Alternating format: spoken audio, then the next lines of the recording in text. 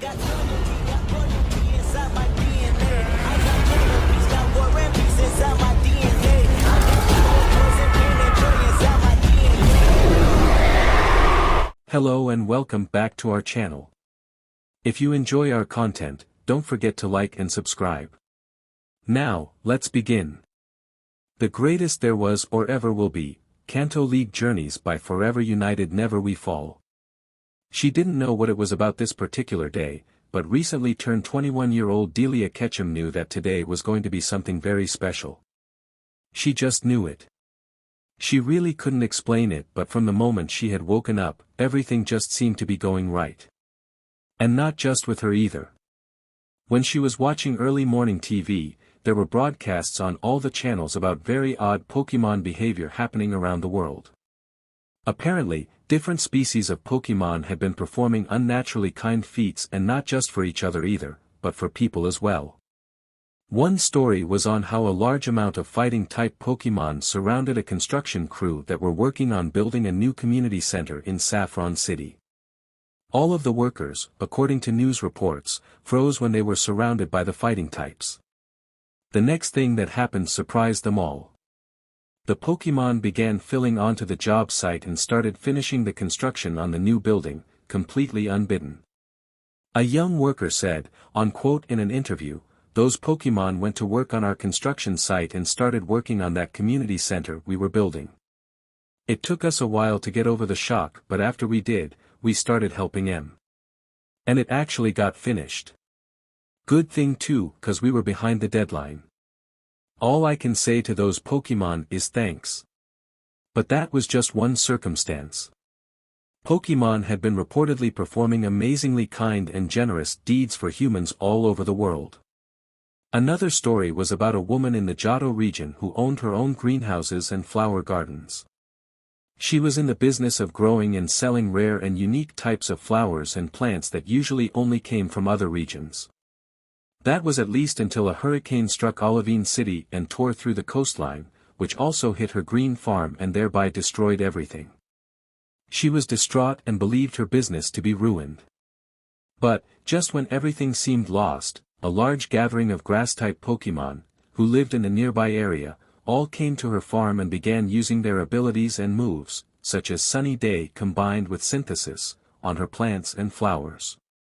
This had succeeded in giving them new life and healed the marketable vegetation back to their previous vitality. A reporter for Johto Times had caught up with the woman in question and asked for her views on what happened and how she was feeling about it. "I was astounded," the greenhouse owner had animatedly exclaimed. "I thought my business was ruined, but when those Pokémon came and saved my plants, I felt. Well, I can't even begin to explain how I felt. I had been hearing the stories on the news about Pokémon around the world doing things completely out of their behavior and helping people, but I never thought that they would do anything like that for me. All I can say to those wonderful Pokémon who helped me is thank you. Thank you from the bottom of my heart." And if all of that wasn't enough, behavior between different types of Pokémon, who had long histories of fighting with one another, were suddenly getting along perfectly. Like there had never been any feuds between their warring species in the first place. One report that had come in from the Hoenn region, which was witnessed by Professor Birch himself, told how he actually witnessed a Zangoose and Seviper getting along, with not so much as a single fight breaking out between them. Needless to say, after hearing all of these reports, Delia was shocked. She wouldn't question it though. She was just happy that Arceus had decided to bless humans and Pokémon alike on this rare day of peace and cooperation. After all, today was June 21st and the summer solstice, if she recalled correctly. Maybe that was the cause of all of it. Of course, another reason Delia might have had to be happy today could have been due to the fact that she was supposed to give BRTH any day now. Which was a very good thing indeed, because after nearly 9 months of being PRGN, she was anxious to finally see her baby. The young brunette had decided early that morning that she would be going to visit the world-famous Professor Oak at his renowned Pokémon research laboratory and ranch. Samuel Oak had always been a good friend to Delia ever since she had known him and was, in some ways, a father figure to her. Her own parents had long since passed when she was younger. So, after getting dressed in a simple pair of blue jean dungarees with a pink t-shirt underneath, Delia tied her hair back into a ponytail, slipped on some comfortable white sneakers, stepped out of her quaint little two-level house and into the morning sun. She was greeted when she entered the outside world by what she was sure was to become a very appealing day. After walking down the little path from her house and through the gate that separated her yard and the road, she began the trek to Professor Oak's laboratory at a slow and comfortable pace. The lab itself was only up the road a short ways, but in Delia's near 9-month PRGNN condition, she was more than happy to take it slow. Plus, it was turning out to be such a appealing day that she didn't mind the extra time it would take her. Yet again, while walking, the expecting mother was pulled into noticing just how special of a day it seemed to be. The breeze was blowing just enough to usher in the warmth that came with those early summer mornings. And, being that it was June, the weather fit the time perfectly. Delia marveled at how the trees, flowers and grass seemed to dance with the breeze that was lightly flowing through the area. A flock of pidgey went flying overhead, riding on smooth air currents that seemed like Rayquaza or Tornadus themselves had tamed the wild winds just for that day. A few Rattata even went scurrying into the nearby brush in a field, playing with each other and also enjoying the great day. As she continued to walk, the brunette couldn't help but also think of her husband and the father of her unborn child, Richard Ketchum. Richard was always a go-with-the-flow type of man, very rarely ever taking anything serious. He had a stubbornness in him and such a compulsion for rash, and sometimes stupid, decisions, that he drove her mad. Not to mention the bottomless pit he called a stomach. Delia swore that after living with Richard for all those years, she could probably have had an award made and given to herself due to all of the food she constantly made for him, which he always seemed to inhale like a vacuum. A little-known secret that very few people knew, except for Richard and Professor Oak, was that she was not always the world-class cook she was now. Oh no indeed. There was a time she couldn't even make ice. But, after marrying Richard, she quickly realized that she would have to learn how to cook and fast. So, with her husband's stomach on the line, she ended up learning how to cook through a home video course. The instructor was a woman named Lisa Stone, who was apparently a world-renowned chef and had worked at some of the most prestigious restaurants in the world.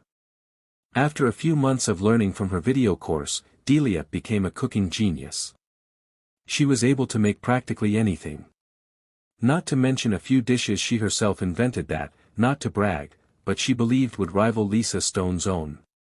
Of course, Richard praised her newfound culinary skills with vigor. And if not for the fact that he was a very active man, he would probably have gotten fat the first year into their marriage. He even went so far as to give her the nickname, his little Jirachi. At first, Delia was furious that he would compare her to a Pokémon, no matter whether it was a legendary or not. The only thing that saved Richard from her infamous wooden spoon was when he told her that the only reason he compared her to Jirachi was because, like the wish-granting Pokémon itself, Delia always seemed to answer all of his hopes, dreams and wishes due to how amazing she was. She smiled at remembering how he would say things like that.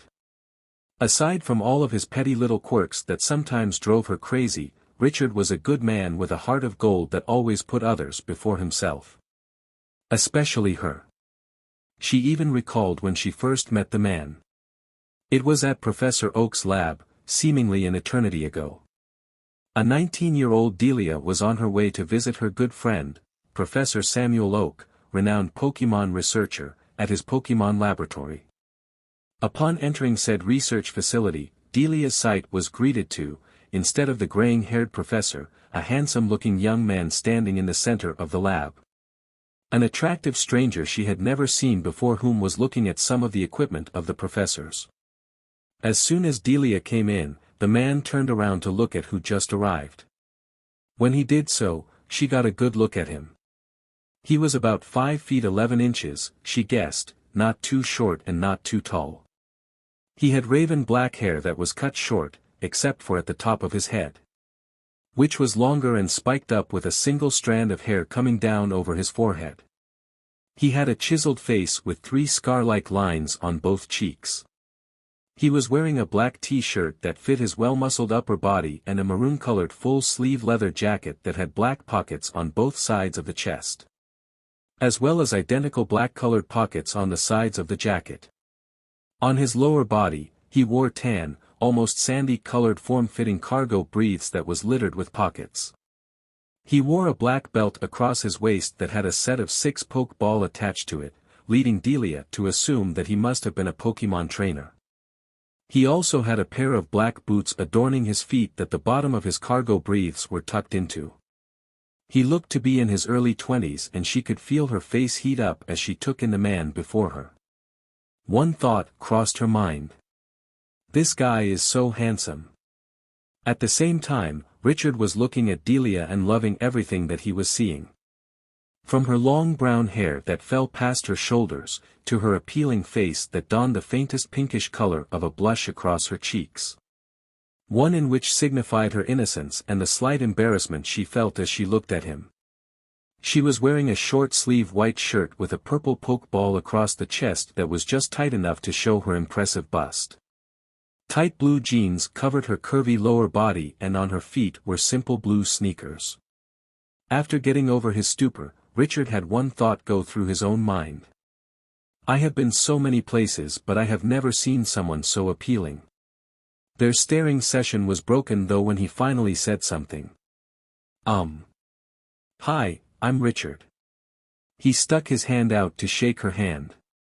Delia came out of her trance when she noticed that he was addressing her and shook her head to clear it before taking the offered hand and shaking it with her own. Hi. She smiled enthusiastically. I'm Delia. I was just coming to visit Professor Oak, what about you? After they stopped shaking hands, Richard replied back to her question. I'm actually here for the same reason. I just got back to Kanto today and I was hoping to catch up with Professor Oak and my Pokemon. I think he's out in the corral right now though, finishing up with some research or something. Well, that's Professor Oak, always researching anything to do with Pokemon. I take it you are a Pokemon trainer, right? She asked curiously. The young man seemed surprised. How did you know I was a trainer? She merely giggled. Well, you just admitted you had Pokemon here at the ranch. And I saw the Pokeball on your belt. Richard suddenly looked sheepish and started rubbing the back of his head with his hand. Yeah, I didn't think about that. Sorry. He laughed. Delia also laughed and then asked, how do you know the professor anyway? If you don't mind me asking. He pocketed his hands and shrugged. I don't mind at all, Delia. He smiled brightly at her, which made her blush even more before he continued on. Professor Oak was actually the one who gave me my first Pokemon way back when, and he has watched my other Pokemon for me ever since I started my journey. Oh. How long have you been traveling for? Delia asked. The black-haired trainer formed a happy and proud smile on his face. 10 years, I started when I was 13. She looked impressed. Wow, that's amazing. I bet you and your Pokemon have been on a lot of adventures, huh? Yeah. Richard replied back, still smiling fondly. Me and my pals have been through a lot together. What about you? The young woman just shook her head, still smiling. No, when I was younger I thought about becoming a trainer but it just never happened for personal reasons. I couldn't work up the courage to go on a journey, for one. Pallet Town is such a wonderful place too that I've always been content staying here. There was a time I wanted to seriously leave and see about. Her cheeks turned a little red. Becoming a model, but... Well, I just love Pallet so much, I never could come to leave it. I work at a grocery store here in town. He smiled back at her. Well, there is certainly nothing wrong with that, Delia. Pallet Town is a great place to live. In fact, out of all of the places I've been to, I always find myself ready to see this place again at some point. Really? She asked. Absolutely. Richard exclaimed. Every time I come home something happens that makes me glad I did. He smiled shyly while looking at Delia. Kind of like right now. And I could definitely have seen you as a model, by the way. She smiled warmly, blushing again from his compliment, and responded in kind. Well, I'm kind of glad that Professor Oak wasn't around when I got here. Otherwise, I wouldn't have gotten the chance to talk to someone as interesting and sweet as you. Delia blushed once more as she said that last part, more to herself than anyone else. However, Richard heard and smiled even wider, blushing a little himself. There was a comfortable silence between the two until she asked another question. So, since you've traveled so much and have been to so many places, have you ever won a league tournament? No. Richard shook his head. Me and my Pokémon have never won a league before. We've come close but never actually won yet. Richard looked a little crestfallen for a second but quickly bounced back and said, but we won't ever stop trying. We're going to keep training to get stronger, and one day, we will win a league conference. Delia just smiled at Richard's enthusiasm. She was finding this man even more interesting by the second. Not only was he attractive, funny, and had a great personality, but he also was so passionate when it came to his dream and talking about his Pokémon. Richard suddenly looked very nervous and then started fidgeting. You know, Delia. He began, looking like he would start sweating any second. Maybe you and I could get together sometime. I could tell you some more about my adventures if you would like. Delia stood shocked. She thought to herself, is he asking me out on a date? Before she could even reply or ponder on what he just said, a loud boom sounded from somewhere out in the fields around the Oak Ranch, shaking the lab. What was that? She shouted. I don't know. Richard replied, already running for the door that lead into the Pokémon Ranch out back. But I'm gonna find out. Then I'm coming too.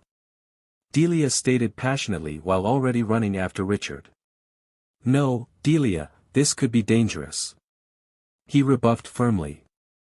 It could be a rampaging Pokémon for all we know. Richard. She began with hands on her hips. Professor Oak could be in trouble. And if that's the case, then I'm coming to help in any way I can. He's like a father to me, and I won't just sit here while he could be in danger. The young man looked impressed with her determination and spirit and finally just gave her a small smile before he replied back, okay Delia. Just stay close to me, got it? She nodded stoutly. Yes. Okay then, let's go. Richard shouted as he turned again and took off running once more. With that, the pair took off out of the lab and into the fields of the ranch, looking for the source of the explosion. Richard and Delia didn't have to search long. They ended up eventually running out into a wide open section of one of the many fields that encompassed the Oak Ranch and found what was causing the commotion.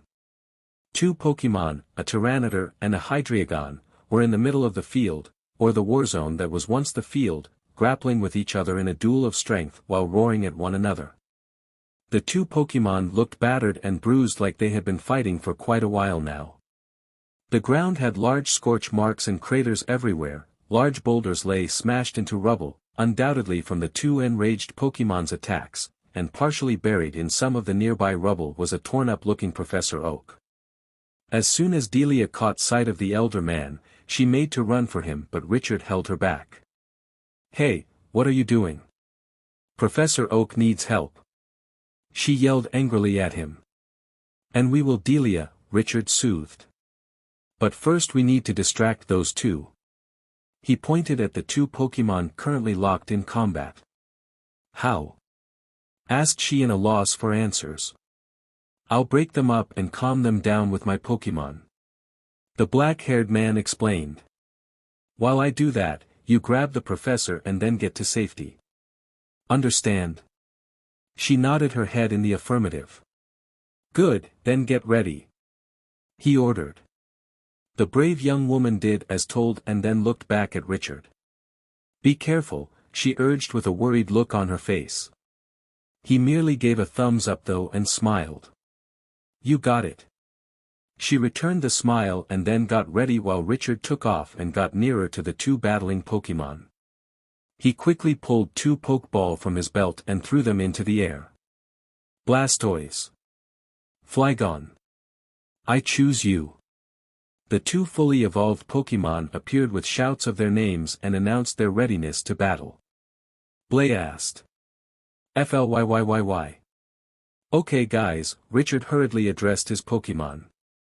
We have to stop those two from fighting. He then pointed at the fighting Tyranitar and Hydreigon. You ready? His Pokémon nodded their heads resolutely, ready for battle. Okay, let's start this off. The dark-eyed man raised his hand. Blastoise, Hydro Pump. Flygon, Dragon Breath. Bloss. Toys. Blastoise shouted as he launched the powerful water attack from the two cannons on his back. Fly. Flygon yelled as he unleashed a powerful, clear beam of energy from his mouth that looked like a circular funnel of devastating wind. Both attacks hit their marks though and immediately sent the two enraged Pokémon crashing back into some of the nearby trees. Richard didn't celebrate however. He knew it wasn't over and he was right. Both pseudo-legendary Pokémon came bursting out from the tree-line, completely forgetting their feud for now and instead opting to find who dared to attack them and interrupt their battle. Once they set their eyes on Blastoise and Flygon, who were waiting for them in the center of the field, they bellowed in rage and started to charge. Guys, be careful and get ready to dodge. The experienced and seasoned trainer warned. His Pokémon merely nodded their heads, showing that they understood. Tyranitar roared and threw its arms out to the side as a light, purplish shroud of energy exploded forth around its large, armored body. Then, with yellow streaks of light, like electricity, arcing around it, the rage-fueled Pokémon took off like a shot and quickly closed the gap between it and Blastoise. Richard recognized the signs of Giga Impact when he saw it and quickly yelled, Blastoise. Fight power with power. Use Aqua Jet. Just as Tyranitar came charging across the field cloaked in the powerful invisible energy, Blastoise lowered himself down and grunted as he became suffused in a dome of water that came from the cannons on his back. One encased in raw energy in the other, a shell of swirling water, both of them converged on the other before colliding with a loud smashing sound and two loud war cries. When the two opposing forces met, they not only clashed but immediately started to battle for supremacy. Blastoise, from inside of the watery shell of Aqua Jet, fought against Tyranitar as the larger Pokémon growled and tried to overwhelm him with the sheer power of Giga Impact. Knowing his Pokémon would be overcome if he didn't do something, Richard had an idea suddenly come to him and then grinned. Yeah, let's try that. He then yelled loud enough to be heard. Blastoise. Use Hydro Pump in conjunction with Aqua Jet. Shoot it at Tyranitar. Narrowing his eyes, Blastoise bellowed deeply just before both cannons on his back erupted. From them went twin vortexes of water that took Tyranitar by surprise and slammed straight into its armor-plated torso. This effectively ended the battle of wills between the two of them since the powerful cannon shots of water also had the added benefit of being extremely effective against a partial rock type like Tyranitar. Getting pushed back for quite some distance by the force of Hydro Pump, its feet leaving deep ruts in the earth as an effect, Tyranitar roared and vocalized its pain. Unfortunately, Blastoise compounded onto that pain as the fully evolved Pokémon surged forward in his aquatic shell again. No longer hindered, he put as much speed and power behind the attack as he could and then slammed himself into Tyranitar's chest. The brutal double assault combo sent the larger and stronger Pokémon flying off of its feet and through the air for quite some distance. Then, with a thudding sound that was combined with the noise of ground shattering, Tyranitar landed and made a small crater where his large mass came to rest. Blastoise, ending the attack, also landed on the firm but battle-torn ground and watched Tyranitar with an intense glare and a stout expression. Almost as if waiting expectantly for it to stand back up. Richard couldn't savor the moment though since he quickly had to turn his attention to his other Pokémon. When he did, he saw Hydreigon ascending into the air while a vortex of shining white, almost blue energy began shrouding it. Before long, the energy forming around the tri-headed dragon type started to take on the appearance of an actual dragon itself. Then, now encased in the ethereal energy that was around it, Hydreigon screeched and bolted down toward Flygon using what could only have been Dragon Rush. Taking decisive action, he commanded. Flygon. Wait until it's almost on you and then use agility to get out of the way. Just as Hydreigon was about to smash into the other Pokémon, Flygon tensed and then shot into the air like a green blur, making great use of his already impressive speed combined with agility to do so. Because of this, Hydreigon missed its mark and passed right under Flygon, the powerful draconian attack smashing into the ground and exploding like a meteorite instead. Smirking, the black-haired man cheered. Good Flygon. Now, while Hydreigon is recovering, get in close and use Dragon Claw. Then, follow it up with Dragon Tail. Obeying without question, the rare Hoenn Pokémon flew down in yet another blur of speed and got right in front of Hydreigon as the triple-headed dragon recovered its senses from inside of the small crater it was now standing in. With his 3 front claws now extended and glowing white, Flygon quickly slashed them down across all 3 of the rampaging Pokémon's faces, causing it to bellow in pain and stumble back. Not keen on losing the chance presented, Flygon immediately spun around in a full circle while his long tail started to glow in a manner similar to his claws earlier. While Hydreigon was still reeling back from the previous, very effective attack, the incoming tail strike wasn't seen until it was too late. The result of this was that the angered dragon type got clobbered right in the center of its body and went soaring out of the crater and across the field. The force of the damaging strike was great enough that it sent Hydreigon smashing into Tyranitar, whom was just starting to stand back up. Blastoise and Flygon stood together now, close to one another, while Richard looked to where the 2 other enraged Pokémon were getting back up slowly. The painful and damaging attacks both of them had suffered now had them growling in venomous rage and preparing to charge again.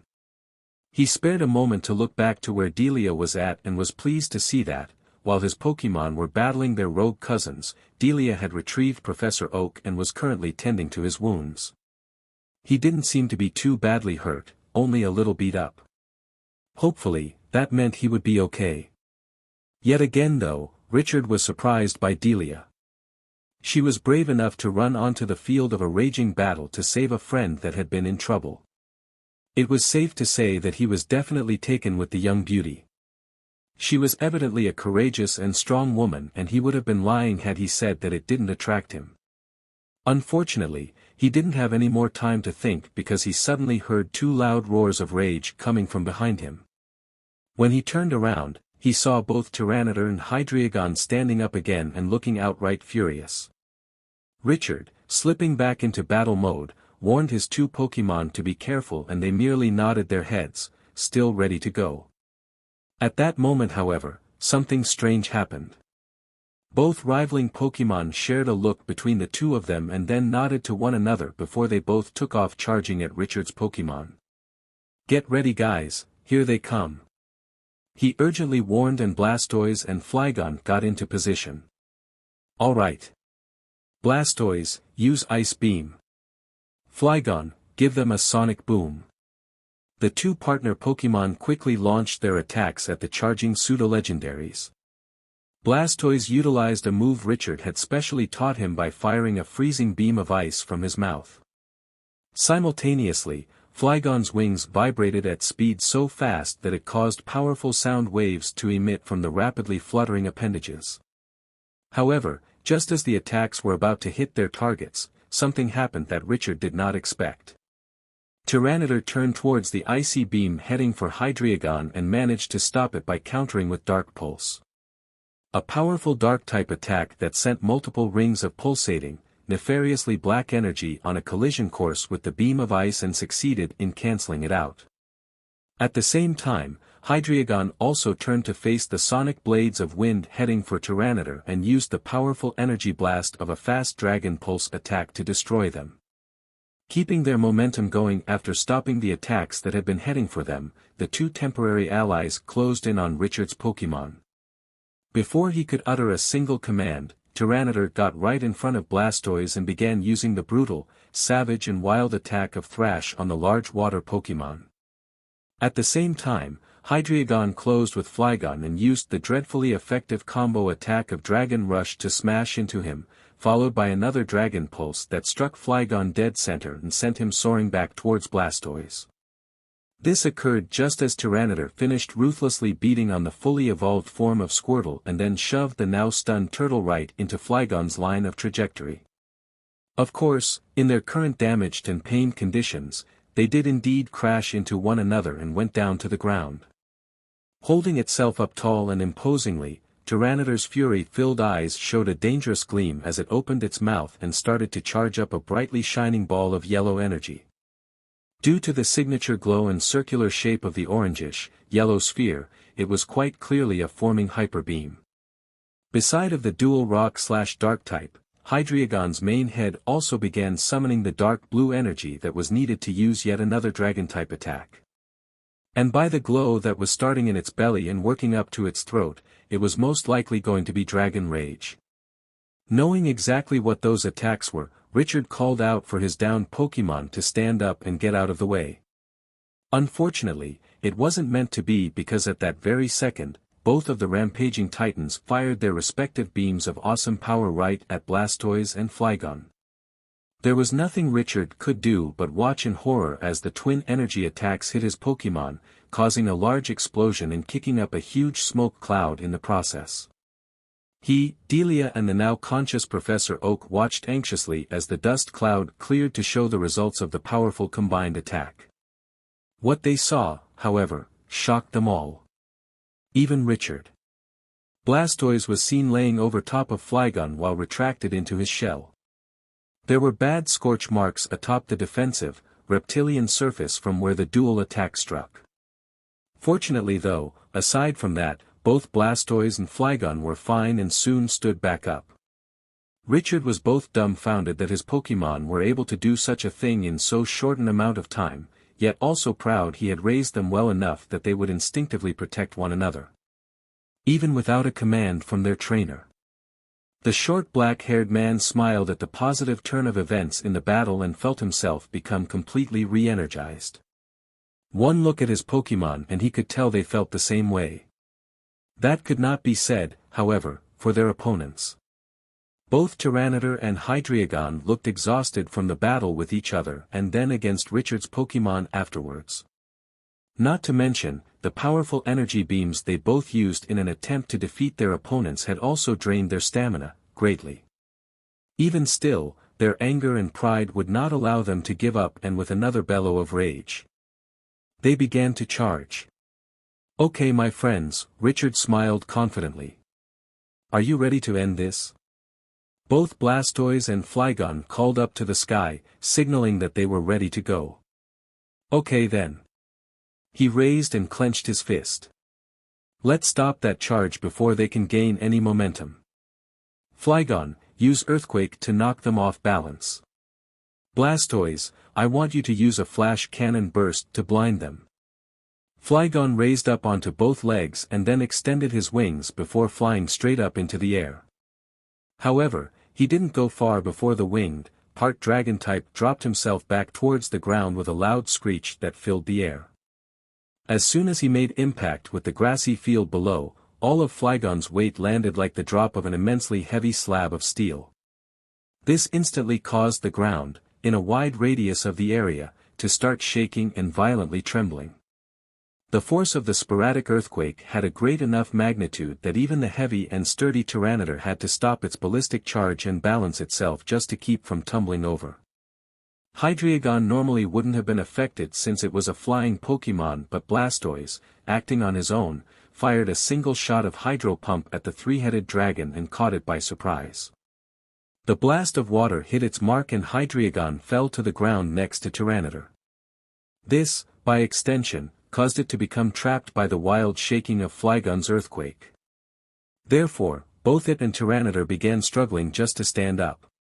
At the same time, Blastoise, whom had dropped down to all fours in order to keep from being affected by the quake, aimed both cannons at he and his battling partner's now unsteady opponents.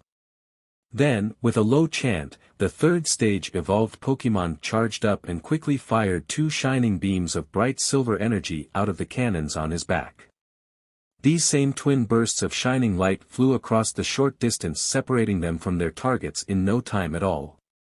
However, instead of the steel-type move hitting one or both of the other Pokémon, both large beams of energy struck the ground right in front of them. This occurred just as the effects of earthquake began fading. Due to the blasts of silver energy hitting the ground instead of Tyranitar and Hydreigon, it caused a powerful and blinding flash of light to explode and fill the area instead. The benefit of such a tactic was soon shown when both of the formerly bickering Pokémon were now stumbling around like two blind Zubat. It was then that Richard's plan was revealed to Delia and Professor Oak, whom were watching the battle with rapt attention. Earthquake and Flash Cannon had only been mere diversions and nothing more. The former had been meant to break their route and cause the two angry Pokémon to get off balance. The latter attack was likewise intended to blind and further disorient the two of them. Seeing their moment at hand, Richard nodded in satisfaction and then hurried to build onto the ground they had gained. "Both of you, let's turn up the heat now. Blastoise, use Skull Bash, and Flygon, use Dragon Rush." With both of their opponents still too distracted and now effectively blinded to defend themselves, Richard's Pokémon quickly utilized their attacks. Blastoise lowered himself down and then took off at a blistering fast charge towards Tyranitar. As he did, the giant turtle's body started to become shrouded in a white glow just before his feet left the ground and he appeared to turn into a shell torpedo. At the same time, Flygon became suffused in a unique draconian energy that preluded any dragon-type move. Soon, therefore, he too was charging right alongside Blastoise, with his target being Hydreigon. In the span of only a few seconds, the two trained Pokémon collided with their intended targets. Blastoise smashed himself and all of his mass straight into Tyranitar's armored torso, while Flygon rammed his own speeding body into Hydreigon. The attacks worked like a charm, and since neither of them were coherent enough to brace themselves, the pseudo-legendaries were sent sailing back across the field with roars of surprise and pain. Especially Hydreigon, since Flygon's last attack had been extremely effective. As they landed on the ground next to each other with loud thuds, Richard gave another round of commands to his Pokémon. Blastoise, use Hydro Pump, and Flygon, Dragon Rage. While their opponents struggled to regain their senses after being dealt the former two damaging blows, Blastoise and Flygon moved swiftly in action. The former sent two powerful cannons of water at Tyranitar, and likewise, Flygon did the same at Hydreigon after building up and releasing the signature Dragon-type attack. This time, the other two Pokémon saw it coming, but there wasn't enough time to act. Before they could get up and move, both attacks hit at the same time and struck their targets with pinpoint accuracy. Releasing two identical bellows of pain, Tyranitar and Hydreigon were once more blasted back across the field for quite some distance, only this time they went tumbling instead of flying. For the former, the twin cannons of water had dealt crippling damage, and for the latter, the same could be said when Dragon Rage had struck Hydreigon. When the two ill-mannered Pokémon hit the ground again, Richard knew that the time for victory was at hand. Thus, like the experienced trainer he was, he went into action without wasting a single second. "Let's this wrap up. Blastoise, I want you to use Hydro Cannon, and Flygon, give Hydreigon your Hyper Beam." Blastoise's eyes seemed to glow with power, like a hot blue flame, for just a second before he raised up to his full height and gave his voice to the air in a loud yell. "Blaast!" At the same time, Flygon flew into the air a short ways and opened his mouth as a spiraling sphere of orange energy started to form inside of it. Then, after only a few short moments passed, Richard's Pokémon unleashed their attacks with a final roaring shout of their names. Flyyyy. Blastoise. From the cannons on Blastoise's back came two huge jets that came together as they traveled through the air and formed one mighty torrent of water. Likewise, from Flygon's mouth came a condensed, powerfully destructive beam of raw energy that raced in line beside of Blastoise's own attack. Both of them were on a dead-ahead collision course and nothing could stop it. Tyranitar and Hydreigon were hopeless to save themselves, and when both supremely powerful attacks finally hit their marks, a powerful explosion rocked the entire field for quite some distance and nearly knocked the humans onto their stomachs. A cloud of black smoke and dust was tossed into the air like a mushroom cloud. It was so large in fact that many of the inhabitants of Pallet Town were able to see the strange cloud hanging in the sky over the Oak Ranch. Richard, Delia and Professor Oak had been forced to cover their faces from the windstorm that had been kicked up in the aftermath of the dual attacks. All they could do for a short time after that was to stare into the cloud of smoke through slitted eyes and try to see the results of the brutal final assault. When the thick cloud finally did dissipate and visibility was restored, they all saw a large crater now existing, though shallow, where Tyranitar and Hydreigon had been standing moments before. Now, both of the out-of-control Pokémon were laying, one atop the other, in an unconscious heap within the center of the crater. Seeing that they were victorious, Richard let out a yell of triumph and ran over to his now exhausted Pokémon so that he could congratulate them, soon hugging and thanking both Blastoise and Flygon profusely. Professor Oak and Delia smiled at the scene and went to join the celebrating trio. After Richard returned his trusted partners, he turned around just in time to see Delia running at him and then flinging her arms around him in a tight hug. Once they separated from one another, Delia just looked at him appraisingly and excitedly proclaimed, "That was one of the most amazing things I have ever seen.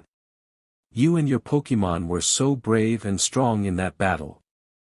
I have never seen a trainer and his Pokémon so in sync with each other before."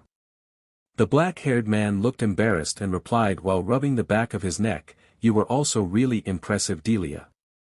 I don't know many people who would actually run out onto the middle of a battlefield just to save a friend. That was really brave of you." She blushed under his praise and then, with no real reason why, she kissed his cheek. Richard blushed tomato berry red as she did and then smiled in that goofy way of his. Professor Oak, who had been silently observing the little exchange with a small and knowing grin, decided to make himself known for the first time. "I have to agree with Richard, Delia. Saving an old man like me was a very brave thing to do." The young couple parted quickly from their close distance to one another, having forgotten that the professor was there and now blushing up a storm as they stepped apart. "Professor," she asked in concern after reining in her embarrassment. "How are you feeling?" "Oh, I'm fine, Delia, my dear. Just a few scrapes and bruises is all. Nothing that won't heal with time." The kindly older man answered with a smile. "Of course, if it wouldn't have been for you and Richard here, it could have been much, much worse. Not just for me either but for all of the Pokémon here at the lab as well." Richard took that time to enter the conversation. "Professor Oak," he began. "What caused those two Pokémon to go crazy like that?" He gestured to the unconscious Tyranitar and Hydreigon. Professor Oak just sighed sadly and walked up to the two Pokémon that had taken quite a beating in the battle. Kneeling down, he drew two Pokeball from his lab coat and returned the defeated Pokémon.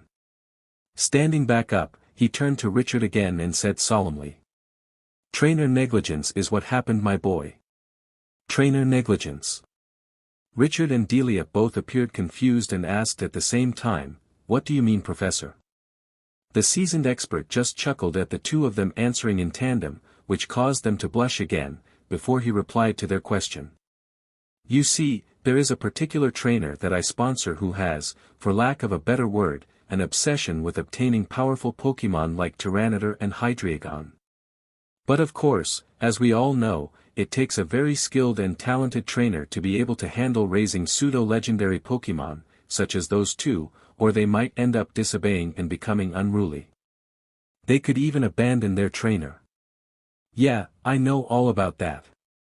Richard spoke quietly. Delia looked quizzically at him after he said that while Professor Oak became quiet and got a sad and pitying look on his face. "What do you mean?" she asked the handsome young man.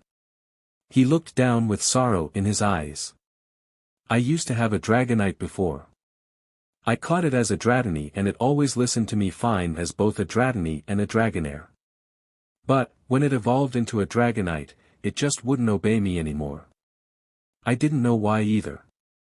I was an experienced trainer and had fought and defeated many strong opponents before, but for some reason, Dragonite just wouldn't listen to me. So, one day, he swallowed thickly. I released it. Delia appeared shocked. Why, Richard? He looked up sadly and gave a morose smile. It was what it wanted. Dragonite wasn't a bad Pokémon, just the opposite actually, but when a Pokémon like a pseudo-legendary is either caught in its final form or is evolved to that point by a trainer, it needs to feel like that person is strong and worthy enough to be able to call them their trainer. Apparently, Dragonite knew I was not that person, so I released him. Delia was still stunned. A Pokémon not obeying Richard simply didn't seem possible. She just couldn't believe it after seeing the way he and his Pokémon had just battled together. She was even more surprised that Richard actually gave up his Dragonite willingly and just let it go. Then again, she could understand why. He had just wanted his Pokémon to be happy, and if he couldn't do that, then he wanted Dragonite to be able to get it from somewhere. Even if it was with another trainer. Delia felt herself grow even stronger feelings of respect for Richard with that sudden realization of how selfless he was. With all that in mind, she smiled at him. I'm sure that Dragonite is very happy wherever he is now. You did the right thing, something very few people could do. Feel proud of that. He smiled back at her softly. Thank you, Delia, that means a lot coming from you. Really, it does. I think about Dragonite all the time and I can only hope that wherever he is, he's happy. Professor Oak finally rejoined the conversation at that point. And Richard's situation with Dragonite is pretty much the same problem that we had here today. When the two of them turned to face the aged Pokémon professor again, he finished his explanation from earlier. As I was saying before, this Tyranitar and Hydreigon do not respect their trainer and so they never do anything he asks of them. I imagine he became tired of dealing with them, so he sent them to me for a while. However, he never told me that those two cannot stand one another and that any time they are out of their Pokeball, they fight. When I tried to stop it, well, you saw the results of that. So, what will happen to these two Pokemon now, Professor? Delia asked. Most likely, I will have to isolate them in completely different areas of the preserve I own here at the ranch so they never see each other. Otherwise, we could have a repeat of today. The young brunette looked sad and also upset at the fact that those two Pokemon would have to suffer in isolation because of an irresponsible trainer. Richard was just frustrated at the trainer in question and their carelessness in general. It is a shame. The professor agreed. But I'm sure everything will work out. Now if you two will please excuse me. He held up the Pokeball that he had in his hands. I have new accommodations that I need to think up for these two, and I believe they could also do with a nice long rest under the Pokemon Recovery Machine, or PRM for short. So, I will see the two of you at a later date. And thank you again for your help, by the way, both of you. You truly make a great team. Delia and Richard both went red yet again at that comment, but before either could say anything, he continued on. You know, I believe a nice new restaurant just opened up in town. Why don't you two go check it out this evening? I hear it's very nice. The sneaky professor winked at the young pair and then walked back up towards the lab before either of them could say anything. The young man and woman stood in silence for a few moments before Richard finally spoke. You know, that offer for us to get together and discuss my travels still stands. If you would want to, that is. Delia, for a moment, was speechless before a big smile came across her face. I would love to. Now it was his turn to be shocked for a moment before he cracked a huge, goofy grin. Great. How about we go now? I just need to stop by the lab for a minute so I can drop off my Pokemon and get Blastoise and Flygon healed up. Sounds good to me. She agreed excitedly. After that, the pair walked up to the lab, chatting non-stop about everything and if you looked just closely enough, with their hands almost touching. And they did go out that evening. As well as many other evenings after that. Very soon after meeting, Delia and Richard became romantically involved. He was supposed to head back out on another journey but his relationship with Delia ended up just being more important to him. So, he hung up his Pokeball belt and stayed. After some time, they married and bought the house that Delia lived in now, which was situated comfortably in the tiny little valley of Pallet Town. It was only 10 minutes to Professor Oak's lab and about the same time distance that separated the rural housing and farming area of Pallet from the small town itself. Delia and Richard loved each other fiercely and lived happily together for the better part of 2 years. Over time however, Richard began to miss traveling around the world with his Pokémon and Delia could see that. She loved her husband, deeply, and the last thing she wanted was to see him unhappy. So, the compassionate young woman told Richard one day that she wanted him to go on another journey with his Pokémon so that he could do what made him truly happy. As much as she knew he loved her, being caged in one place, even a place as wonderful as Pallet Town, was just not meant for Richard. He had a wild spirit and she didn't want to break that in him. Richard was, at first, reluctant, and denied the offer. He told her that he truly was happy being married to her and that he loved her very much. Delia told him in turn that she knew he was happy being her husband and that she especially knew how much he loved her. However, she also pointed out that being tied down was something that didn't make him happy and she asked him to honestly admit that. To himself and to her. After thinking on it for a long time, he admitted that she was right and that he did miss traveling the world with his Pokémon. At first, he had asked Delia to go with him but they both knew she couldn't. She loved Pallet Town and couldn't leave it behind. So, in the end, Richard decided to begin traveling with his Pokémon again. He and Delia agreed that, since they loved each other so much, they would still remain married. Richard knew that he wouldn't be traveling forever after all. Eventually, he and his Pokémon were going to get tired of the constant wandering and when that day came, Delia said that she would welcome Richard back home with open arms and that then, they would spend the rest of their lives together. After all, they were both still very young. With her being just 21 and him being only 24, they had plenty of time to achieve their goals in life. And right now, Richard's dream was to become the winner of at least one league conference. And Delia's own dream was to support him on his journey and wait for the day that they could be together permanently. So, on very good and loving terms, Delia and Richard parted ways for the first time in 2 years, not knowing when they would see each other again. However, not before sharing one last night together. That night was now just about 9 months ago and it would seem that Richard had left Delia with a special parting gift that only he could give her. She hoped deeply that, at some point in the not-so-distant future, Richard would be able to see their child. After all, he hadn't even known that she was pregnant before he left.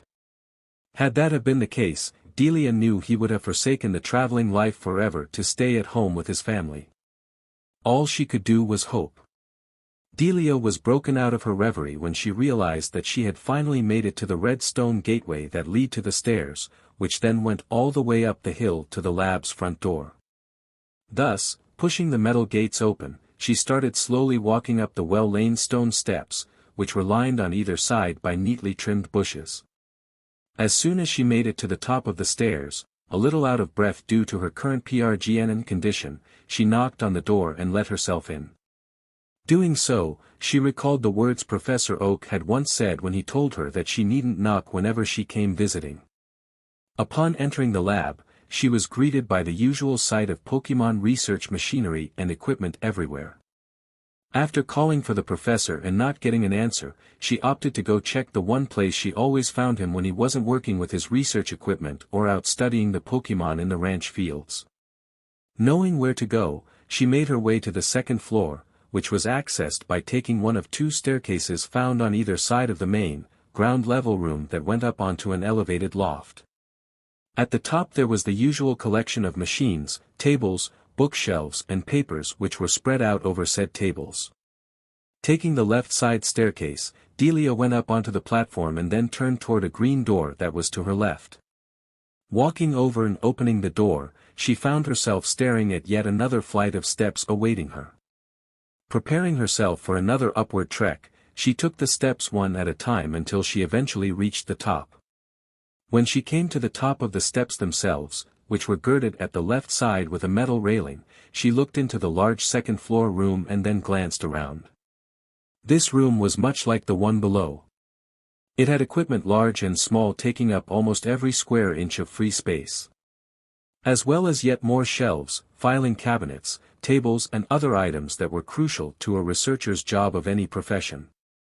And there, in the center of the room, resided the circular machine that the professor would keep the Pokeball that contained all 3 Kanto starters for brand new trainers. There were none being kept there now of course since Professor Oak only handed out starter Pokemon whenever the League provided him with new Squirtle, Bulbasaur and Charmander. And that typically only came about once every 2 or 3 months. Turning her gaze farther to the left, she finally caught sight of the aged but still spry professor as he sat at his desk in front of a large computer monitor that was mounted onto the wall. Moreover, she could see that he was currently having an apparently serious conversation with someone undoubtedly important on the large monitor screen. Not wanting to disturb him, Delia went over and sat on a couch that was near the staircase. There, she rested her back and sore feet while waiting for Professor Oak to finish his conversation. The young mother-to-be knew that being one of the most renowned Pokemon researchers in the world meant that he was always getting calls asking for his help, assistance, or opinion on something, of some kind, to do with Pokemon and anything related to them. When he was finally done with his conversation, Professor Oak stood up from his chair and upon turning around and seeing Delia, he offered her a smile. "Ah, Delia. What a pleasant surprise, good to see you. How are things and how are you faring in your condition?" She smiled back and replied while rubbing her stomach. "I'm doing very well today, thank you. Though I am ready to have this baby." "Yes, I am sure you are my dear," he chuckled back. "So, who were you talking with, Professor?" she asked curiously. "If I am allowed to ask, of course." The older man sat down beside Delia and crossed his arms before replying. "That was my old friend Professor Rowan, the Sinnoh region's leading authority on Pokemon. He had called to tell me about one of his sponsored trainers who just recently became the Sinnoh League champion. Apparently, she is the talk of the whole region right now, being the youngest person to ever become a league champion at just 16. The way Rowan makes it sound, that young girl and her Garchomp are practically unbeatable." Delia was very impressed with the young woman's supposed great skill at Pokemon training and commented on it. "That is a very impressive accomplishment indeed. To think, one so young already at the top." She also couldn't help but think of Richard at that moment and hoped he was okay. "Yes, that it is, my dear. That it is." Professor Oak could tell Delia was thinking of Richard and he let her have her moment before continuing. "We were also discussing the strange behavior of all the Pokemon that has been occurring in so many regions lately." "Yes, I have been wondering about that myself," Delia commented as she came out of her musings. "Do you or any of the other professors have any idea what's causing it?" Professor Oak just shook his head in the negative. "I'm afraid we do not actually. This is completely out of the ordinary for Pokemon behavior. While it is not unheard of for certain species of Pokemon to go out of character at certain times and during certain events, like in breeding or with migratory patterns." He scratched his chin for a moment in thought before finishing his explanation. "It is simply unheard of for all of the world's Pokemon to start helping humans and each other randomly like this for no reason. It is, with no other explanation, a mystery, plain and simple." He then looked at the young woman closely for a time. "Although," the astute older man added as an afterthought, "the whole time you have been PRGNing Delia, Pokemon have been doing strange and bizarre things around you." She looked at him, puzzled. "What do you mean, Professor?" He frowned slightly and lifted a finger. I'm sure you remember what happened to you when you came to the lab a few weeks ago. When you were almost injured helping me with the Pokémon out on the ranch. Delia shivered a little when she thought of the memory in question but recalled it nonetheless. Delia Ketchum, a last name she still never tired of calling herself, was outside in the lush, vast fields of the Oak Ranch. She was helping to feed some of the Pokémon for the professor while he was looking into a few very important research papers that he had just received from the Kalos region on Mega Evolution. Research files in fact that came from Professor Sycamore, leading authority on such matters in Kalos. She had been assisting Professor Oak at the lab with all the Pokémon ever since Richard left and had continued to do so even after she found that she was PRGN. Over the past few months, however, her ability to do much at all had drastically decreased. She was now pretty much limited to feeding, grooming, or watching over the Pokémon per direct orders from Professor Oak. Ever since Delia had become PRGNNT and Richard was not there to help her, the professor had stepped in and played the helping hand for her. He was always there letting her know what she could and couldn't do, and he just generally looked out for she and her unborn child's safety. Much like a father would do really. Delia and Professor Oak had always possessed a kind of surrogate father-slash-daughter relationship since he had known her ever since she was a little girl. After she grew a little older and then especially after her parents died when she was around 10, Professor Oak had just sort of taken her under his wing. Even though she lived with her aunt after her parents passed on, the kindly and grandfatherly Samuel Oak played just as much a part in helping her grow up right, with good morals, as her aunt did. After all, it had been very difficult losing her parents, Adam and Emma, at such a young, tender age, and she fully credited her Aunt Ruby and Professor Oak for helping her get through that tragedy. As well as keeping her from turning into a rebellious teen during those tense years of her early life. She had even more to be grateful to Oak for when, at 16, her Aunt Ruby also passed away from a sudden massive heart attack.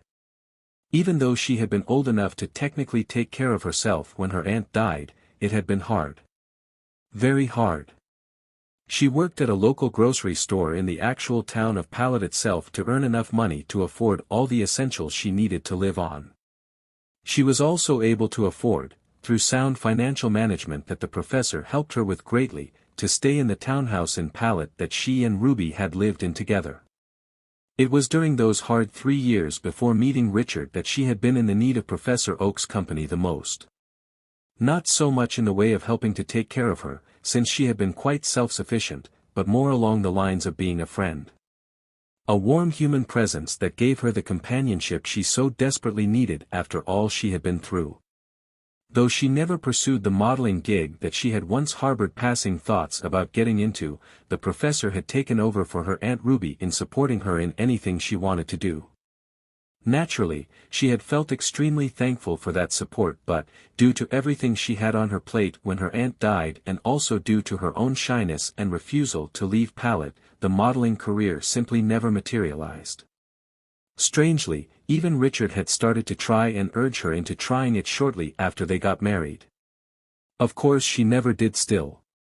In short, Delia knew that, in a way, Professor Oak looked at the child growing within her belly as his surrogate grandchild and just wanted to make sure that she and her child would both be safe and well looked after. Not to mention the fact that Richard was always Professor Oak's favorite trainer that he sponsored, and so taking care of her was something that the professor could do for him as well. Professor Oak had a daughter, a 7-year-old granddaughter, as well as a 1-week-old grandson of his own, but that still didn't stop him from caring for Delia the same as he did his own family. That was just the kind of person he was, always caring and looking out for those precious to him. Delia knew Professor Oak's family well also and was actually good friends with his daughter, Amelia. They had known each other for a long time, ever since Delia's parents had moved them to Pallet Town when she was 5, and had always gotten along great. Even from the first time they met when Professor Oak's family had come to her parents', now demolished, house to greet them to the neighborhood. Amelia was 3 years older than she and sort of played the role of an older sister to her. She too, like the professor her father, had been a major lifeline for Delia after she lost her parents and aunt, so closely together at that. Even though they had both been PRGN at the same time, Amelia was still the more experienced of the two since she had gotten PRGN once before, at the relatively young age of 17, and therefore already had her 7-year-old daughter. Daisy.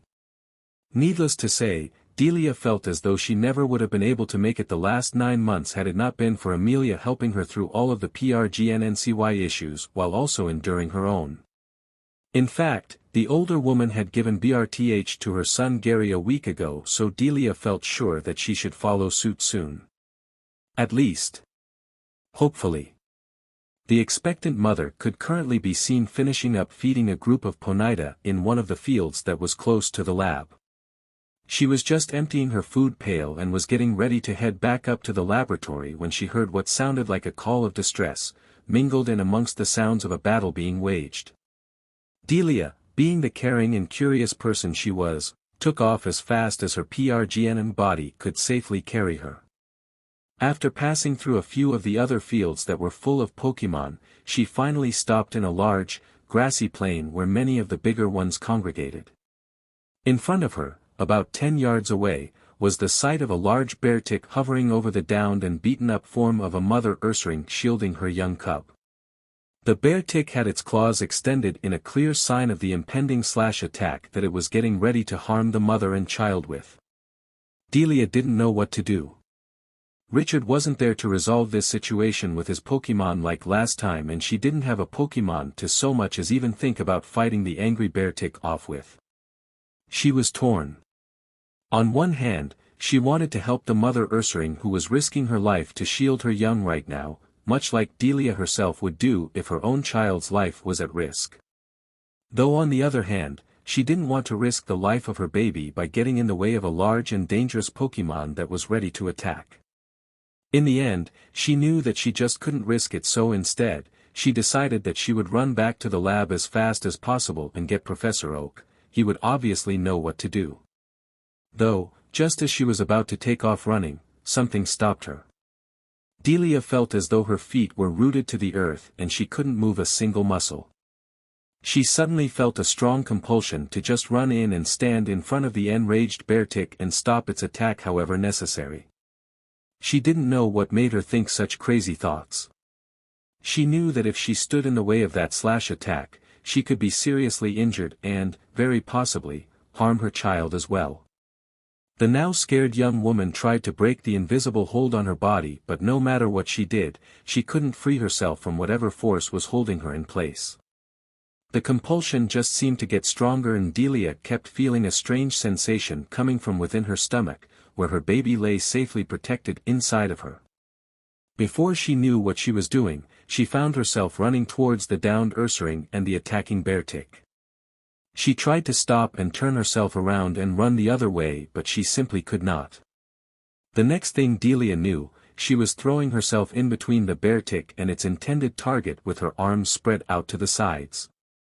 Looking up at the towering form of the enraged Ice-type Pokémon, she was frozen again in place. The attacking Ursine just growled at the obstacle standing in the way of its quarry and reared its arm back, claws extended and glowing bright white signaling the incoming attack. Delia closed her eyes, preparing for the unavoidable direct attack that she was about to receive. A single tear rolled down her eye as she silently apologized to her unborn child for this act of extreme foolishness that was about to end its life and very possibly, her own as well. Not that such a thing mattered to her at present, as she thought regretfully to herself. "I'm so sorry, my dear sweet angel, for doing this and ending your life before it even began. I just cannot control my own body for some reason. And Richard, my love, please forgive me for what I have done. To myself and our child. I wish you had known." At that very moment, however, she suddenly felt a hot, burning pain from within her stomach that made her eyes fly open immediately. She was certain that the pain had come from beartick slashing her with its claws, but as soon as she opened her eyes, Delia was stunned to see that the Pokémon towering over her had not moved a muscle. In fact, the large ice bear seemed frozen in place with its arms still raised above its head. Not only that, but Beartic's claws had stopped glowing completely. She just stared at the large Pokémon in confusion. Beartick was looking at her with an expression of complete awe, amazement and a little of what also appeared to be fear upon its face. She was confused as to why this giant, powerhouse of a Pokémon would be scared or afraid of her in any way, shape or form. That was until, at least, she realized that Beartick wasn't looking at her but was instead looking down. More specifically, it was staring at her stomach. Delia instantly thought something was wrong and glanced down at her own belly as well. What she saw was beyond anything she would ever have expected to see in her wildest dreams. Her stomach, or more precisely the inside of her stomach, was glowing a bright blue color. It was so bright in fact, it almost looked like Delia had swallowed a star that was shining brightly within her. She hesitantly put her hand to her belly and instantly felt a very warm, pulsing sensation meet her palm. It felt like 100 little heartbeats or pinpricks pulsing into her hand, and the raw energy that the blue glow was giving off made Delia feel completely relaxed and at ease. Like she would never know the feeling of stress or pain again. She was so mesmerized from staring at her stomach and feeling the warmth that the shining, bright blue energy gave off that it took her a while to register the fact that a much bigger and hairier hand had suddenly lain itself on top of her belly as well. Delia looked up at the owner of the hand and was surprised to see that it belonged to Beartick. Instead of getting scared however, for reasons she could not fathom, she just looked at the Pokémon and tried to figure out what it was doing and why. The ice-type bear had an amazed look in its eyes. It was staring so intently at her belly that Delia was afraid the Pokémon would bore a hole straight through it. Beartick looked as though it understood something in that moment that was of such great importance, she herself would never be able to fully comprehend it herself. Slowly, the carnivorous Pokémon withdrew its paw and then turned around and started walking away. There was no rhyme or reason to it, Beartick simply began wandering off. Not only was she forgotten but also the mother Ursaring and her baby as well. She watched it go on its way until the bipedal Pokémon disappeared over the crest of the hill and onto somewhere else in the ranch. As soon as it vanished though, Delia started swaying back and forth until she finally fell backwards. Before she could hit the ground however, she was suddenly caught in a pair of large, furry, strong arms that carefully and gently cradled her. Looking up, she saw the mother Ursaring that had been in danger mere moments before now staring down at her with the same expression on her face that Beartick had worn. Before Delia could say or do anything though, she slowly slipped away from consciousness and then passed out from exhaustion. She never noticed the fact that her stomach had still been glowing in that same strange blue color. When Delia awoke sometime later, the first thing she saw was a ceiling above her head. As she slowly sat up and looked around, she realized that she was in the main living area and tea room of Professor Oak's lab upstairs, lying on a green sofa. The room itself was small and cozy. It had a coffee table in the center of the room, 2 dark green couches on either side of the table and also 2 armchair recliners, of the same color, on the other ends. There was a window behind the couch Delia was laying on and it gave a nice view of the expansive fields of the Oak Ranch outside. On one end of the room was a computer sitting on a desk and on another wall, several bookshelves were lined up that were full of reading material on many different subjects, and not all of them were on Pokémon either. There were also paintings hanging on the walls not occupied by bookshelves. Mostly of Pokémon and also framed sketches that the professor himself had drawn as a younger man back in his trainer days. There were 2 doors, one on one end of the room and the other on the far side. One lead out onto the elevated loft that was above the main ground floor research area of the lab. The other, meanwhile, went into a quaint little spare bedroom with a bathroom that guests visiting the professor would stay in. His own living quarters was downstairs, in an entirely different section of the lab meant only for dwelling. Breaking from the observation of her surroundings, she soon heard footsteps and looked towards the door just as Professor Oak walked in. When he saw her however, he immediately rushed over as quick as he could. "Delia. Are you okay?" the older man asked in urgent concern. She cleared her throat and got her thoughts together before answering him. "Yes, Professor, I'm fine, I think. But what happened and how did I get here?" The grandfatherly professor sat beside of her before answering. I do not know, Delia. An Ursaring brought you up here to the lab with its cub nearly 30 minutes ago. You were unconscious and it looked extremely flustered as it cradled you in its arms. Was the Ursaring okay?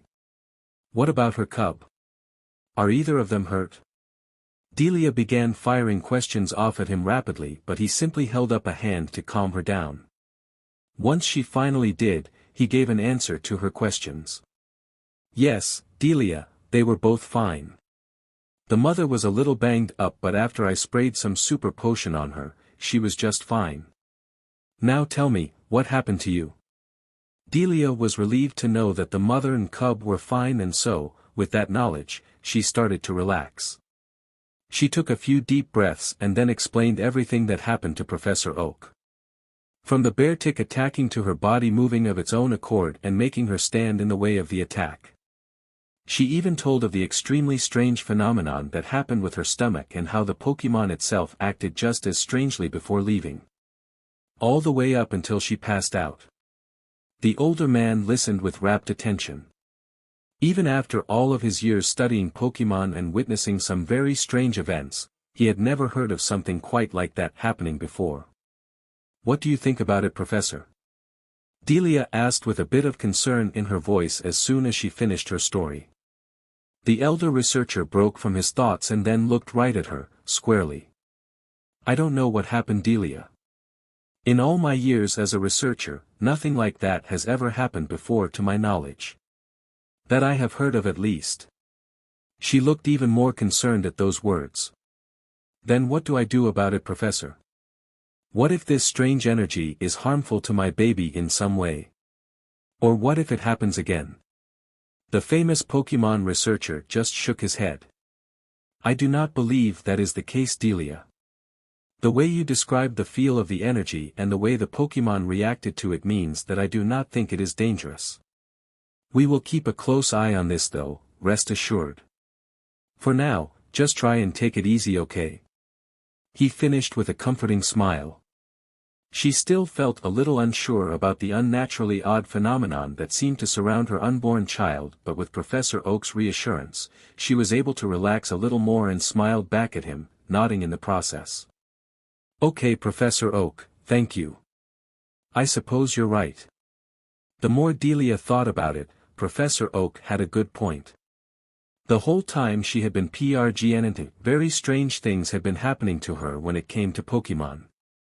Sometimes, when she would be out in the fields of the Oak Ranch, different types of Pokémon would just come up to her and either stare at her stomach intently or even, in some cases, get close enough to actually touch or rub up against her stomach if she was sitting down. Also, the conditions of her PRGNNCY had been anything but normal. She would sometimes feel very strange sensations in her stomach. The exact same feelings she experienced that day during the incident with Beartick. Her doctors also told her, when she went to get checkups done, that her LTRSNDS consistently showed strange waves of energy emanating from her womb. An enigmatic phenomenon that completely perplexed them. Delia had no idea what had been going on, but it did seem weird that all of those strange things had been happening only since she had become PRGN. I don't know, Professor, it's all just so strange. Nothing about my PRGNNCY has been normal in comparison to what Amelia told me it should be like. She sighed in exasperation. Well, I'm sure that whatever is going on will be made clear once you finally have that future little Pokémon trainer, he assured with a smile. The young brunette nodded thoughtfully. I hope so, Professor, I hope so. The kindly older man decided to take her mind off of the subject as he reached out to pat her leg. I tell you what, my dear, let's go for a walk in the fields around the lab and check on some of the Pokémon. That always clears my mind when I am posed with something that I cannot seem to understand. She brightened up considerably at that and smiled at the thoughtful Pokémon expert. Sure, Professor, let's go. Sometime thereafter, the two of them had been walking through the fields of the Oak Ranch for some time when Delia began to notice that many of the Pokémon around them seemed agitated. Professor? She asked. Yes, Delia? He replied in a laid-back tone. The Pokémon seem to be getting very agitated, Delia observed. Professor Oak looked around and saw that she was right. Almost all of the Pokémon that were near them in the immediate area were very restless. And, stranger still, they all seemed to be following the two of them. You're right, Delia, they are. Very strange indeed. The two had stopped walking by that time and were just taking in the unusual sight all around them. Suddenly, at that same moment, Delia gasped and fell to her knees. Delia. The gray-haired professor called out her name worriedly and quickly knelt down beside of her. What is it? Delia couldn't even speak, she was in so much pain. It felt just like the incident with Beartick, but instead of the calming, warm sensation that the energy gave off then, this was like 1,000 knives piercing into her stomach. However, even for all of the pain she was feeling right now, Delia had an inkling that she knew exactly what was going on. Her female instincts screamed at her about what was happening and she knew they were right. She could only utter one word to Professor Oak through the intense pain that she was now feeling. Baby. She gasped. He seemed confused for a moment before realization dawned on him. The baby was coming. Okay, Delia, let me help you up. The professor instructed gently but firmly as he slowly helped her to her feet. She gasped in pain again and looked at the older man pleadingly. Please. Hospital. She begged desperately. Professor Oak nodded and put his arm around Delia, already starting to guide her back to the lab. Just hold on, my dear, we'll get you some help. His words were soothing and gentle, but all she felt right now was pain, panic and fear. Almost an hour later found Delia Ketchum at the Pokémon Ranger Memorial Hospital, which was located right in the heart of Palette's small town. She had since been checked into her room and was currently waddling back and forth in her hospital gown while holding her large belly and grimacing in intense discomfort. It hurt so bad. The suffering woman gasped as she felt a smaller contraction ripple through her body. I know, my dear, I know. Just keep breathing and it will pass, Professor Oak said reassuringly as he stood near her just in case he was needed. These are only contractions, Delia, and you will continue to feel these as you come closer to going into full LBR. After a few moments went by, the pain did indeed finally subside and she took a much-needed breather. At the same time, there was a knock on the door of Delia's room and after a quick, "Come in," by Professor Oak, it opened and in came Amelia, his daughter. Her own almost 8-year-old daughter, Daisy, was following behind her. Amelia was a rather attractive young woman. She stood at Delia's height of about 5 feet 4 inches and had dark brown, wavy hair that she let fall down her shoulders. Her face was quite pretty and her skin was flawless. Her eyes were of a darker shade, much like her father's own, though not eerily so. She wore a long white, floral patterned skirt, a yellow blouse and a cream-colored cotton jacket that she had over the blouse. She also had a silver chain around her neck that bore a small sapphire on the end and a matching bracelet on her right wrist. On her feet were simple black slip-ons. Daisy was almost an exact copy of her mother, only with lighter brown hair that she kept pulled away from her forehead with a tan hair band. Her eyes were a lighter shade of brown though, unlike her mother and grandfather.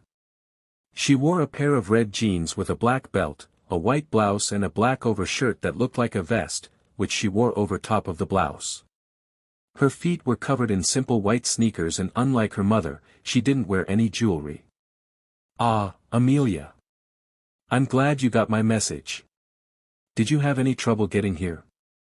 The older man asked his daughter as he looked toward her with a smile. Amelia walked up and hugged first her father, then Delia, before replying to his question while Daisy ran up to hug her grandfather tightly. Aside from finding someone to watch Gary, no, we didn't have any problems getting here. However, there is something incredible happening outside. If you turn on the TV to channel 8 then you should see what I'm talking about. There are news crews everywhere outside. After standing up from hugging his granddaughter, Samuel Oak allowed curiosity to get the better of him and went over to grab the remote for the TV that was suspended on the wall opposite Delia's bed. At the same time, Amelia helped her friend over to the bed and assisted her in laying down to rest while the professor sat on the end of the bed. Soon, Daisy hopped up into her grandfather's lap. "Do you need anything?" Amelia asked as she sat on the chair next to the bedside. Delia shook her head tiredly. "No thank you Amelia, I just want to have my baby and get this over with." She then looked away for a second before glancing back at her friend nervously. How is it, giving BRTH? Amelia could see the apprehension on her friend's face and she just gave her a warm smile in return. "It's not horrible if you just keep reminding yourself why you are doing what you're doing. Just keep imagining that you will be holding your child in your arms soon and everything will be fine, I promise." The younger woman appeared visibly calmer after hearing her friend's words of advice and found a new determination in her. "Thank you Amelia. I really appreciate you being here." Oak's daughter hugged her again, which Delia returned in kind. "Anytime, Delia. Anytime. We're like sisters you know. Family." At that moment, Professor Oak found the correct channel on TV and turned up the volume. Together, they all watched the news channel that was currently flashing "Breaking News" at the bottom of the screen. An attractive-looking blonde woman, wearing glasses and dressed in a blue lady's business suit, appeared on the screen with a microphone in hand as she sat strapped to what looked like a seat inside of a helicopter. Naturally, she was speaking loudly over the noise of the chopper. "Hello everyone. Welcome back to Channel 8 News and thank you for watching. My name is Diana Ringgold and this our story. A strange phenomenon has Pokémon researchers and experts baffled all across the Kanto region and even throughout the whole world today. Just hours ago, Pokémon of all types, shapes, sizes, and varieties began mobilizing from several different locations all across the region and started moving as one large group, all of them heading in a single direction. Experts were able to track where exactly the Pokémon seemed to be headed and were surprised to find their apparently intended destination. It is a small town only hours away from Viridian City called Pallet Town, home of the world-renowned Pokémon researcher, Professor Samuel Oak. For some reason, this small community has seemed to attract the interest of several of the Pokémon from right here in the Kanto region and now, the mass exodus of them has decided to congregate into this one small location. Even more surprising is that the Pokémon apparently have a specific destination within Pallet Town that they are headed to. The scene on the TV suddenly changed to give an aerial view from the helicopter of the very same hospital that Delia and the others were currently in. What was stunning though, at least to them, was the fact that the hospital was literally surrounded, on all sides and for some distance, by a huge crowd of Pokémon. There were even flying types descending down onto the roof of the hospital itself and roosting on it. As you can all clearly see the woman began speaking again. Pokémon in numbers well into the hundreds have all surrounded this medical facility down below that is known as the Pokémon Ranger Memorial Hospital. From land-bound to flying, just about every species of Pokémon is present at this time. The only kind not currently gathered at this mass congregation would be the marine life Pokémon. This particular group has compensated for their absence by coming as close to the shore in Pallet Town Harbor as they possibly can and are now staring off into the exact direction of this very hospital. Yet again, the scene on TV shifted to an aerial view from another helicopter and this one showed a real-time video of the harbor that lay just a short distance away from Pallet Town proper itself. The picture showed that the waters all throughout the harbor and even a little farther out to sea were all full of countless water Pokémon. Each of them were staring off into the same direction on land to boot. No one has been able to offer any kind of explanation as to why the Pokémon are behaving in this manner. The scene shifted again to the same view of the hospital as before while Diana went on. The strangest thing, one expert on Pokémon behavior stated, is that these Pokémon all seem to have a very focused interest on this particular hospital and nothing else. What the reason could be is anyone's guess, including my own. However, there is no denying that, for the past 9 months approximately, Pokémon around the world have been acting extremely unusual and with no particular reason for their behavior. Could all of these strange occurrences be connected? What could be the reason for all of these Pokémon's very out-of-character behavior? This reporter only wishes she had the answer. We will be keeping you all informed and updated on this very puzzling and mysterious series of events as they progress. Again, I am Diana Ringgold and this has been Channel 8 News. Thank you for watching. Everyone in Delia's room who was watching the news broadcast was stock still as the program ended. No one could believe that just outside of the hospital they were in, hundreds of Pokémon were gathered in a large mass. Even Professor Oak was apparently shocked, as he hadn't said a word since the end of the broadcast. And for him to be shocked or surprised about anything to do with Pokémon must have meant that it was a very unusual situation. Amelia looked at her father. What do you think is causing this, Dad? Professor Oak still looked shocked as he turned around to answer his daughter. I honestly have no idea, Amelia. Never in all my years as a Pokémon researcher have I seen something like this take place. He then turned to Delia, whom also seemed shocked about what they had just seen on TV, and they both shared a look with each other that reminded them yet again how all of this seemed eerily linked to her PRGNNCY. Before anything else could be said amongst the group, however, the door to the room flew open and in marched a news crew shouting for Professor Oak. They were followed closely by a few nurses who were desperately trying to get them to leave. Professor Oak! A tall and lanky male reporter shouted while running up to the surprised researcher. Do you have any comments on what is causing the world's Pokémon to behave in such a fashion? After a few moments to compose himself, and wondering just who told them where he was, Oak began to reply to the reporter's hurried question while Daisy climbed off his lap. No, I have no idea what is causing this phenomenon. I am just as baffled by this as everyone else is. I do not dash. Professor Oak. Could you please come with us outside and at least give a formal interview and explain your theories as to why this at least could be happening? Another reporter, this one a dark-haired woman, pressed with her microphone shoved into the older man's face. Before he could say anything else in reply, Delia suddenly gasped in pain as another contraction hit her hard. The professor, after looking back and seeing this, allowed his face to grow stern as he looked sharply back at the news crew before speaking firmly and in a tone that left no room to argue. I have already stated that I have no idea what is causing this debacle, and that is my final word on the subject. Now, if you will please excuse me, my surrogate daughter here is in LBR and she is the one who needs my presence the most right now. Good day to you. With that, he turned to Delia again and sat back down on the bed to offer his support to her. The news crew and reporters just stood there meanwhile, dumbfounded at the professor's firm rejection to their insistent request for an interview.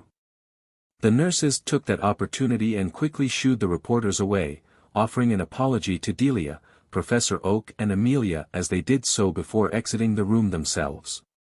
Delia herself soon let out another cry of pain as the contraction worsened. Amelia automatically took one of Delia's hands while Professor Oak grabbed the other one. After a few very long moments, the pain finally went away and allowed her to relax a little. Afterward, she smiled in gratitude to Amelia, which the other mother returned brightly. Delia then turned to Professor Oak. Thank you for what you did a minute ago, Professor. You didn't have to stay here. The kindly older man just smiled warmly. Of course I did, Delia. You are like another daughter to me. Even though I would like to see this massive gathering of Pokémon for myself, you are much more important. Amelia took that moment to chime in as well. That's right, sweetie. You and that little one inside of you are like family to us. We would rather be here than anywhere else in the world right now. Delia looked at her surrogate family for a second and became a little teary-eyed before she replied. Thank you so much, you too. I don't know what I would do without you. You are most welcome, my dear, Professor Oak returned with a gentle hand squeeze and nod. Yeah, any time, Del. Now, let's hear some of those names that you've been thinking of for the baby. Amelia suggested eagerly. Delia formed an excited look on her face at that idea, and then the two women began happily discussing potential names for the future little Ketchum. Professor Oak, for his part, just looked on and smiled fondly at the two beauties he proudly called his daughters. At the same time, he pulled Daisy back into his lap and shared a smile with his granddaughter, whom smiled back sweetly and cuddled into her grandpa. Unbeknownst to people and Pokémon alike, however, a great council was about to be held. One that hadn't been assembled in 1,000 years. In a dimension between space and time was a place known only to humans through legends and storybooks. The cradle where all life began and the idea for it was conceived. A place that some swore was real, namely those who fancied to believe in the unseen and mystical. Yet, by others, for those classified as the more science-minded, it was naught but a fairy tale. The dreamers, however, would have won the day because that place was very much real. And it was called the Hall of Origins. The original Hall of Originations, or, as commonly known, the Hall of Origins, was only called as such because, by human definition, it was the best names one could give to describe it with such limited knowledge and understanding. The otherworldly realm began at a point that had a magnificent golden doorway, which was studded with a wide variety of dazzlingly appealing, gleaming gemstones and jewels embedded into its surface, set into a great white wall behind it. Stretching out from the door was a long hall that was comprised of white flooring, walls and a ceiling that was crafted of some smooth, perfectly formed material not found in the mortal world. So perfect and splendorous was the look of the white surfaces, which appeared whiter than even the purest blanket of snow, that to human eyes, the brightness of the soft glow everything gave off would have hurt their eyes. Perhaps even permanently damaged or blinded them. The hall itself had massive pillars, perfectly cylindrical and ornate, spaced out at very exact distances from the doorway to the end of the hall, which were not even a fraction of a centimeter off. They stretched from the pristine, unscuffed floor all the way up to the ceiling, which was far above. Even the walls were distanced some ways apart from one another. The pillars themselves were draped in what looked like some kind of white and golden tapestry that faced the hallway and stretched from floor to ceiling on that side alone. Also, in between each pillar on both sides of the hall were small pedestals that had pristinely carved, utterly flawless statues of the legendaries themselves placed upon them. Each one was posed in a different way, but the carvings captured their regal grace, elegance, raw power and poise well. As with the hall and everything else in it, the statues appeared to be made from some form of white mineral that shone with radiance and appeared to make the small statues seem alive. Most incredibly, of everything, was how every square inch of the hall from floor, wall to ceiling was covered in intricately worked etchings of Pokémon. The small but incredibly detailed images were numerous, beyond count, and they could be seen for every single inch that the long entryway extended. The floor of the hall, starting at the great door, was covered in a rich purple carpet-like material, which gleamed like stars were woven into its fabric, and went all the way to the end of the hall itself. Yet, even further still it continued on as the hallway finally came out into a much larger, dome-shaped chamber that was as finely crafted and perfectly designed as the entryway that led to it. This new room was truly of a vast size.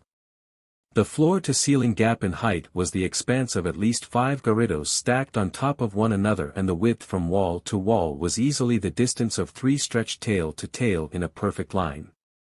The circular chamber had a glass dome at the very top, in the exact center of the ceiling, and through it could be seen the most breathtaking sight of millions of stars, planets, small swirling galaxies out in the vast distance, and other awe-inspiring views of what appeared to be outer space.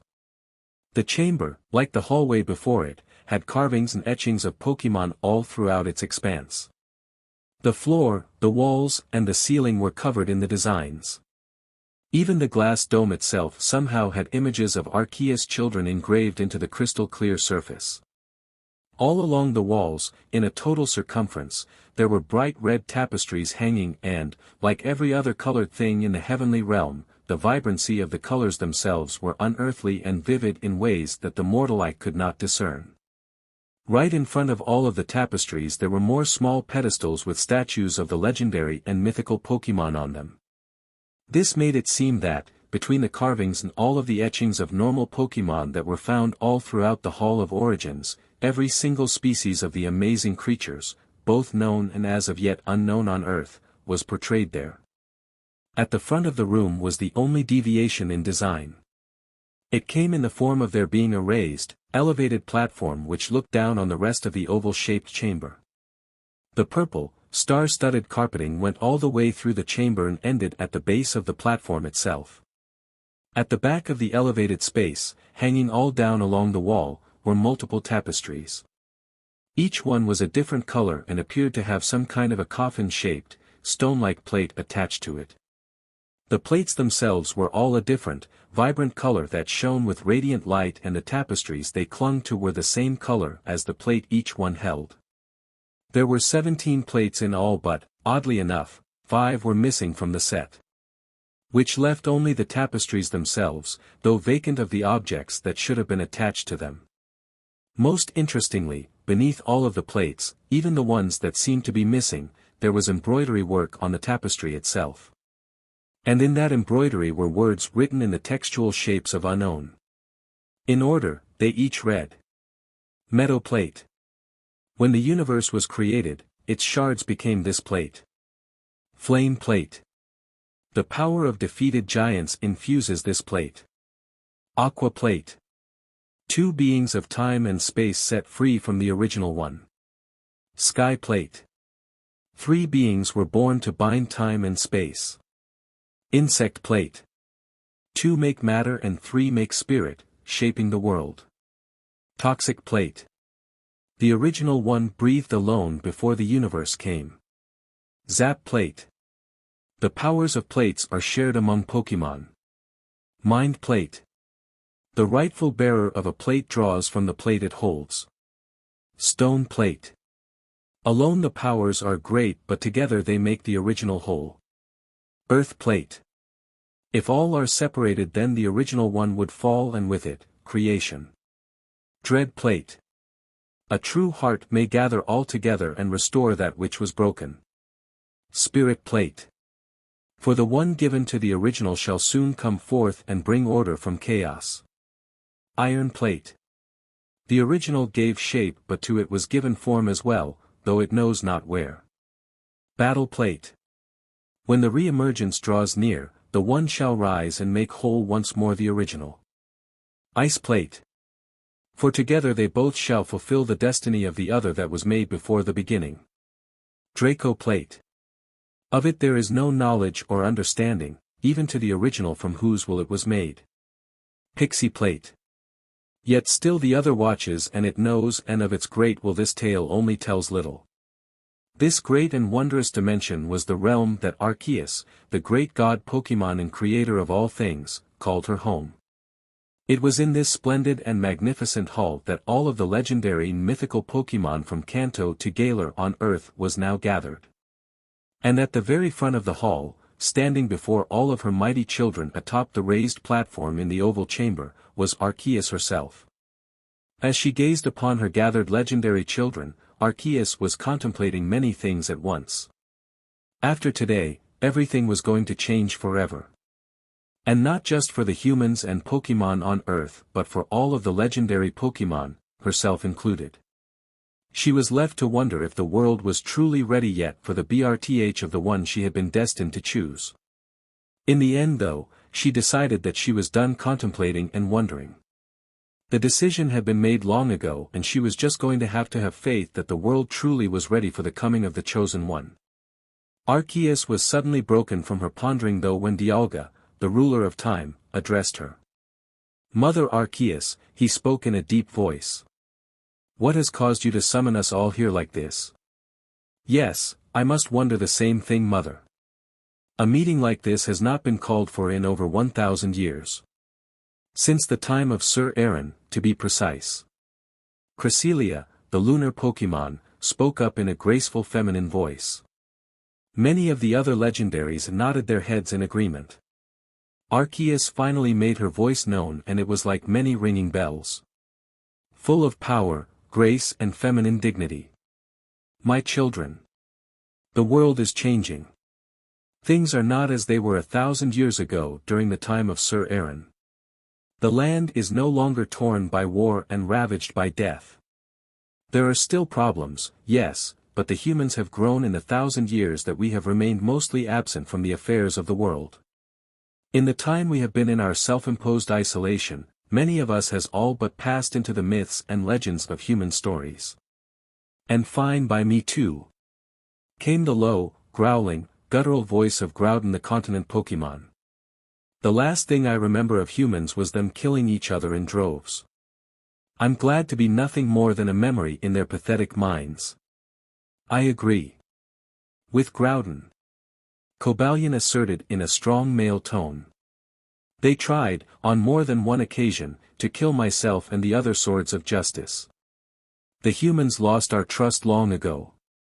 His companions Virizion and Terrakion just nodded their heads in agreement. The youngest of the swords of justice, Keldeo, argued back. Come on Cobalion, the humans can't be that bad. The eldest of the non-singing quartet glared at Keldeo. You have no idea what humans are capable of, Keldeo. You were not around to see the humans' evil deeds like we did 1,000 years ago. Yeah. Terrakion intervened in a brutish and rough voice. You aren't even a full sword of justice yet either, so hold your tongue. You were lucky to even be invited to this meeting. Now that isn't fair, Terrakion, Virizion intervened patiently and calmly. She turned to face Keldeo, who seemed dejected at Terrakion's last comment and was hanging his head in shame. Keldeo, do not listen to Terrakion. You will make a superb sword of justice one day, I know you will. You just need more practice and time. However, both Cobalion and Terrakion are right about the humans. You were not there to see the evil acts they performed so long ago. Keldeo raised his head and looked at her. Thanks Virizion, you're right. I do need to just be patient and keep training. Then someday, I'll be a great sword of justice. Just like you three. He paused for a second before continuing. And I also apologize. I really wasn't around to see what you, Terrakion and Cobalion saw 1,000 years ago. Forgive me. Virizion smiled and nodded her head, accepting the young initiate's apology. Suddenly though, Rayquaza spoke up in a decidedly male voice. It was firm and aggressive. Mother Arceus, you say the humans are different and have changed? Well, what about those devices called Pokeball that they put our fellow kind inside of? I have seen the humans capture more of our kind than I can count over the many years that I have watched from my post as Guardian of the Skies. And what about how the humans force our kind to do battle with each other on their behalf for nothing more than sport? Palkia, the ruler of space, shouted in an enraged female voice. Or we can talk about all of the other meaningless acts of servitude that the humans force upon our kind. The nightmare-causing Pokemon, Darkrai, chimed in with his usual emotionless voice. Or even the ones who call themselves Pokemon trainers. Many of these so-called trainers have spent years pursuing we few legendaries that have remained active in the world and for nothing more than to use us and our power in what they call Pokemon battles. He crossed his shadowy arms and his unnerving eyes gleamed. I, for one, have a particular human that has been pursuing me for years, trying to capture me and then use me for his own selfish ends. Come now everyone, Jirachi spoke up in his meek, gentle, mellow voice. I believe you are all overreacting about the issues with the humans. Easy for you to say. Thundurus retorted angrily. You are only awake and around the humans for a week at a time and then you go back to sleep for 1,000 years. You have not even seen half of what the humans are capable of, so you have no room to talk. That is right. Tornadus joined in just as aggressively. It is easy for many of you to talk. Almost all of you have been in your own states of hibernation or seclusion for the last 1,000 years, while only a few of us have remained awake and active in the world. The few of us that remained have had centuries to see the evil of humanity firsthand for ourselves. If it wasn't for Mother Arceus summoning all of us here today in spirit form, most of you would still be sleeping peacefully or remaining in hiding while the rest of us suffer. As soon as this was said, a loud argument broke out amongst all of the legendaries. Shouting and yelling was the only thing heard in the Hall of Origins until Arceus finally broke her long silence and bellowed in a rage-filled voice that shook the chamber, "Enough." Everyone stopped fighting at once and the hall quickly grew still. "I am ashamed at all of you. How dare you fight in this most sacred of places? You are each supposed to be the guardians of not just your fellow Pokémon but the world as well. And that includes the humans." Arceus took a second to calm herself before continuing in a more calm and controlled tone. "Now I know that the Great War from Sir Aaron's time ruined many of your views concerning the humans and, yes, it was a horrible and dark time. But did you all forget so easily the brave men and women that stood up and defended both people and Pokémon alike from those evil humans? Or when Sir Aaron himself gave his own life to save the Tree of Beginning?" Arceus continued to look at her children sternly as she spoke. Humans and Pokémon alike worked together back then to save the world. That is the way it has been ever since the first human and Pokémon met one another. You say that humans control Pokémon and make them do their bidding against the Pokémon's will? She shook her head slowly. Humans and Pokémon live and work alongside each other in harmony, helping each other to achieve their goals and to make the world a better place. Whether it be trainers and their Pokémon fighting alongside one another to get stronger and to bring the best out in each other, or by merely working together however they can to achieve simple goals. Pokémon and people need one another, it is the balance of the world. Arceus paused for a moment, surveying all of her children, before continuing. There are bad humans, we all know that.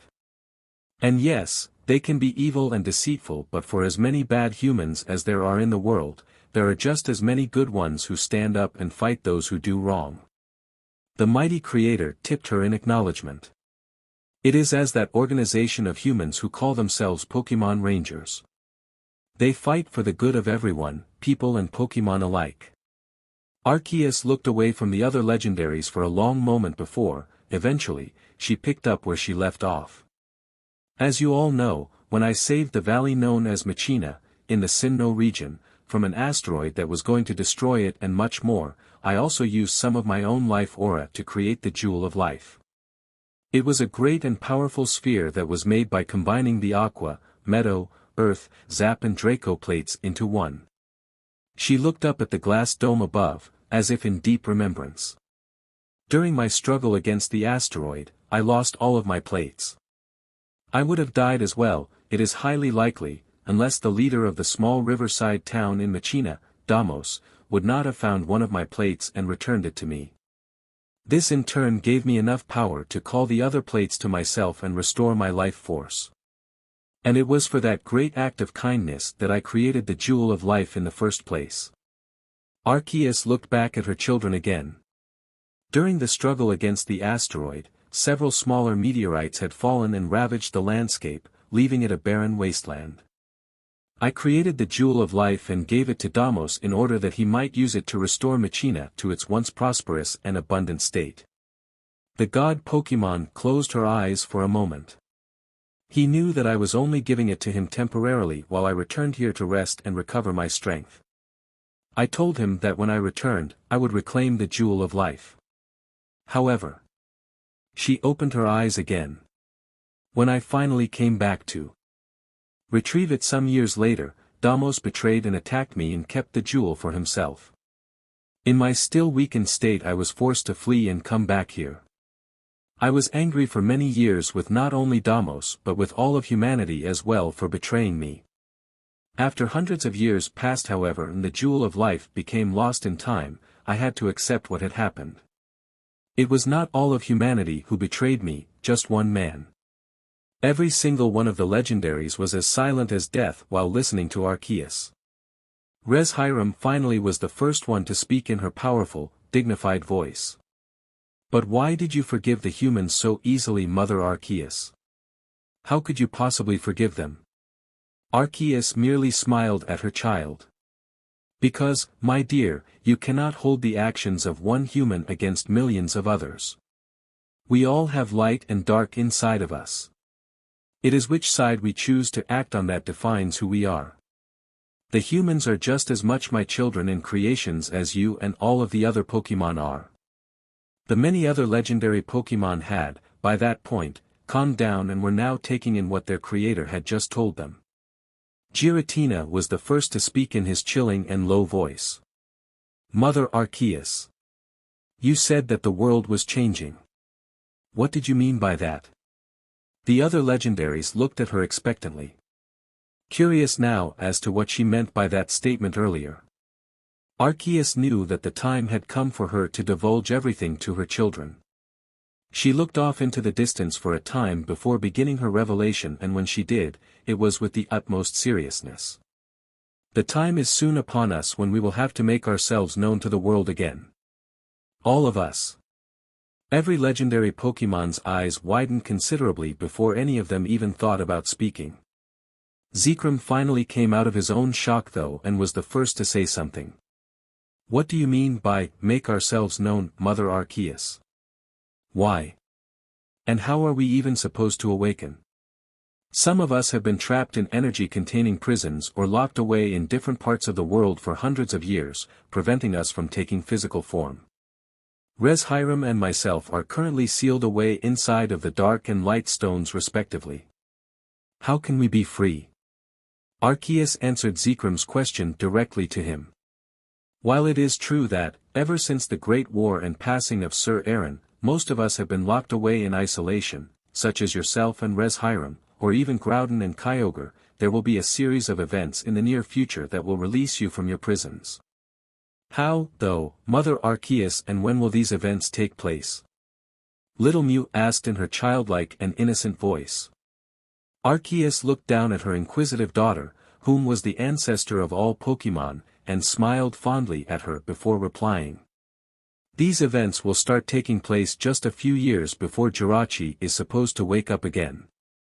The wish-granting Pokémon perked up at hearing his name and from being reminded that he would be awakening soon after sleeping for 1,000 years. As for how you will become free of your imprisonment, that will be much less desirable. Arceus spoke this part sadly and also with a hint of anger in her proud and regal voice. The legendaries all seemed confused at that statement. Though she continued on and answered their unspoken questions. In just a few years' time, several evil human groups that will each be fighting for its own nefarious agenda will rise in each region. They will seek to control your legendary powers and use them for their own selfish purposes. There was an uproar from many of the indignant and prouder legendary Pokémon who refused to be controlled by anyone, especially humans. However, one loud, silence from Arceus was enough to silence the clamor. Once the outrage finally calmed down, she spoke again. You did not let me finish. You see, none of you will face these threats alone. And these evil groups of men and women will not prevail in their diabolical plans. The world will not face these dark times to come alone. Does this mean that you will help us and the world when the time calls for it, Mother? Ho-Oh asked curiously, the feminine-sounding legendary at least feeling a little more hopeful now for she and her siblings. Arceus shook her head. No, it will not be me. In fact, I will endure my own great challenge that I will need help as well to face. She looked off into the distance for a moment. You see, my children, a human will become our savior. And not just ours either, but the whole world's savior. For both people and Pokémon alike. Many of the legendaries appeared utterly disbelieving. And who would this human be? Mother Arceus, the time-travel Pokémon, Celebi, asked perplexed. Every other legendary was fixated on what Arceus would say next. She stared at each of her children for a long period of time and then finally said the words that made every single legendary Pokémon in the hall become as still as stone. The one mentioned in the oldest of prophecies. Arceus looked back at her remaining elemental plates on the wall. The prophecy mentioned upon the writing on these tapestries, in fact. The same one who has been foretold to usher in the dawn of a new age. The one whose very existence is interwoven with my own even though I myself do not know why. It is the same one whom we have waited thousands of years for, my children. The chosen one. If there had been pins in the Hall of Origins and one fell, then everyone would have heard it hit the ground like a thunder attack. Did they just hear correctly? That was the question on all of their minds. Mother Arceus had just told them that the fabled and legendary Chosen One was going to finally arise. After they had all waited for countless millennia. It could not be so, it simply could not be. Mother Arceus. This cannot be. Can it? Has the time finally come? Lugia questioned while still in utter shock. Arceus looked upon all of her children and nodded. Yes, my children, it is true. The coming of the Chosen One is nearly upon us. It is for this very reason that I summoned you all here today. The rest of the legendaries continued to listen with rapt attention as their creator continued. The Chosen One is being born into the world at this very moment. In a small human hospital just outside of a small community known as Pallet Town. Hundreds of Pokémon are already gathered at this one location, awaiting the child's BRTH. The world's Pokémon have known of the child since his CNCPTN and have eagerly been awaiting his arrival. So that is the reason behind our brothers and sisters' crazy behavior. Landorus loudly exclaimed. All of the Pokémon in the Unova region have been doing unusually kind things for each other and for humans. The same can be said for Johto, announced Suicune. And Hoenn, chimed in Rayquaza. Sinnoh as well. Chirped Mesprit, Uxie, and Azelf all at once like the triplets they were.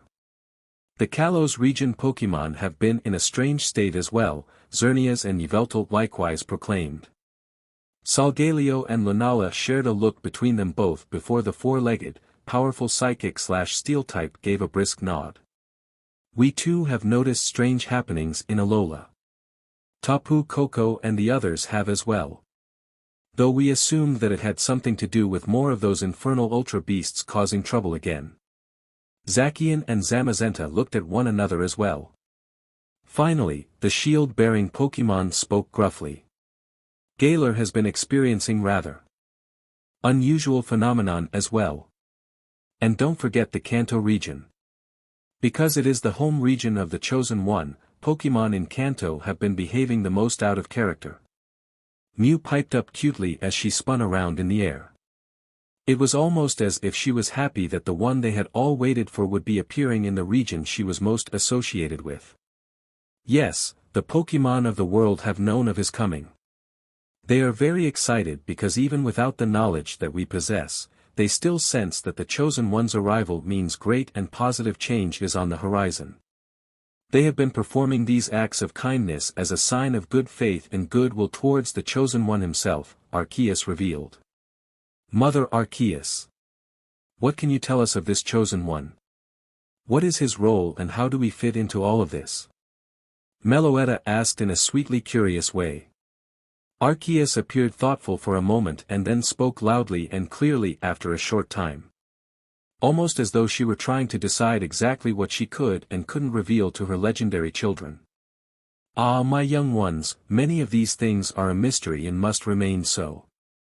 The only thing that I can say to you now about him is that he will be a human unlike any you have ever before met. Who knows? He just might change some of your own hearts for the better toward humanity. Arceus heard some of her more stubborn and headstrong children scoff at the last part she said, but all it brought to her was a sense of amusement.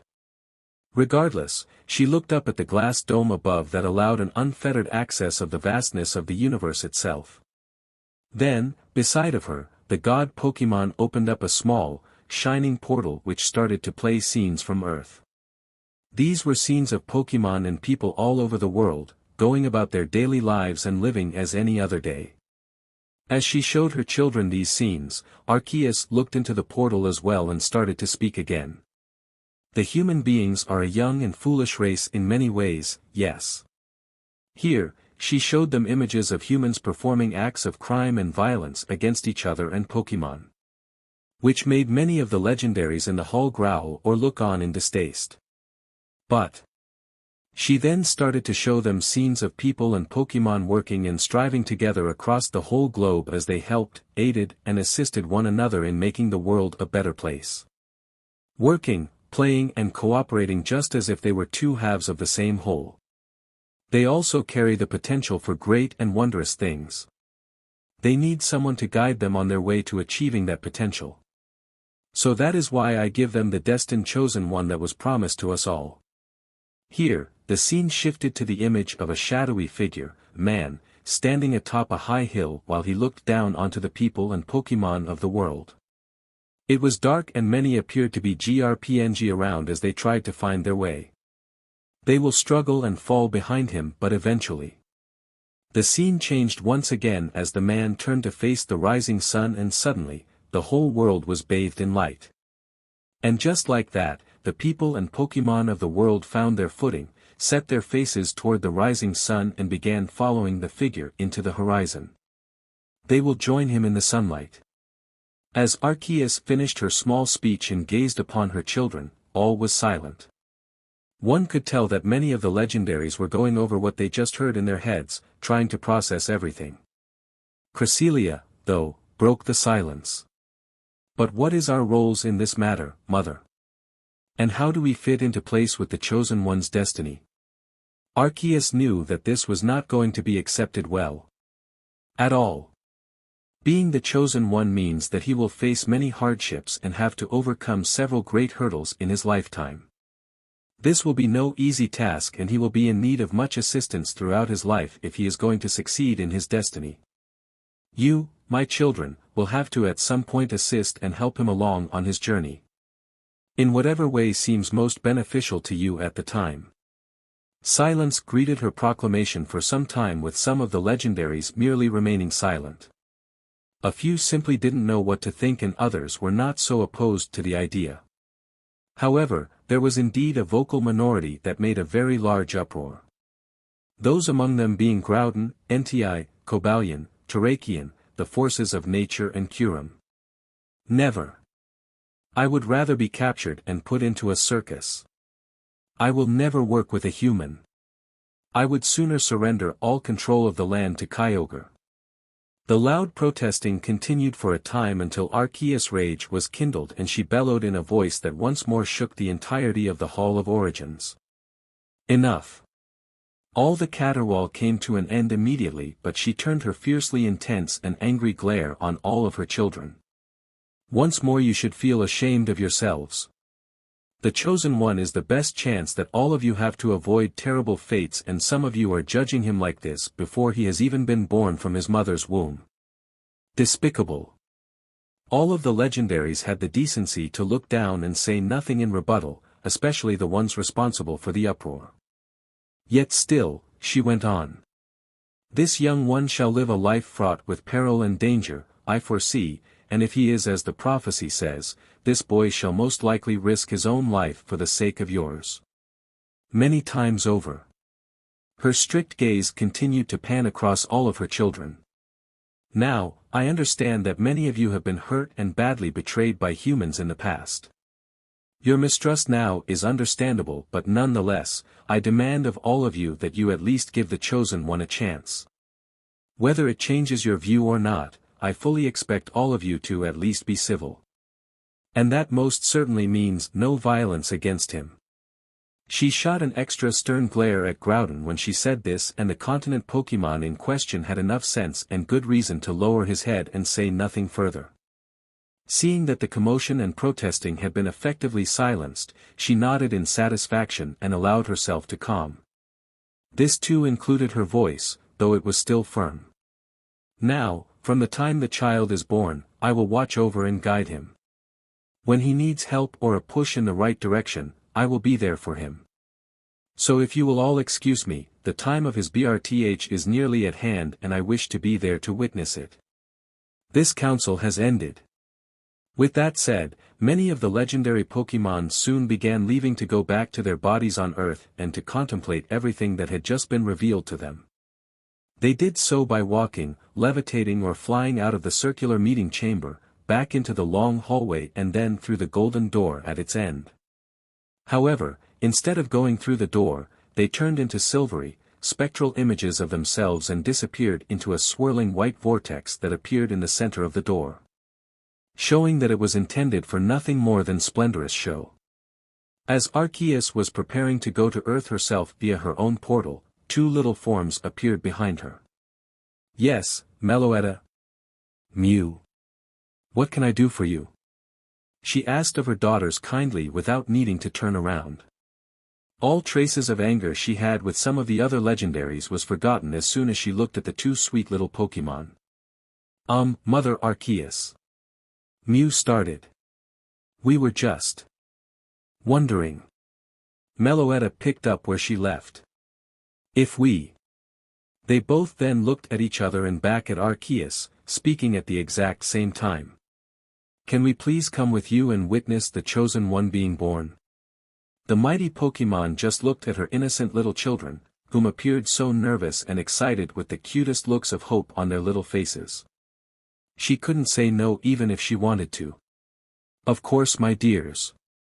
You can most certainly come with me. Both of the small legendaries smiled happily and began celebrating and cheering at that. But Arceus interrupted their celebration. We cannot be seen under any circumstances, so stay invisible. Understand? Both of the happy legendaries gave fast nods, showing that they understood. Good. She nodded her great head once. Then let us go. After she said that, Arceus opened a portal leading to Earth and shaped the spiraling, glowing vortex until, instead of it showing only a view of just the Earth, it now showed the scene of a hospital building. And not just any hospital either, but one with large letters spelling Pokémon Ranger Memorial Hospital attached to the front. It was also currently surrounded by a large mass of Pokémon and even people. Especially news crews. On the ground outside of the building, behind a large wall of police barriers that kept the Pokémon and human spectators from entering the hospital unless it was an emergency, in the case of the people, were a bunch of policemen and an officer Jenny who were keeping the situation as controlled as possible. All over the lawns of the hospital were the news crews and several reporters, whom were giving the coverage and updates on the event currently taking place. Arceus soon floated through the portal, followed by Meloetta and Mew. They were instantly transported from the Hall of Origins to floating directly above the hospital. They were invisible now though, so that no one would see them. The Pokémon on the ground seemed to notice the three legendaries' presence immediately and looked up into the sky in their direction. The news crews and everyone else on the ground also looked up to see what had suddenly broken the Pokémon's concentration on the hospital, but they obviously couldn't see anything since the legendaries were invisible to the human eye. Once Arceus asked the large horde of her children below to please ignore their presence, the mass of Pokémon instantly obeyed Arceus' command and looked back towards the hospital. Even though many of them were amazed to have seen their own creator in the flesh. This action effectively took all the people's attention off of where Arceus and the other two legendaries were floating in the sky. She herself looked toward the hospital as well, and after picking up on the rapidly growing energy signature that signaled the impending BRTH of the Chosen One, she began descending towards the hospital followed by her two legendary children. This is it. She thought to herself. The BRTH of the one who will change the world is finally at hand. The DLVRY room was absolutely chaotic. Delia had been at it now for 8 hours and was finally about to give BRTH to her child. Professor Oak was with Amelia and his granddaughter outside in the waiting room. He had long since been forced out after things started to get very intense and extremely unusual for a routine BRTH. As soon as Delia was taken to the DLVRY room and began the slow, exhausting and painful process of having her baby, the entire atmosphere in the room changed. Drastically. The air in the DLVRY room began to feel thick and heavy, and even gravity itself seemed to become denser the longer Delia was in the process of giving BRTH. A nearly visible energy, which was radiating sheer power, started to course through the room. The doctors and nurses working with Delia began to get short of breath, and their bodies started to feel like they had 50-pound weights strapped to their persons, which were heavily weighing them down. Professor Oak himself had become so affected that when he started showing signs of passing out, he was forced to leave the room. The medical staff themselves even began needing to shift out with other doctors and nurses, who were waiting outside the room, just so they could rest and recover the rapidly drained strength in their bodies. No one could stay in the DLVRY room for too long or risk being seriously injured from the powerful energy that kept rolling off of Delia in waves. Really, the energy was coming from the child struggling to get free from her body, but no one knew that except for Delia and Professor Oak. In fact, the doctors and nurses seemed hellbent on explaining the phenomena away as something natural. Like the air quality in the room or the long, hard hours worked on a hot day like the one outside. Even though it was perfectly air-conditioned inside the hospital. The strangest thing though was that Delia was not affected by the energy radiating from the child in her womb at all. It was possible, of course, that she had developed a resistance to the abnormal energy after dealing with its effects for the last 9 months, but nothing was sure. Arceus, Meloetta and Mew were in the far corner of the room, watching everything play out with undivided attention. "Mother, what is this powerful energy coursing through the room?" Meloetta inquired. Arceus looked to her daughter and answered her. "This, my child, is but a small taste of the hidden power of the Chosen One. It truly is amazing, even as an unborn infant he still has this much power inside of him. I cannot imagine what it will be like when he grows older. Truly incredible. This is all his power we are feeling." Mew's already large, rounded eyes seemed to get even bigger for a moment. Arceus nodded in reply, but suddenly, she looked forward again in her invisible, miniaturized form and became very focused. "It is time. His coming is upon us, look."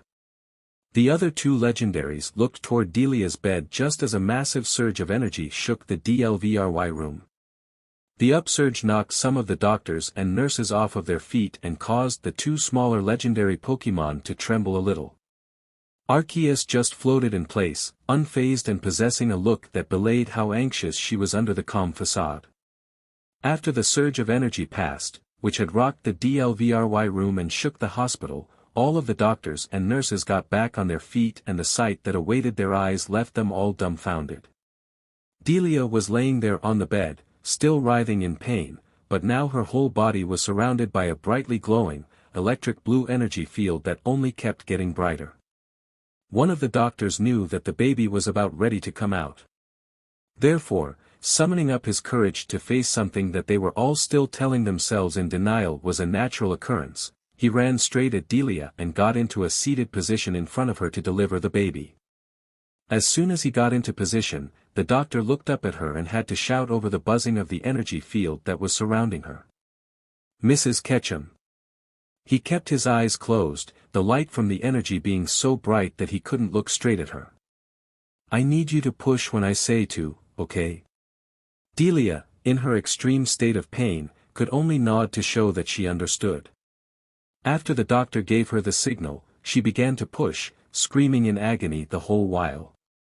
This process repeated a few times with the young mother screaming as loud as she could all the while. She began to feel the energy coursing through her body for the very first time during the entire intense ordeal. It felt like fire burning and lightning striking her body all at once, and she gritted her teeth so hard against the painful sensations that her gums bled. At last, once the energy in the room was so intense and so bright that everyone, even the hidden legendaries in the corner of the room, had to close their eyes, the doctor told her to give one last push. As she pushed for the very last time, Delia gave the most blood-curdling scream yet. "Yaha!" And with that last scream, a loud cry was heard throughout the DLVRY room as the doctor near Delia's leg stood up after a few seconds while cradling something in his arms. "Congratulations, Mrs. Ketchum. It's a boy," the doctor proclaimed just before he quickly snipped the umbilical cord with a pair of medical scissors that one of the nurses hurriedly handed him. At that point, they all just wanted to leave the room. Then, just before handing the infant off to the nurse so that she could take and clean him up, they allowed Delia to see her child. Both he and the nurse were still clearly shaken up from the events of the otherworldly birthing they had just witnessed. Delia, though, for her part, could only smile tiredly at the sight of her baby boy before utter exhaustion fell upon her and she slipped into an unconscious sleep. All three legendary Pokémon stared intently at the newly arrived infant with undisguised awe and no small manner of excitement on their faces. Especially Arceus. However, knowing that they would have to wait until later to get a good look at the newborn chosen one, they left for the moment and agreed to come back later on. Soon thereafter, the heavy energy in the room finally lifted and everyone immediately felt lighter as the atmosphere returned to normal. The doctor then turned to the nurse, who took the newborn from his arms and exited the room to go and clean him up. At a later point in time, every doctor and nurse who was involved in the extremely unorthodox, for lack of a better word, DLVRY, would all agree amongst themselves to never mention what happened in that room ever again. A short time later, Delia was resting comfortably in her room with Professor Oak and Amelia sitting by her bedside on either side of her. Amelia had taken her daughter home earlier and left her with the same friend that had been watching Gary so that she could be there for Delia's DLVRY. At that moment, a nurse poked her head inside of the door and, after being cleared for entry, she walked in holding a small bundle wrapped in a blue blanket. Delia looked on anxiously at the baby cuddled in the nurse's arms as she walked closer and almost on instinct, she put her arms out so that she could receive her child. The nurse smiled at Delia brightly as she handed her the swaddled infant. "Here you go, mommy, he's a very healthy 9.5-pound baby boy." Delia cradled the baby boy in her arms and yet again, on instinct, began rocking him back and forth gently. She smiled warmly and took in the sight that was her son with eyes full of love. He was definitely a healthy-looking baby for sure. In fact, her son looked so healthy that she could swear she saw him glowing. He was also big for an infant, which added to his almost glowing form. He had raven black hair, just like Richard, as well as 3 Z-like marks on both of his small cheeks, also identical to his father. It made Delia smile as she saw this and caused her to think of the man that she loved so much.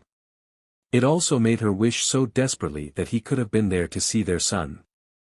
The professor and Amelia looked on fondly at the sight while at the same time, the nurse turned to leave. Before she made it out of the door however, she turned around again, realizing she had forgotten to tell the small family something. "Oh, and I just thought you all should know that when I said your little boy was healthy, I meant it." The doctor who examined him said he had never seen a healthier baby in all of his years in medicine. And he is one of the best DLVRY specialists in the entire Kanto region. That is one special baby you have there indeed. With that, the nurse left the room.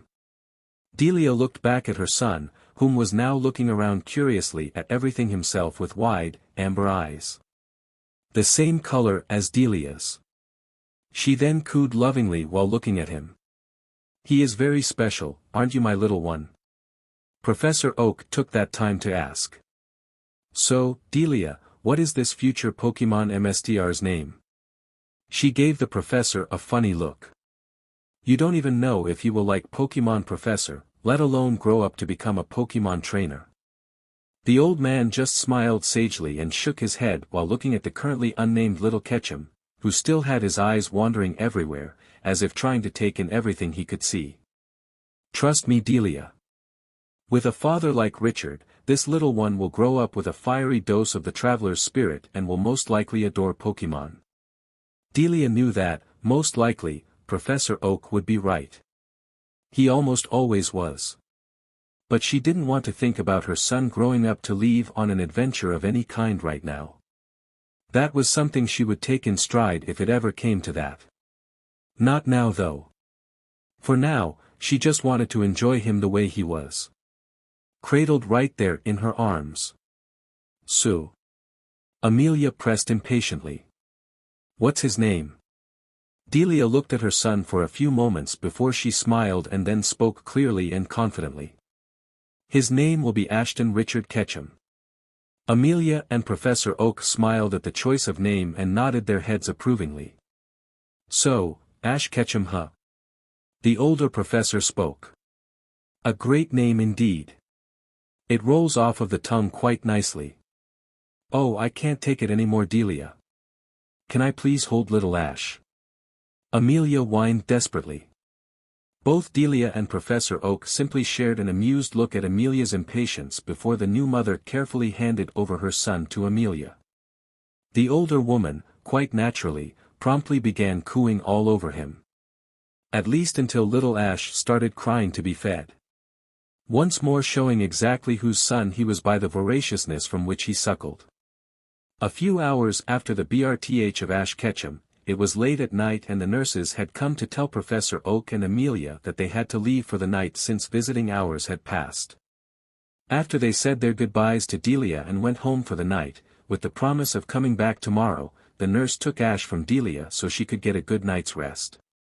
After assuring her that she would see her son again first thing in the morning, the nurse quietly walked out of the room so Delia could fall asleep. Then, she made her way to the hospital's nursery to deposit the sleeping infant in her arms. Smiling the whole way while thinking about how overprotective new mothers always were. After tucking the newborn Ketchum safely into his little crib in the nursery amongst all the other babies, she smiled down at the little angel while stroking his cheek for a few moments. She didn't understand what it was, but this child just seemed so perfectly at one with everything around him.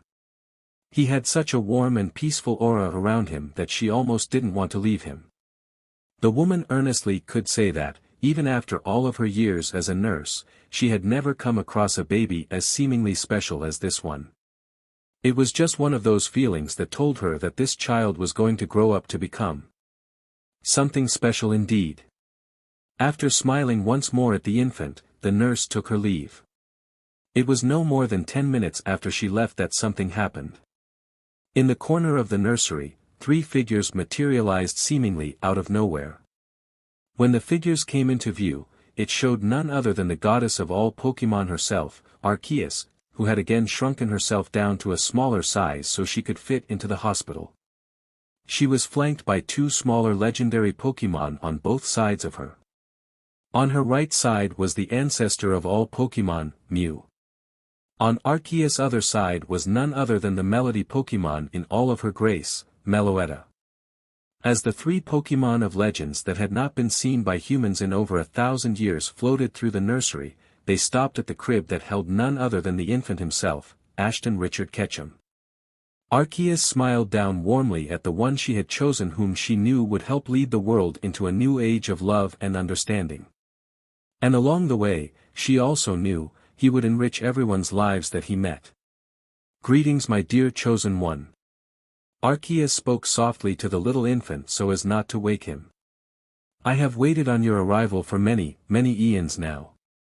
You, my dear child, are going to be destined for great things in this life. At times, you may feel as though the weight of your destiny is too much or that you are not strong enough to shoulder such burdens, but that will never be the case. In times when you may feel low and cannot seem to find your way, just look to your family and to the many friends, both human and Pokémon, that I know you will someday make. They will be a source of light brighter than any you could ever hope for.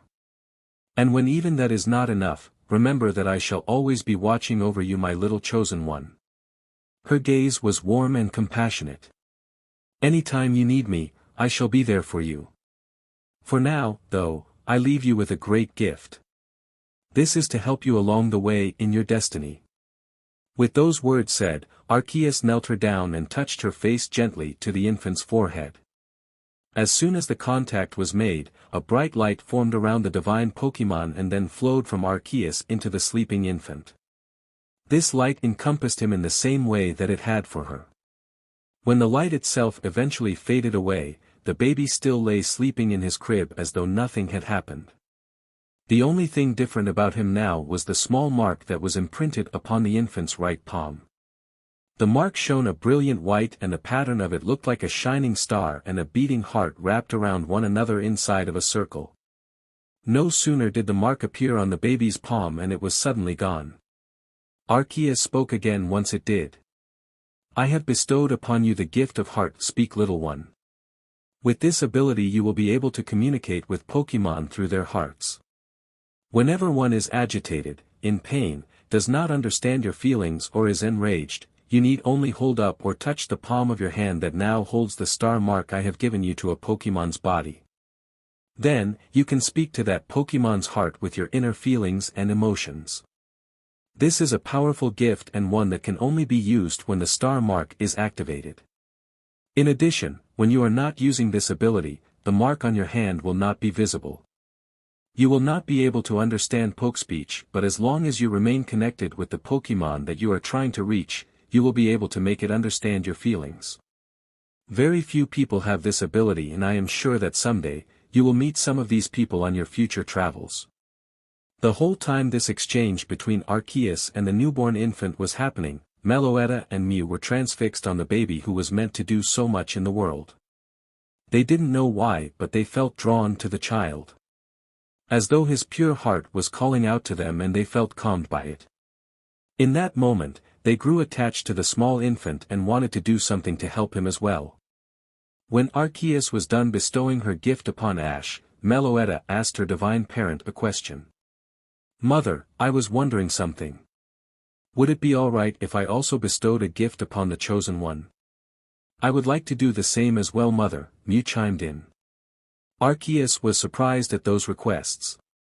She knew that, out of all of her legendary children, Meloetta and Mew were two of the most kind and understanding. But, even still, she never would have imagined that both of them would want to give the infant a gift. She was, needless to say, proud of her two children and smiled at both of them. "Of course you can, my dears." Meloetta and Mew smiled happily, and then the former got up close to the crib that held the sleeping baby. She placed her hands on Ash's softly face, and then a bright, green and red light poured from Meloetta into the infant. When she was done, she spoke.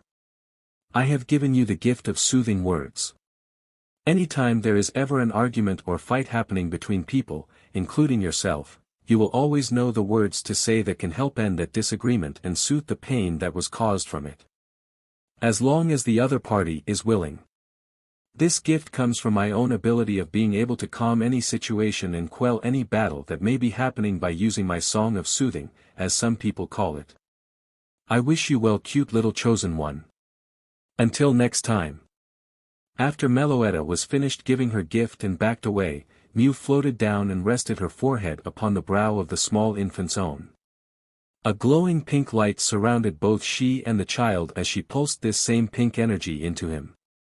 When she was done, she said to the little Ketchum in her usual chipper voice. "I have awoken the psychic powers that lay dormant within you. Because every person has either an affinity to physic or aura abilities, one or the other is always selected if that person is meant to have an ability of some kind. Whichever power is chosen for you at BRTH is the one that you will be able to use in your life. The other remains dormant within you forever. So you are either a psychic or aura user if you have an ability. No one has ever had both before." Mew floated from side to side as she smiled excitedly. "But you can now be both, little one. Over time you will unlock these abilities, and when you do, I am sure that you will find the right teachers to mentor you in their use. I am sure of it." Once her children were done giving their gifts to the infant, who had slept peacefully through it all, Arceus looked at her chosen one a final time. "I know that you did not hear or understand anything we have said about your newly received blessings, dear one.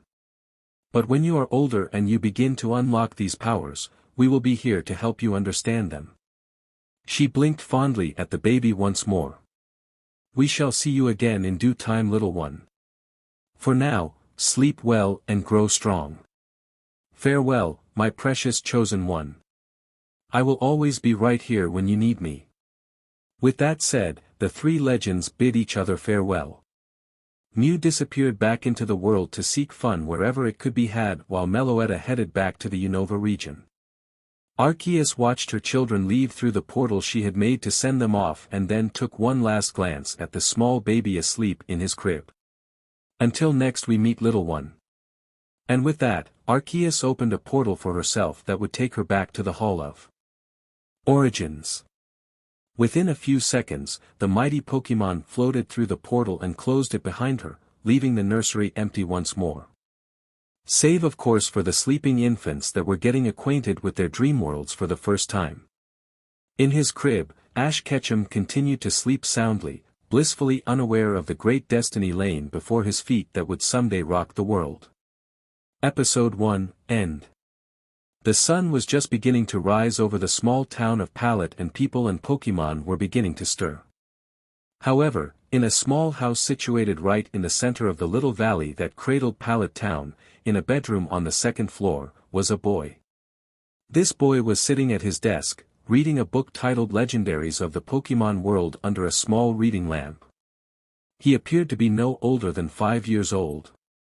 The young boy had his attention focused entirely on what he was reading until the sun's early morning rays of light finally began to illuminate his bedroom. As soon as it did so, the boy looked towards his window and got a huge smile on his face, instantly turning off his lamplight and closing the book he was reading in the process. The child then ran to his window with the book held tightly in his hands and, opening the window, he climbed out onto the overhang under it and grabbed onto a nearby drain spout. Then, just like a monkey, he began climbing up to the top of the roof. Once at his destination, the young boy plopped down on the edge with his legs dangling off of the end and proceeded to stare at the still rising sun, which was slowly making its way over the distant ocean that resided out past Pallet Town Harbor. As the boy watched the sun continue to rise with that same smile on his face, he felt absolutely calm and at peace. Watching the sunrise was something that he almost always did and was a kind of morning ritual for him. He soon turned his head and looked over into the near distance where Professor Oak's lab was situated just atop the hill. The child noticed that the lights in the lab suddenly came on, signaling that the professor had just awoken and was getting ready to begin his day caring for and studying all of the many Pokémon at the Oak Ranch. After the sun had finally risen, the boy just sat there in peace and opened up the book he had been reading earlier. Once he found the place he had left off, he began reading again. Chapter 28, Higher Legendaries or God Legendaries. The Creator, Arceus. Arceus is often referred to as the creator of all or God of all Pokémon. Not much is known about this supposedly all-powerful Pokémon except what has been told in the myths and legends of ancient people. Much like many of the other, higher legendaries, Arceus' very existence is more often than not questioned by the scientific community and most of the general populace as a whole. The reason for such skepticism is owed purely to the fact that nothing is known about this Pokémon. No evidence of its existence has ever been found, and the only sightings that have ever been recorded are from ancient times. Legends tell us that Arceus was a Pokémon of incredible and potentially dangerous power. Being that it is the god of all Pokémon, Arceus was said to also be the most powerful of all Pokémon. Arceus' appearance is merely guessed at, but from ancient scrolls and texts, most can deduce that it was a Pokémon of immense size. However, it was said to be able to change its overall size to whatever it so chose. Arceus was also said to glow with a radiant and powerful light that was rumored to equal the very heavens themselves in beauty and luster. Arceus supposedly had 1,000 arms that was each endowed with a different power or ability that it could bestow upon those lucky enough to be deemed worthy. Many legends say that this is how humans and Pokémon became able to use hidden powers and abilities in the first place. It is also said that Arceus was able to change its type and the kind of power it could use, completely at random, by utilizing the power of mystical, elemental plates that Arceus was able to absorb into itself. According to legend, Arceus was able to use an attack that was so powerful it could level mountains and decimate landscapes to absolutely nothing if it was used at full power. The kind of elemental plate that Arceus was merged with at the time also affected the type of this all-powerful attack, according to tales. Arceus was said to be able to perform feats of pure wonder. It could create anything it so desired with merely a force of will. This was how the legendary creation trio and lake guardians of Sinnoh were said to have been created. It could also bend the very threads of reality and create whole new dimensions if it so chose. It is also said that there is a link between Arceus and the Aura Guardians of old. The only known evidence that has been found to support this theory was found amongst the ruins at Celestic Town in the Sinnoh region. An image engraved into a particular set of ruins shows Arceus floating high in the sky with the creation trio and lake guardians directly below it. The ruins also showed humans and Pokémon looking up at them from down upon the earth. However, what many find the most puzzling is the image of a figure that looks remarkably like a human floating beside of Arceus on a pair of celestial wings, shrouded in some kind of energy. The figure is seen looking down on the rest of the world along with Arceus, leading some to think that this being and Arceus were equals. The only reason that this figure is linked to the fabled and long-past Aura Guardian race of humans is because of the aura-esque energy surrounding the figure. Still, much like Arceus itself, this figure's existence is heavily debated. Arceus' gender is also unknown, as well as many other questions that surround this Pokémon of myth. Unless more evidence of this supposed creator is found, then it is likely that the mysteries and questions surrounding it will remain forever unanswered. For now, this Pokémon remains as likely nothing more than a child's bedtime story. As the young boy finished reading the chapter on Arceus, his head was swimming with everything he had just learned about it. He was beyond excited now and would have given anything to be able to meet that fabled Pokémon. And it wasn't just because of how cool Arceus sounded either. This particular Pokémon seemed like one he could learn about forever and never get bored. Which was a problem he encountered regularly. The boy was just about to start reading the next chapter when he heard his mother call out to him from in the house.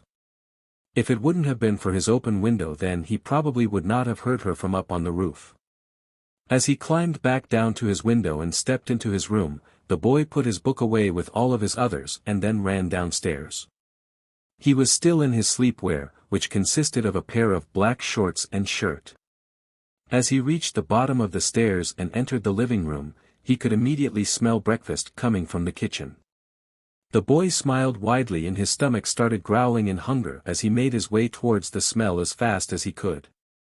Upon entering the kitchen, the boy spotted his mother at the stove busily cooking breakfast.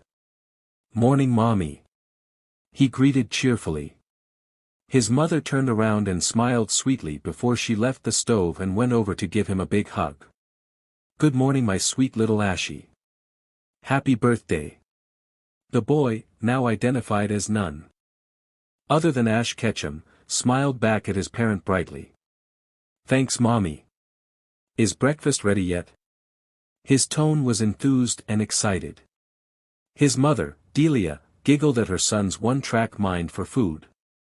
"Almost, dear, why don't you go and sit down at the table while I finish making up your special birthday breakfast?"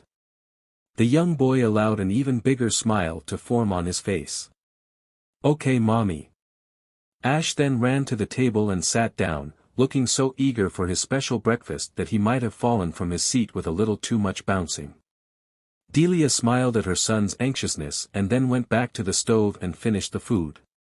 5 minutes later, she set Ash's breakfast down in front of him. It consisted of Pidgey eggs, toast, a fruit assortment, organic Grumpig sausage and bacon, a blueberry muffin and a bowl of cinnamon oatmeal.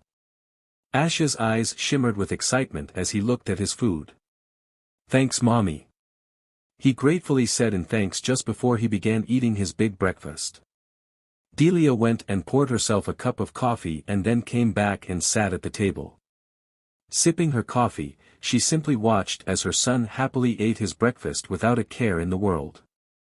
As she looked on at Ash eating with such enjoyment, she was reminded of Richard. He would always eat the same way when it came to her cooking.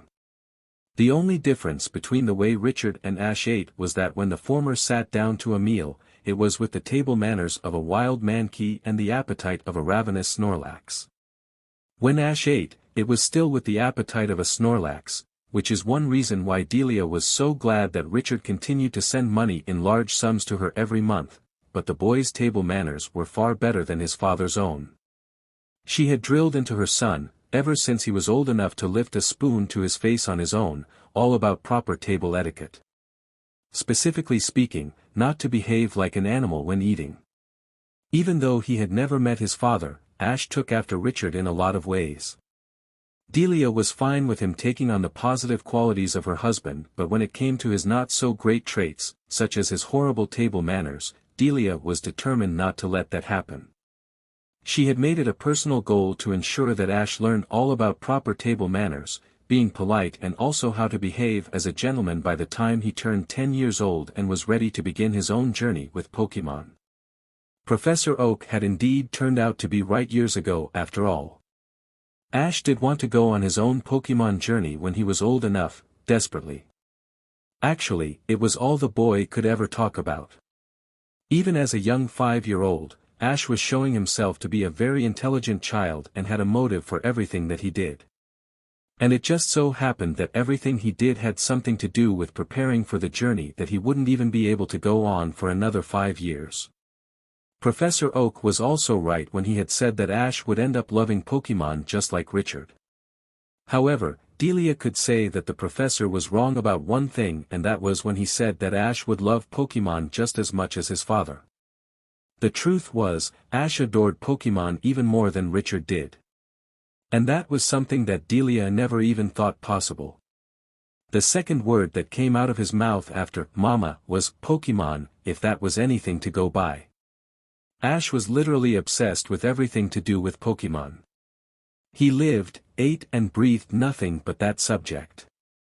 Sometimes she became a little worried with Ash's constant obsession, but every time she would see the joy in her son's eyes when Pokémon came up, Delia couldn't possibly believe that something that brought him so much happiness could ever be bad for him.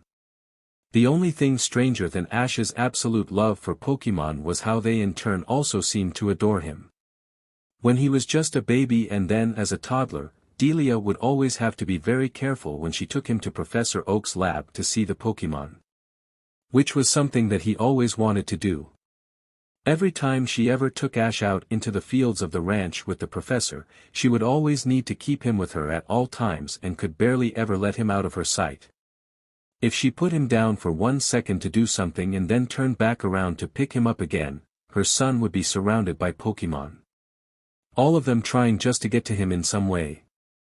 Of course, this would always make Ash squeal in excitement at being so close to the Pokémon. For Delia, however, it would scare her a little bit thinking that her son might get hurt around all of the Pokémon who were much bigger than him. So, she would always pick Ash back up and hold him, which was where she felt he was safest. Either way though, one thing was for certain. Ash definitely had a very close connection with Pokémon that even Professor Oak couldn't explain. Delia continued to watch her son fondly as he ate his food, and she kept thinking about just how special he truly was. For being 5 years old, Ash was very mature for his age. He knew he wanted to be a Pokémon trainer and he was willing to do whatever it took to make that dream a reality. Unlike most kids his age, such as Gary, who was Delia's best friend Amelia's son and older than Ash by a month, Ash himself had very different interests. Gary also wanted to be a Pokémon trainer, and he too was obviously excited for the day that he would receive his first Pokémon from his grandfather, Professor Oak. Much like how many trainers who were just starting out felt in the beginning. However, Ash was by far the one who was taking it the most seriously. While other kids were out playing around everywhere and pretty much just being children, Ash was always studying and reading new things about Pokémon. Not to say that he didn't play though, he did quite often. Although, usually that was only when he was playing with the Pokémon at Professor Oak's lab. He didn't even watch TV like normal kids, or normal people in general for that matter. The only time Delia ever recalled seeing him watch TV was when the Pokémon League was televising competitions that were being held. And since it was obviously all about trainers and their Pokémon battling it out in the biggest tournaments that could be held in a region, Ash was obviously glued to the TV screen watching the whole thing. Delia chalked that up as at least one thing her child did that was normal for a kid his age. That was until at least, she once saw him watching a league battle with a notepad in his hand. When she questioned her son as to why he had a notepad with him, he simply replied by telling her that he was analyzing Pokémon battle strategies that he hoped would help him, in turn, develop his own.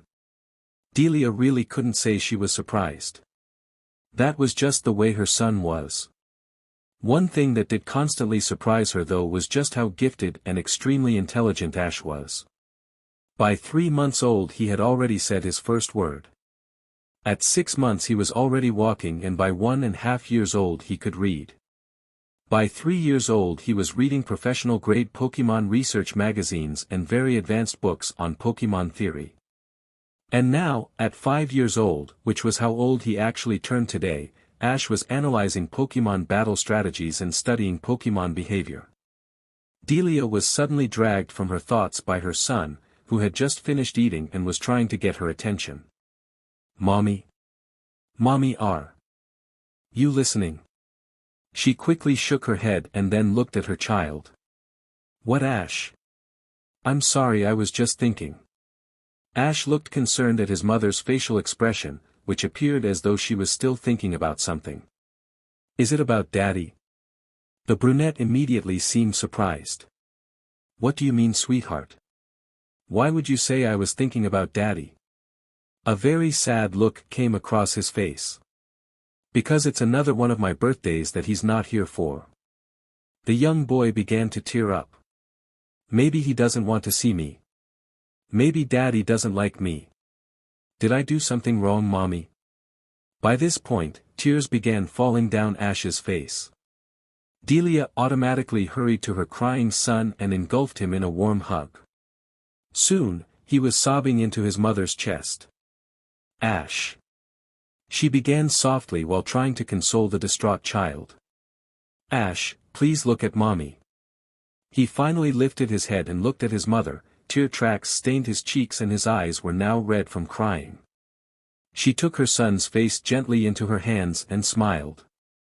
"Ash, listen to me, your daddy doesn't not like you. He left to continue his Pokémon journey before he even knew that I was PRGNT with you." Since Ash was so mature and intelligent for his age, Delia never tried to hide things from him and tell the usual, white lies, that most parents did with their children. Like when they came asking questions about where babies came from. Besides, she had tried that already with Ash and he had merely stared at her with such a disbelieving and, knowing expression, that it freaked her out a little. She decided right then and there that she would never try something like that with her boy again. With a child like Ash, honesty was always the best policy. The woman smiled gently at her son again while rubbing her hand through his messy dark locks. "I know for a fact that if he had known about you when I was PRGNT, he would have come rushing home from wherever he was just so he could be here for you. If he only knew about how he has missed 5 years of your life, it would break his heart. Your daddy is a very good man, and if he were to meet you, I know that he would love you just as much as I do." Ash's tears had finally stopped and he was no longer crying. "Do you really think so, Mommy?" he asked vulnerably while looking up at her. "I know so," she reassured firmly as she pulled away from her son and held him at arm's length. Ash had another tear fall down his face as he slowly and sadly questioned. Will I ever get to see Daddy?" Delia engulfed her son in yet another tight hug while a silent tear fell down her own cheek. "I hope so, sweetheart. I hope so." After he had fully calmed down and looked a little better, his mother asked him the one thing that she knew would make him forget about his father. For now at least. "Ash, how would you like to go spend the day at the ranch and see Professor Oak and all the Pokémon there?" The young boy instantly brightened up and tremendously at that. "Really, Mommy? Can we?" Delia smiled right back at him and nodded. "Of course we can, it's your birthday, silly. Now hurry up and go get ready, we'll leave here at 10. Ash smiled with such a shining gleam of happiness that Delia thought she might go blind. He immediately jumped down from the chair and left the kitchen, making a dash for his room so he could get ready to go. The young mother laughed at her son's eagerness and felt glad that he had returned to his normal cheerful self. As she herself went to go and get ready, Delia looked out the window and sighed. "Stay safe, Richard. Me and your son miss you so very much." With that said, Delia went to get herself ready for a day at the lab. An hour later found Ash and his mother at the doors of the Oak Lab. Delia was dressed in her usual outfit consisting of a blue skirt and a pink, light coat that was clipped at the neck with a single red button. Under that thin overcoat was a yellow undershirt. On her feet were a simple pair of dark blue slip-ons, and her long brown hair was tied back with a light blue scrunchie into the same style she had worn since her early days as a teenager. Long before she met Richard. Even though she was now a 26-year-old mother, she didn't look it. Her habit of taking daily jogs, usually with Amelia, and eating right ensured that she remained in good shape. The skirt hugged her lower body and showed just a bit of her long, toned legs. The light coat, meanwhile, accentuated her feminine torso and her modest motherly chest. Ash, meanwhile, was dressed in blue jean shorts, a black t-shirt with a red Pokémon emblem on it and a pair of black and red striped shoes. After they had knocked on the door and waited for a minute, Professor Oak himself answered it, dressed in his usual attire. Which was tan slacks, a red button-up shirt tucked into his breeves, a white lab coat and brown loafers. After opening the door and seeing who it was, he smiled at his guests and greeted them warmly. "Ah, Delia. Good to see you again, my dear. And who is with you? Could it be the birthday boy himself?" Professor Oak knelt down to Ash's level and said the last part while smiling. The young boy beamed up at the older man and replied politely. "Hi, Professor Oak. How are you today?" Oak chuckled and nodded. "I am doing very well indeed, thank you for asking, Ash. But more importantly, I think that today is someone's birthday. Am I right?" The child continued to grin broadly and started rubbing the back of his head with his hand in a perfect imitation of Richard. One that both Professor Oak and Delia noticed and softly smiled at. "That's right, Professor. I'm 5 years old today, which means I'm only 5 years away from being able to start my own Pokémon journey." He excitedly pumped his hand into the air as he said this, and Professor Oak smiled back at the boy's enthusiasm. "Well, happy birthday, my boy, and you are right. Only 5 more years and you will indeed be ready to start your own adventure with your very own Pokémon." The older man scratched his chin and then allowed a sly grin to appear his face as he continued. "Which means that you need to keep spending as much time with Pokémon as you can. And, as it just so happens, there are many Pokémon out on the ranch, as you know. I think you should go and observe the Pokémon for yourself. Don't you think so, Ash?" Catching on to what the professor was alluding to, Ash smiled his megawatt grin again. "Really, Professor? Can I? By myself?" The older man looked at Delia, who nodded in confirmation that it was all right. "As long as you do not go too far and be careful, then yes, you can." He consented with his own smile. Ash, jittery with excitement, jumped at Professor Oak and tackled him in a big hug. Thank you, Professor." Ash repeatedly exclaimed while hugging the older man tightly. The kindly Pokémon researcher just smiled and hugged the boy back. "You are very welcome, my boy. Now go on, have fun." With that, he let Professor Oak go and then went to hug his mother as well before running through the lab as fast as possible and then tearing out the back door that lead onto the ranch. The professor chuckled at the boy's excitement and then turned to Delia. "Well, what do you say we have a cup of tea while we let Ash have his fun?" Delia smiled and raised a finger into the air. "Sure, Professor, I'll go put on the kettle." While the two adults prepared to spend their day relaxing and making conversation, neither of them could have known the events about to take place that would forever change young Ash Ketchum. As Ash finally made his way out onto the ranch where all of the Pokémon that Professor Oak watched over resided, he felt a huge burst of excitement at seeing all of the Pokémon spread out across the wide open fields before him. The young boy soon went running down the hill he was standing on at full speed, and once he reached the bottom and hopped the fence to enter the first field, he stopped and looked around, his enthusiastic eyes taking in all of the sights that awaited him on every side. Pokémon were literally everywhere. Different species and types of Pokémon from so many places around the world, all gathered into one place. Ash suddenly felt so at home amongst all of the many Pokémon. He couldn't explain it, but it just felt right for him to be around them as he was now. All of the Pokémon suddenly noticed the boy's arrival and many of them began running at him. Before he could even react, a Growlithe suddenly knocked him over and started smothering him with licks and happy barks. Ash just rolled around on the ground with the puppy Pokémon and laughed like crazy. Others soon joined the two as well. A Snubbull, Vulpix, Ponyta, Pachirisu and Poochyena all swarmed Ash at the same time and also smothered him with affection. By the time they were done and he stood back up, he had a huge smile on his face. "Hey guys, how have you been?" Ash asked excitedly. In return he got several different calls, barks and chirps from the Pokémon gathered around him. "Great! I'm glad you are all doing well. Do you guys want to play with me?"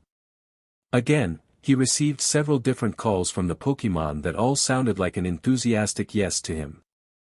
After that, he and the small group of Pokémon began running around the fields together, playing and having fun everywhere they went as they unknowingly started to near a fence that bordered the massive amounts of property belonging to Professor Oak. Before Ash knew it, he and the Pokémon with him were standing in front of that very same sturdy-looking, full-paneled fence that separated the Oak Ranch from the wild forest on the other side.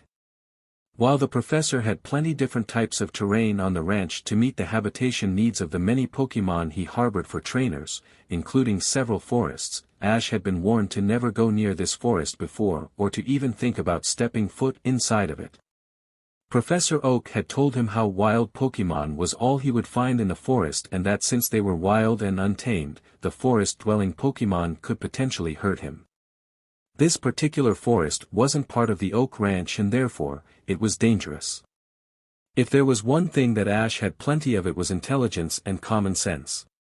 He knew how much danger he could run into if he went into the forest and had no longing at all to tempt fate and end his life before he even got a chance to become a Pokémon trainer. Just as he and his Pokémon friends were about to turn around and head back into the friendlier parts of the ranch, they heard a loud cry of distress coming from in the forest. As soon as he heard this, Ash stopped dead and then turned back around to look into the forest where the cry had come from. He heard it again in the Pokémon, as he could tell it sounded like it was in trouble. The young boy didn't know what to do. He wanted to go and help the distressed Pokémon, but he also knew that he had been expressly told to never go into the forest before.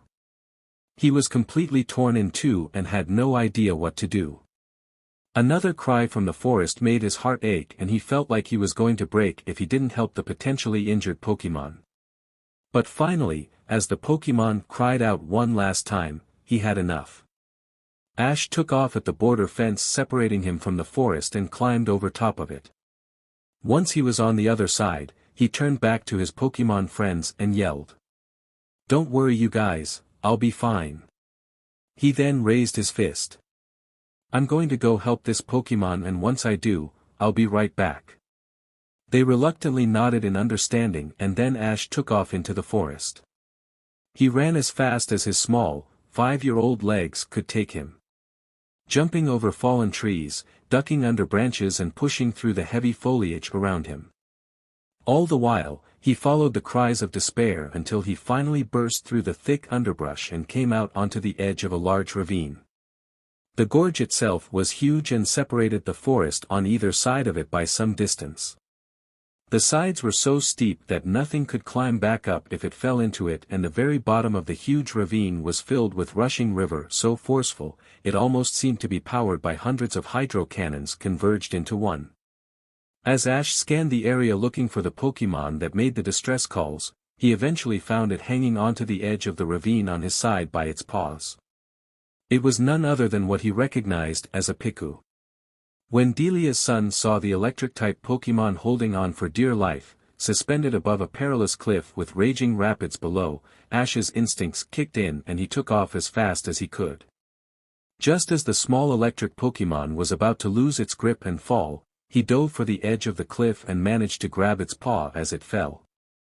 Piku, who was surprised by the sudden contact, couldn't help but let loose an electrical charge that went straight into Ash through their connected grip and shocked him.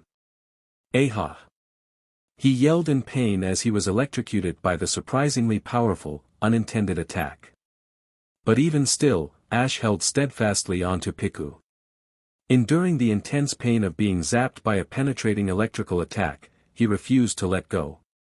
After the pain of the sudden shock had passed, the still shaking boy pulled Piku back up onto the top of the ledge and then set the small Pokémon back down and looked at it.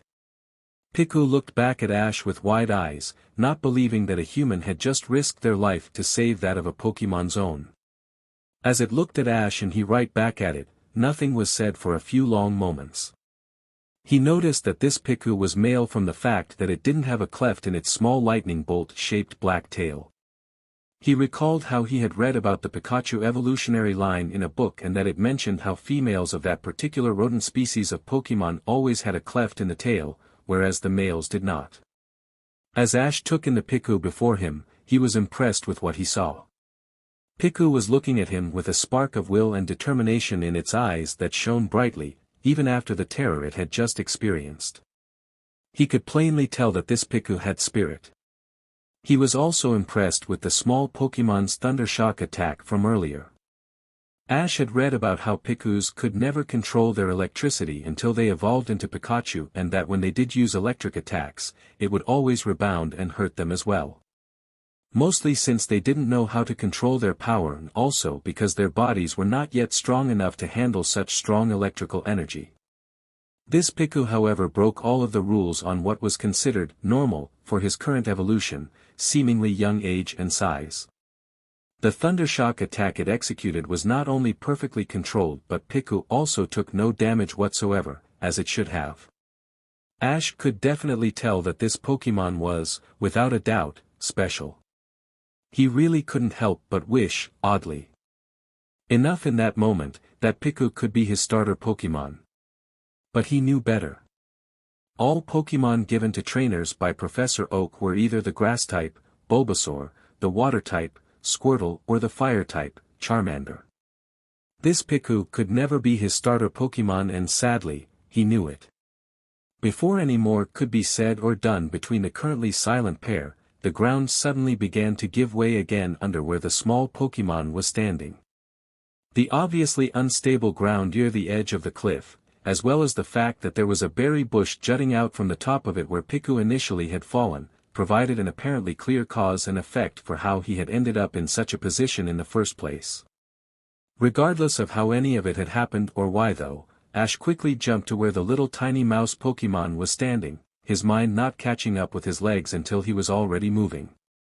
Then, in an act of pure heroism and self-sacrifice, he pushed Piku out of the way of the crumbling cliffside. Before Ash could react or save himself, he began falling and tumbled straight over the side of the cliff. As he fell, the last thing the young boy saw and heard before hitting the water far below was the horrified look Piku had on its face and the shrill cry of, "Pichu!" It gave as the small Pokémon watched him fall. After that, Ash hit the water. As he landed in the raging river, the courageous child was instantly shocked by the coldness of the water and the force with which it began to thrash him around. Every time he would try and rise back to the surface, the current would pull him right back under. Ash felt the air being sucked from his lungs as he continued to splash around and fight just to stay above the water. As he struggled to survive, all he could think of was one thing. "I'm gonna die," he told himself in horror. "I'm never going to see Mommy, Aunt Amelia, Professor Oak or the Pokémon at the lab ever again. I'm never going to get to meet Daddy or become a Pokémon MSTR." As these thoughts raced through the young boy's mind, he never saw the rock he was heading straight towards until it was too late. Before he could even process what was happening, Ash slammed into the rock head first, immediately losing consciousness and sinking under the water. From there, the current simply washed him away. Ash opened his eyes to see clear, open skies above him. He slowly sat up, groaning as he did so, and looked around, trying to figure out where he was. The boy was shocked to find himself in a big, vast meadow that stretched on as far as the eye could see. The grass he was sitting on felt like cotton beneath him and it was greener than any fescue he had ever seen before. The sky itself was totally cloudless and the sun was bright, yet not hot. The air also felt uncannily fresh and invigorating. As he stood up and continued to look around, the confused boy suddenly heard a voice that almost sounded like it was the wind itself speaking to him. Ash. He spun around in place, looking for who called his name. After finding no one around in the meadow besides himself, the boy briefly considered that maybe he had hit his head so hard, he was now hearing voices. He even reached up to rub his head where he had hit it, but as soon as he touched the spot where the bruise or wound was supposed to be, he gasped in shock. There was nothing there. Before Ash could wonder any further about what was going on, he heard the voice again, this time louder. He began to get scared as the voice continued getting louder and seemed to now come from everywhere around him, all at once. He soon began running through the meadow, trying to escape the disembodied voice. Ash kept running, looking back behind him to see what or who was calling his name and to see if they were following him. When he turned his head around to face front again, he saw a bright light directly in front of him. Quickly, he shut his eyes from the blinding light, and while doing so, he tripped and fell face forward onto the ground. When Ash looked back up, he saw a truly massive figure step forth from the light. It was so big, the sun itself was blocked out by the form of the huge creature. Once it fully emerged from within the bright light, the portal of sorts that it had come from disappeared. Now, standing in the meadow tall and imposing, the giant behemoth was shrouded in its own bright and heavenly glowing light. Ash's first instinct was fear from seeing something so terrifying and promptly curled himself upon the ground and shivered in fear. He may have been very mature and intelligent for his age, not to mention brave, since he had fallen from a steep cliff into a torrent of raging water just to save the life of a Pokémon. But, even still, he was only 5 years old and fear very much applied to him in such circumstances. The glow around the majestic creature slowly dissipated a little, finally giving away the identity of the new arrival as none other than the creator and goddess of all Pokémon, Arceus herself. The mighty and majestic Pokémon looked around after finally emerging from the portal that she had made to get her to the current location from the Hall of Origins. She was looking for the one that she had brought to such a place of sanctity, the Chosen One. When she saw the young boy laying before her on the ground, trembling in fear, she knew that this indeed was him. She had not seen him since he was a newborn, but she knew it was him. Her eyes softened at the sight of the scared young child, and she spoke in a voice that was so soft and mellow, it sounded as though her voice were made of silk. "Do not fear me, my dear one. I am not here to hurt you." Ash finally stopped shaking and slowly looked up at the soft and comforting voice that reminded him so much of his mother. When he finally got a good look at the being in front of him, all fear and terror vanished in a heartbeat. He was greeted to the most awe-inspiring sight he had ever seen. Standing before him was a creature that he could only assume was a Pokémon by its appearance. Although, it was completely unlike any Pokémon he had ever seen before. If the Pokémon race had royalty, then this would be it. To that thought, he was sure of it above all else. The giant creature was just that, giant. It truly looked like it had a faint golden glow of some kind radiating around it, and the Pokémon itself resembled something out of a fantasy story. What captivated Ash the most about the mystifying creature was the incredibly warm, caring and yet exceedingly powerful aura it possessed. He wondered briefly if it was same thing as the golden energy he thought he saw around the Pokémon earlier. Ash had stood himself up by now and was staring up at the captivating Pokémon with wide eyes. Once he had finally found his voice, he spoke in a voice full of wonder. "Who are you?" Arceus' eyes almost seemed to glow warmly at the boy before she answered his question. "I am whom you have read about many times before in your books. The one that almost all humans in this world say do not exist. The one that you felt on this very day that you would give anything to meet. I, my dear child, am Arceus." Ash almost had his mouth on the ground in shock. He could not believe that standing right in front of him was none other than the Arceus. The creator of all Pokémon and the Mstr architect of the entire world as he knew it. The young boy simply could not believe that the very Pokémon he had been reading about earlier that day was standing before him.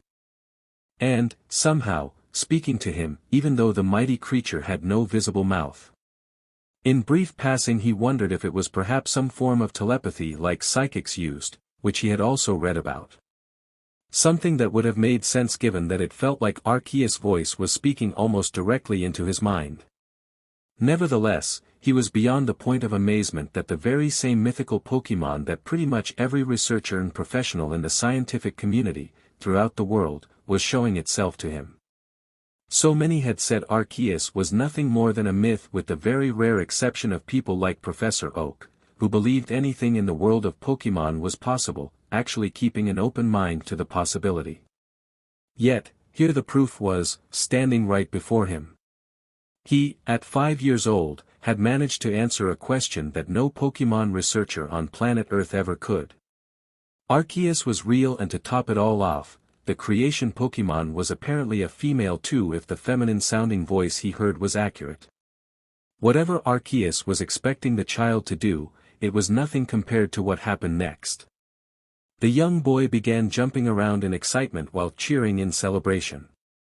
"I can't believe I'm actually here with the Arceus. This is the best birthday ever." Arceus was dumbfounded. This young boy had just been through a trauma.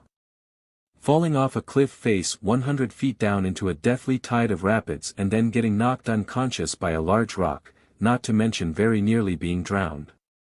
If it had not been for her intervening, pulling the boy from the river and transporting him here with her power, as well as healing the injuries to his head, he would have been dead.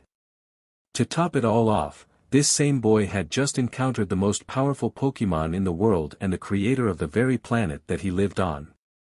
And here he now was, dancing around like he had just been named a Pokémon Master. Arceus could only hum in amusement and shake her head. If what she was seeing now was true, as well as all of the times she had watched this young boy from the Hall of Origins, then he was truly going to do amazing things in his life. Not to mention bring many smiles and much joy to other people's lives as well. The fact that he never once questioned if the current scenario was real or not, which it most certainly was, also further amused her. The boy had great faith. Ash soon stopped dancing around though and looked straight up at Arceus with no fear in his eyes whatsoever now. Miss Arceus, if you don't mind me asking. Where are we exactly? This doesn't look like anything back home. Everything just seems too perfect here," he commented astutely. Arceus smiled at the boy's curiosity and was also impressed with his intelligent observation. "We, my child, are in a dimension between dimensions. A cross between your world and mine, blended together. I brought you here after I saved you from those rapids and then I healed your injuries with my power. You have been asleep for nearly 6 hours now." Ash's eyes suddenly went very wide at her last statement. 6 hours? My mommy and everyone else are probably going crazy right now. They're gonna be so mad at me. The worried youngling appeared like he might fall unconscious again out of anxiety, so Arceus put his mind at ease. "Dear one, time here on this plane and time in your dimension are in complete contrast with one another. What has been 6 hours here in this dimension have really only been 6 minutes in the normal world." Ash visibly relaxed at that, and Arceus decided to comfort him further. "In fact, I can show you what your mother and that kindly old human are doing right now if you wish." He immediately looked shocked. "You can do that? From here?" Arceus chuckled at his question. "Of course I can, young one. I am the most powerful Pokémon in the world, you know." Ash looked sheepish and scratched the back of his head. Yeah. Sorry, I kind of forgot. Hee hee. Arceus just chuckled again in amusement. "That is quite all right, dear, I understand. Now, stand back please." He did as told, and once he was a good ways back, she focused her energy and then opened a portal out of thin air. As the shimmering, silvery white portal shifted and took form, it showed a crystal clear image of Delia and Professor Oak. They were sitting in the living room area of the lab, on the second floor, talking and drinking tea. The window in the room was open as well, and they would do that whenever he was playing out in the ranch so she and the professor could listen for him if something happened. Ash looked at the image in amazement. There his family was, clear as day, right in front of him. Arceus closed the portal and the image of the two conversing adults disappeared. He still seemed shocked. Now. Better? She asked the still stunned child.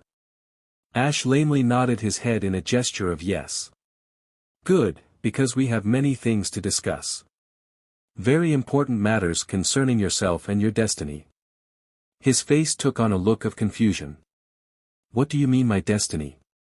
The boy asked, very curious and more than a little perplexed. Arceus settled herself in for a rather long explanation before she began. Yes, my child, your destiny. You are very, very special and very important to the whole world. Your very existence was predetermined long, long before you were ever born. You were prophesied from the very beginning of the human and Pokémon world that I created so long ago. You are destined for greatness the likes of which has never been seen before. You will bring peace and balance to the world, as well as fight and defeat many great evils who will rise to take the world for themselves. You will accomplish feats of such magnitude that many, many people will come to revere you greatly. In the world of Pokémon, you will become a trainer of such greatness that your abilities in battle with your partner Pokémon will dwarf that of even the greatest of Pokémon champions who stand tall today. Pokémon will flock to you and love you like no one has ever experienced before. You, my young one, are the chosen one. Ash was speechless. First, he had a near-death experience, then he met the goddess of all Pokémon. Now, the great creator herself was telling him, a 5-year-old boy, that he was destined to save the world many times over, accomplish feats of such greatness that he would be revered by practically everyone and become a Pokémon Master so great that none of the current Pokémon regional champions could match up to him. It was safe to say, Ash was on overload. Arceus saw this and continued. You will face great challenges and many obstacles on your way to greatness, young one. So many in fact that no other person could ever hope to overcome such tasks and challenges. The young boy appeared even more stupefied at the information he was getting blasted with continuously. Arceus decided to use that same time to get down to business. Child, answer me a question. He looked up at the almighty legendary and nodded, showing that he understood and also for her to continue. Do you want to become the greatest Pokémon Master there has ever been? Ash's face became one of utter seriousness. Yes. More than anything. One day I will be the greatest Pokémon Master there ever has been. His words were alight with fire and passion. Arceus looked at him with pride. She had chosen a truly worthy human to be the chosen one. Or at least, someone had chosen the right human for her to create. Very well then, young one, that is exactly what I wanted to hear from you. Your path is going to be a long and difficult one, this is true. However, that is why I am here. She rose herself up and looked down on him regally. I will be watching over you always. At any time you need me, I shall be there for you. Now, are you ready to take the first steps in becoming the greatest Pokémon Master there has been or ever will be? Ash firmly nodded. In his eyes was a fire and ferocity that could be seen and felt. Something far beyond the ordinary, especially for a young 5-year-old. Yes, Arceus. I'm ready. Anything to achieve my dream. And as for saving the world, well, I don't know if I can, but everyone I love and care about are all a part of the world. If saving them means saving the world, then, no matter how many times I need to put my life on the line, I'll do it. Arceus felt even more pride grow for her young chosen one as he said those words. For Arceus, it also confirmed something about the young boy that she had suspected but did not yet know for certain. Namely, the true mystery surrounding Ash that even she herself did not understand or know entirely. A little-known secret that was actually known only to herself was that the prophecy which spoke of Ash's coming had not been made by her. In truth, the prophecy itself had been passed into her conscious knowledge shortly after she came into being at the beginning and formed the universe. Arceus may have been called the creation Pokémon, but even she did not know of what she was or where she came from before emerging from the egg of eternity. Because of this, there were some mysteries and secrets even she did not know. Such as the young boy before her, where the ability to actually create life itself originally came from and what happened to the dead when they passed on. For humans and Pokémon. Concerning Ash though, while Arceus knew that their destinies were intertwined and that she was supposed to bring him into being with the privilege she had of giving life to humans, she did not know everything about him or the origin behind his existence. For the greatest of all Pokémon, Arceus herself was even left to wonder when it came to certain things concerning him. Chief among them being the mannerisms in which the boy already possessed at such an extremely young age. While she knew that he would be far beyond many children and peers his own age in terms of maturity and personal growth, almost to the point of seeming strange and abnormal to people that did not know or understand him, even she was surprised at the extent to which it was true. To hear a 5-year-old child pronounce such strong convictions was almost ludicrous, even laughably silly in the minds of many. Yet here he was doing that very thing now. To Arceus herself it was astonishing, even perplexing. Regardless, she did not question it. She could not question it. Instead, she went with it as she knew she had to and accepted it as it was. And with that in mind, she continued in her address to the child. Then to become the greatest Pokémon Master there has ever been, you are going to have to train and work harder than anyone before you ever has. For this dream you aspire to achieve is not accomplished through simply battling, raising strong Pokémon and winning alone. There is much more to it than such vain pursuits by themselves. Such as becoming truly at one with Pokémon, heart and soul. Ash looked thoughtful for a long moment at all she said before he replied. What kind of training though, Arceus? I've already been reading and studying hard on everything to do with Pokémon to prepare myself for my journey. She stared down at him intently. I know you have, young one, and I am proud of you for all you have done to prepare yourself thus far. However, you will need to do much more training and studying to be ready for your journey in 5 years' time. You will need to learn everything you can about Pokémon behavior, battling strategies, breeding cycles, migratory patterns, type matchups and many other subjects on Pokémon. You will also have to learn much about many other things such as survival and the culinary arts so that you can feed yourself as well as your Pokémon on your travels. She paused for a moment before continuing. You will need to learn proper self-defense so that you are not always dependent upon your Pokémon for protection and can even defend them or others if need be. This will also call for you to endure arduous and intensive physical and mental training so that you can be in the best shape you possibly can be in before you set out on your journey. Arceus blinked once and then finished wisely. There are many things you must learn between now and then to fully prepare yourself for the great destiny ahead of you, young one. Yet, even then, there are some things that you shall only learn upon going out into the world with your own Pokémon partners and experiencing life firsthand. When she was done, he remained pensive and silent for a long time, simply staring off into space. She began to think that perhaps it was all too much, too soon. That she had dumped too much on him at one time while overestimating his ability to properly process it all. Just as she was about to say something, however, Ash lifted his gaze to meet hers again with that same seriousness and fire in his eyes from before that once more mystified Arceus. He then spoke in a voice that sounded like it belonged to someone much older than himself. As if, in that moment, he was not really Ash Ketchum at all. I'll do it, he stated firmly. If that is what it takes to become the greatest Pokémon Master ever and also to defend my family, the ones I love, from any evil that ever tries to take over the world, then so be it. I will train harder than anyone before me ever has and I won't stop. I will never stop training and striving to get stronger and better alongside my future Pokémon. I promise you that, Arceus. Arceus was taken aback yet again by the young boy's heartfelt and passionate proclamation.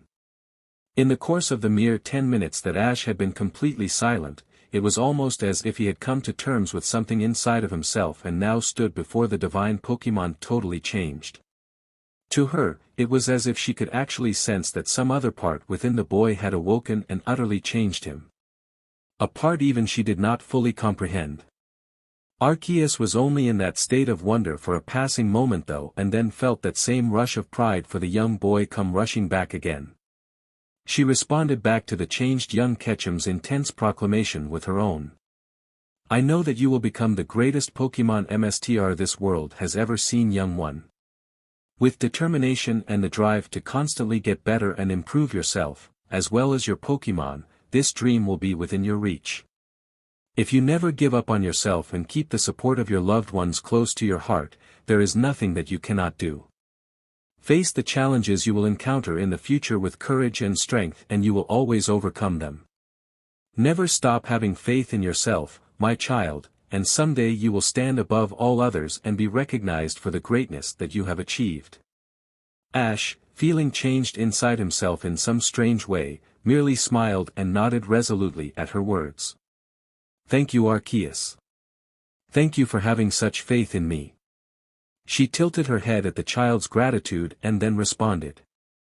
You are most welcome, young one. Now, I believe. You have been here for long enough, don't you? I think it is time you return to the world and show them just who Ash Ketchum really is.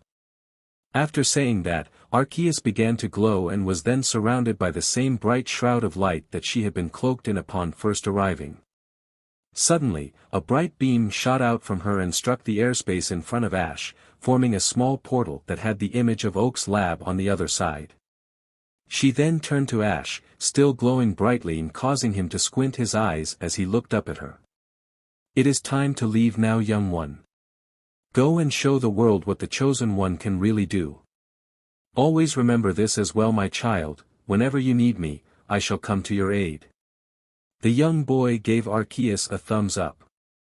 You got it. I promise, Arceus, I will become the best. With that said, he stepped through the portal to go back home.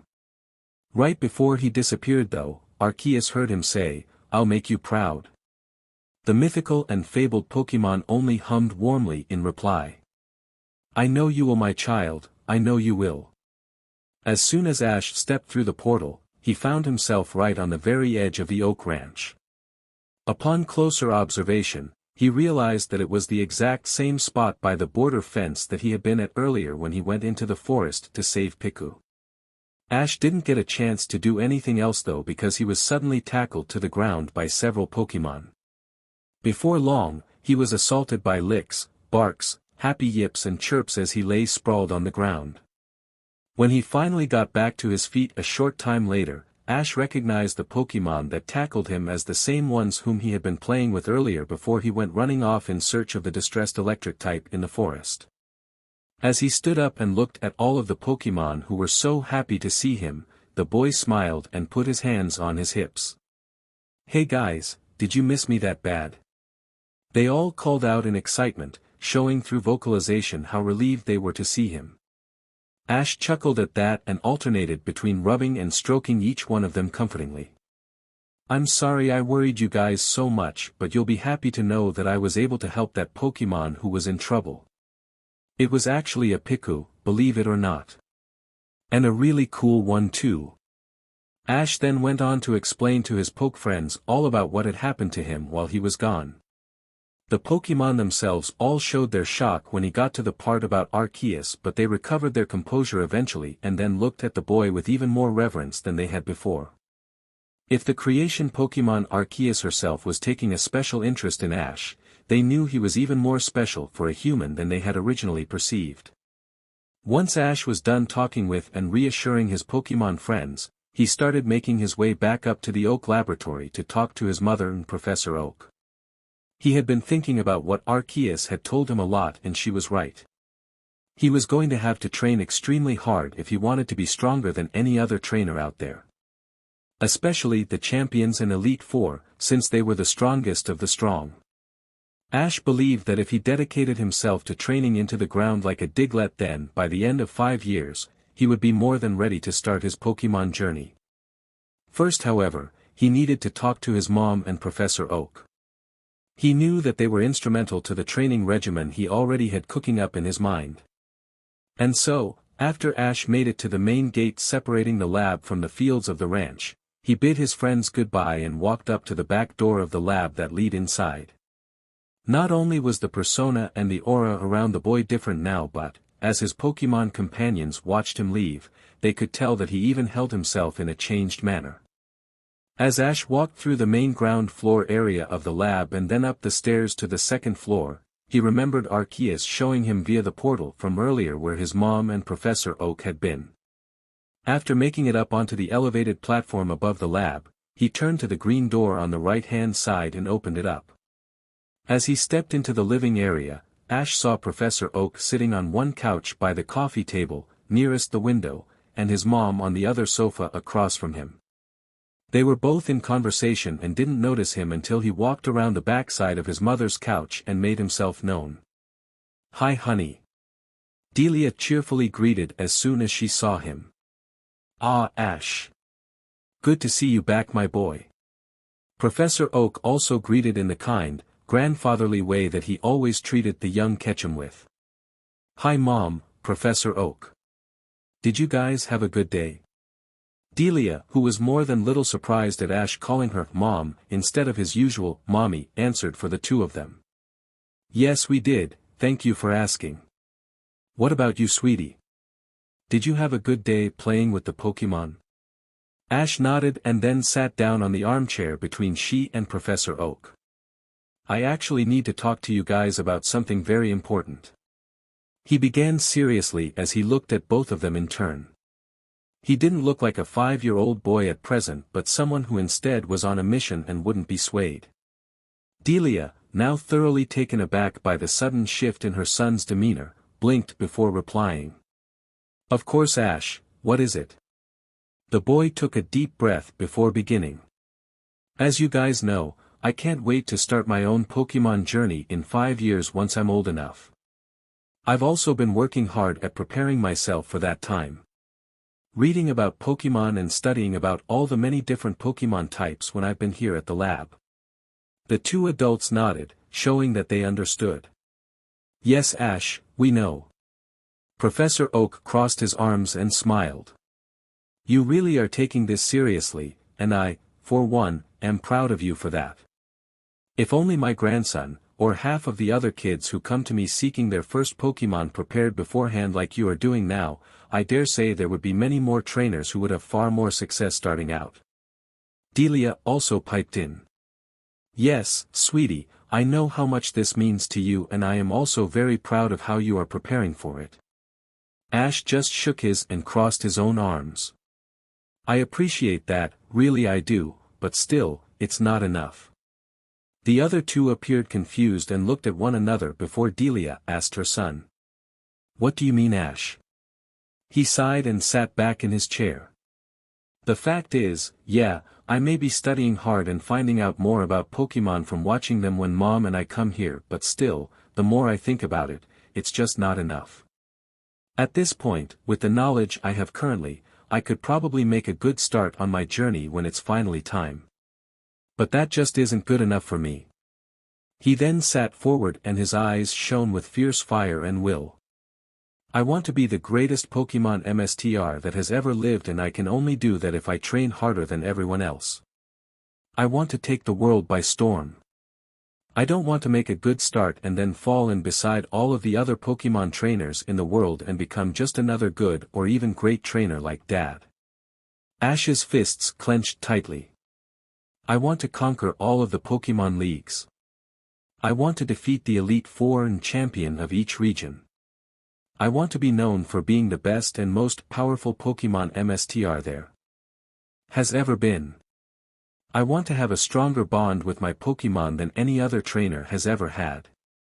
I want to be known for having the strongest and most unique Pokémon in the world."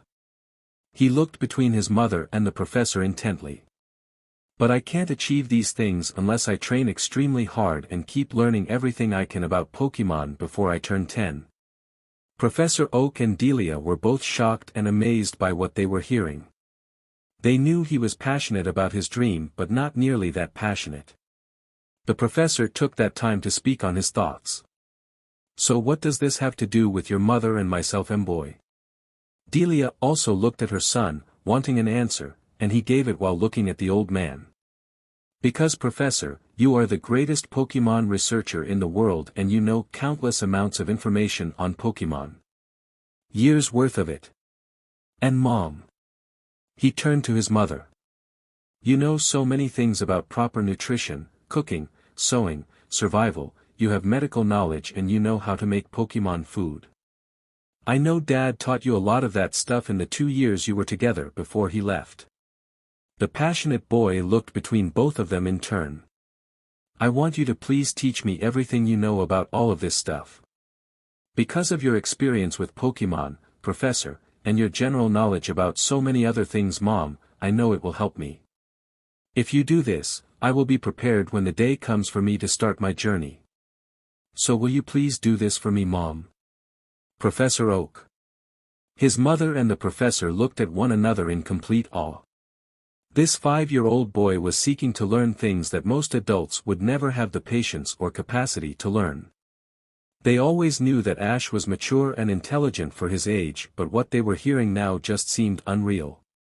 A child so young thinking so far ahead simply wasn't normal. The boy they knew had changed and they could see it. They both nodded at each other, coming to a silent decision, and then turned to face the boy. Professor Oak got up from his chair and went to stand in front of Ash, whom was also up and out of his chair now. The aged professional looked straight at the child and asked seriously. Are you sure this is what you want, Ash? Ash nodded vigorously. Yes, Professor, I am absolutely sure. Oak looked at him for a moment and then smiled when he saw the seriousness on the boy's face. All right then, my boy. I will take you on as my unofficial assistant, and between now and the time you turn 10, I will teach you as much as I can about Pokémon. Ash smiled widely hearing but then got a confused look on his face. Why an unofficial assistant, Professor?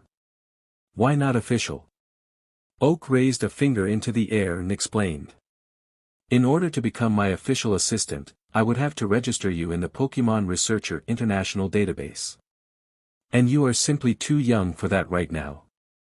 Oh, okay, yeah, makes sense. He replied understandingly.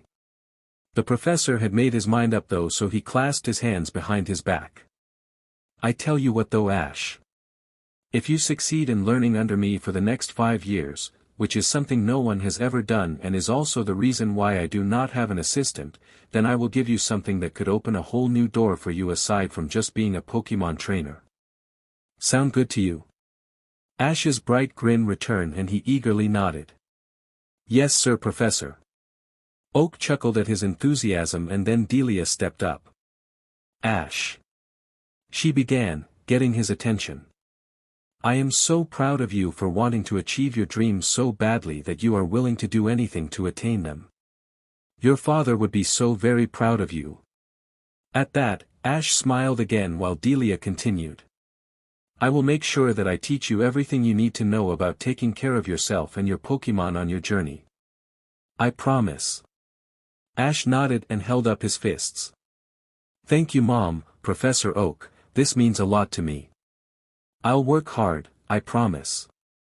Both adults smiled and then Delia put her hands on her slender hips. Well, Ash, let's head home then. It's getting dark and you have a big day ahead of you tomorrow. With that, Ash and his mother said their goodbyes to the professor before heading home. On the way, he couldn't help but think about what all his new training program would entail, and the prospect had him excited. Right as he and Delia were getting ready to walk in the front door of their house upon arriving home, Ash stopped and looked up at the sky that was now night and spoke to the stars quietly. Tomorrow, I begin taking the first steps on the road to beginning my destiny. Arceus. I hope you're watching me. I will make you proud. After he said that, he headed inside, never seeing the bright star that he had been looking at give a slight twinkle as if in response to his promise. The next morning at 5 sharp, Ash's alarm clock went off. He quickly reached back onto the small shelf behind his head and switched the Voltorb-shaped alarm clock off. Then, quick as could be, he climbed down the steps from his bunk, threw open the door to his closet that was built back into the bed and looked amongst his neat, orderly collection of things. Turning his attention to his clothes, he pulled out a gray sweatshirt and sweatpants and quickly slipped them on after shedding his nightwear. After going to the bathroom and getting ready for the day, he climbed out the second of the 2 windows in his room, which was the one beside his bed, and clambered up onto the top of the roof.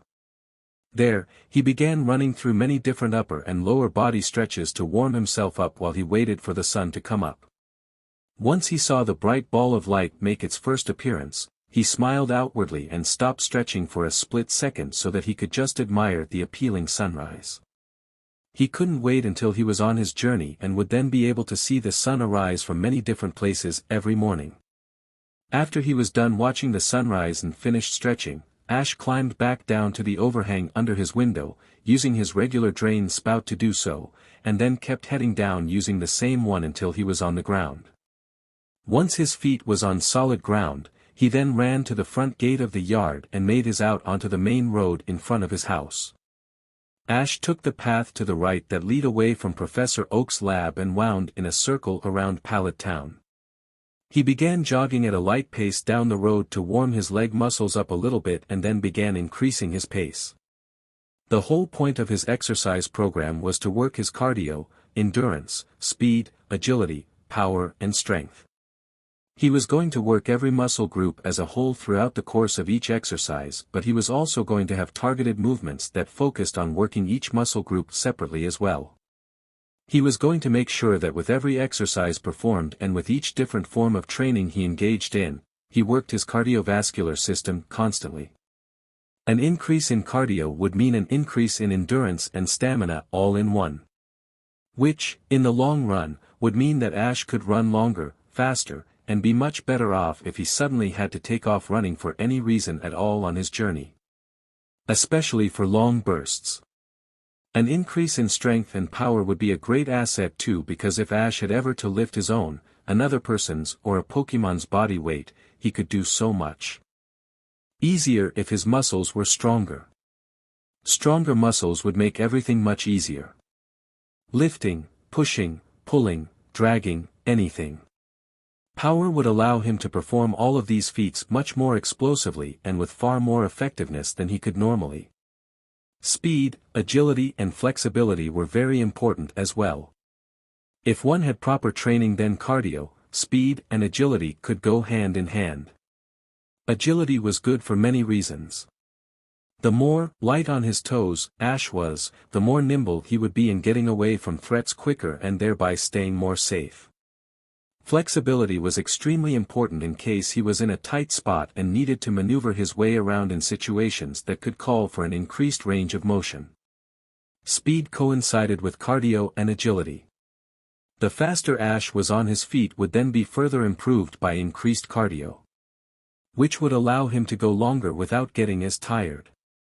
Agility worked with speed to increase reaction time, meaning that he would be able to make much faster and more effective decisions at a moment's notice. Ash had been reading books on fitness prior to his decision to begin his new routine. Some would call him a bookworm, and even though it took him a while the evening before, he felt certain that he had created a perfect exercise routine which he could follow 6 days a week. He would work his cardio every day as well as his flexibility. He would then alternate between strength training, speed training and agility training every other day. It would hit every focal point of fitness most crucial to his impending journey, and above all, it was something he needed to stick to ardently. Ash began picking up the pace a little more until he was soon at a full-on fast jog. Every 50 yards he would stop in a runner's crouch and then sprint as fast as he could for another 50 yards. Then, he would slow back down and continue his fast jog before repeating the process. He would also stop by the road every so often and then drop to the ground and do a variety of different push-ups, as well as different types of sit-up drills.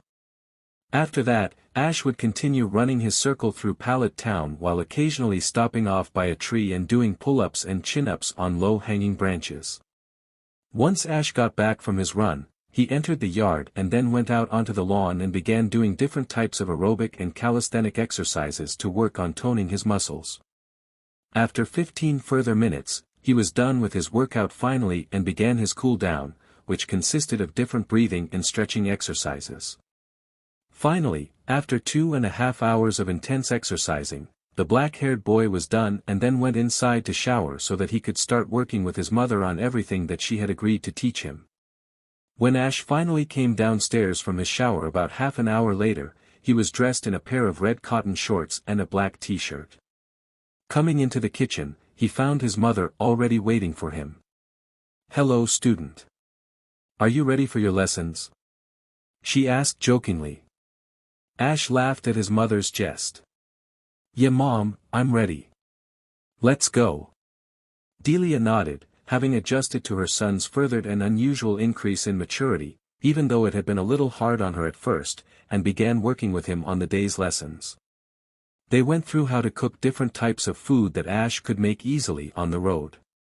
He had explained to his mother that because of the new exercise program he was taking on, he would need to feed himself as balanced of a diet as possible while living on the road so that he could fuel himself with the proper nutrients needed to build his body.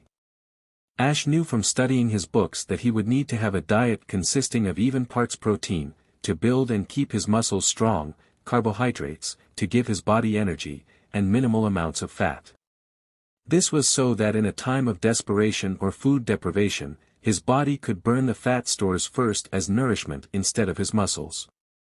Luckily, his mother was able to teach him many cheap and affordable ways to find, purchase and prepare the food he would need while also telling him what kinds to use that were travel-friendly. Namely, foods that would last a longer period of time and be easier to carry around on his journey. This was something that Ash was immensely grateful for as well since, when the day finally came that he did set out on his travels as a new trainer, the words affordable and travel size would always be his friend. Once that was finished, mother and son began going over how to cook different kinds of food for varying Pokémon types.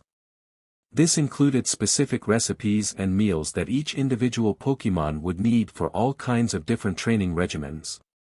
Ash's mother also taught him how to make Pokeblocks and Poffins, which were great for enhancing a Pokémon's appearance, vitality, strength, power and pretty much any other kind of enhancement to their attributes that a trainer could think of.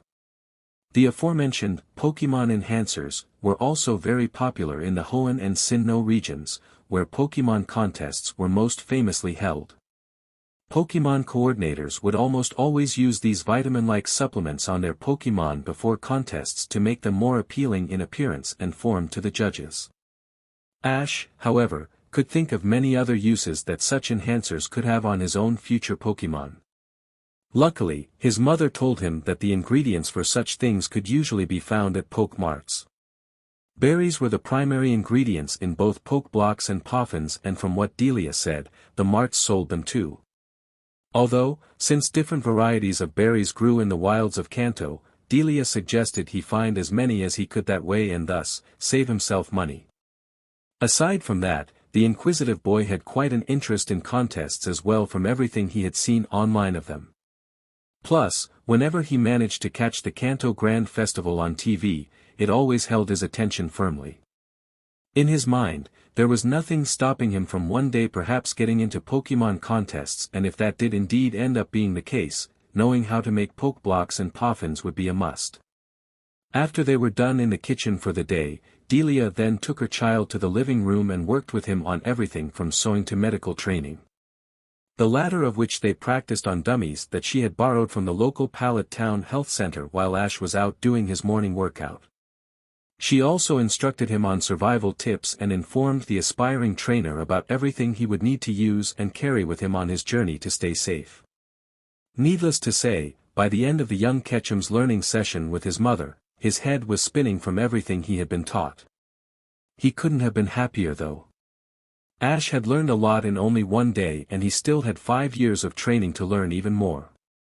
That was also time in which he had to practice everything that he had already been taught. The entire morning they worked together though, Richard had been front and center in both of their minds. He had been the one, after all, who taught Delia everything she knew, aside from more general tasks like sewing. Being an experienced world traveler, he had taught her almost all the things she showed Ash. From making and preparing Pokémon food, vitamins and supplements to survival techniques and first aid. During the 2 years they were together before he left, Richard had showed Delia all about Pokémon nutrition so she could help him care for his Pokémon, both at home and at the lab. They had also camped together a few times, and it was on those trips that he taught her so many outdoor and safety skills. It was bittersweet to think about him, of course, but in some strange way, it was like having a piece of Richard home, and for the wife and son he had left behind, having even that was a small comfort. By the time Ash was done working with his mother, it was right at 10. So, after telling her goodbye, he left for Professor Oak's lab, excited for his training with the wizened and knowledgeable professor. As the young boy made his way to his next destination for learning, he broke out into a run so that he could get some more exercise, and before he knew it, he was at the front door of the Oak laboratory. A few seconds after knocking on the door, Professor Oak himself opened it. "Good morning, Professor." Ash greeted cheerfully. After realizing who it was, the old professor smiled and returned the greeting. "Ash, my boy, you're here early. That's good, very good indeed, we can begin right away. Follow me." Ash obediently followed the professor into the lab without a moment of hesitation. Once inside and standing within the center of the ground research floor, Professor Oak turned to Ash. "Now, we are going to be learning many things today, Ash. First, we will go through some of my own research papers on Pokémon theory, type advantages and disadvantages, migratory patterns, breeding habits and behavior, as well as several other topics." He lifted a finger. "After that, we will go out into the fields and study the Pokémon firsthand. There, I will tell you all about the many secrets and techniques that I have learned over the years that you will be able to use for all of the many different Pokémon that you will encounter on your journey." He then crossed his hands behind his back. "There are many, many things that I will teach you over the years, Ash, but they will all come in stages. Since this is the path you have chosen to walk but still need to complete your primary schoolwork, I will be taking over as your teacher from now on. As a certified researcher and Pokémon professor, I also have the authority to be your school teacher." The graying-haired man smiled down at his pupil. "You would normally be starting school at the end of this summer, Ash, but I will be contacting the Pokémon League Academic Board tomorrow and informing them that you will essentially be getting homeschooled by me. Now, the minimum age that the League will let someone receive their first Pokémon here in Kanto as a certified trainer is at age 10. The professor placed his hands into his lab coat pockets. "Many young people wait to receive their first Pokémon and become official trainers until they are between the ages of 12 and 13. Between these ages, primary school is over and you can then make the decision to either pursue a career of some kind with Pokémon, or go to university and specialize in something else. Some simply enter straight into the workforce." He gestured at the young boy before him. "You, Ash, have decided on 10 being your starting point, the same as Gary.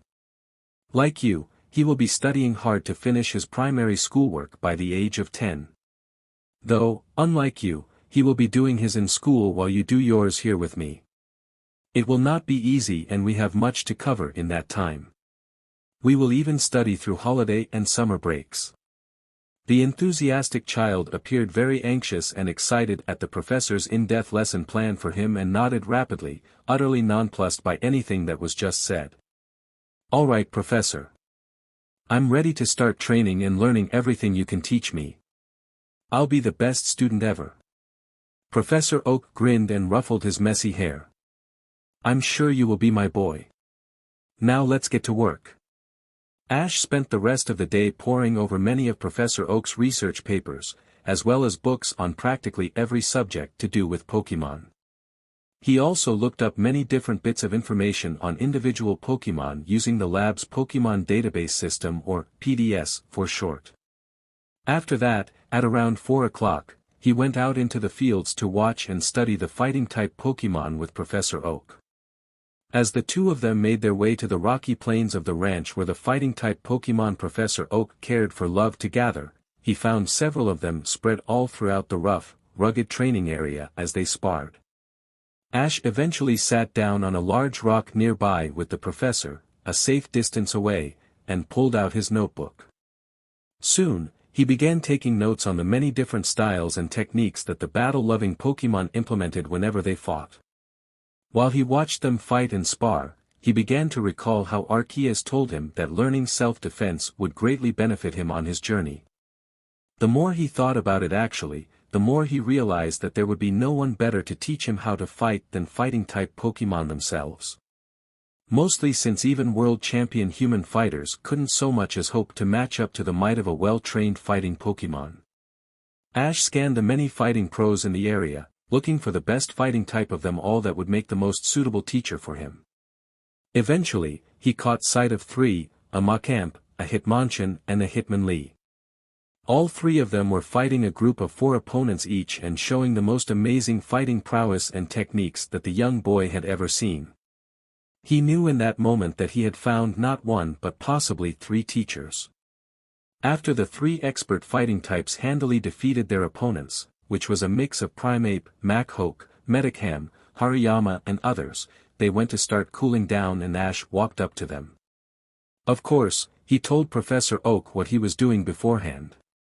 As he approached them, all 3 powerful Pokémon took notice and turned to face him. Once he had their attention, the fearless young boy spoke. "Hey there, my name is Ash. I saw how you guys fought just now and that was incredible. I've never seen any fighting-type Pokémon with as much skill and raw power as you 3 have. You really are strong, no doubt." All 3 just raised their heads proudly and began flexing their muscles in reply. Ash though turned serious and then addressed them again. "I actually wanted to ask you 3 a question. In 5 years' time, I'm going to be starting out on my own Pokémon journey. I'm gonna be spending all of my time until then training and preparing myself so I'm ready for it." He then raised and clenched his fists up by his chest. "I'm going to become the greatest Pokémon trainer there has ever been one day, but in order to get there, I have to train hard. So what I want to know is, will you 3 please teach me how to fight and defend myself so I can be better protected on my journey? Please." The 3 fighting types blinked at him in surprise and then shared a look with each other as the trio thought over his request. Before long, they looked back at the boy and gave him a cool grin and a thumbs up, showing that they would indeed train him. Ash formed a huge grin on his face as he saw this and then began thanking them profusely. "Wow, really? Thank you guys so much, I really appreciate this. I won't disappoint you, I promise."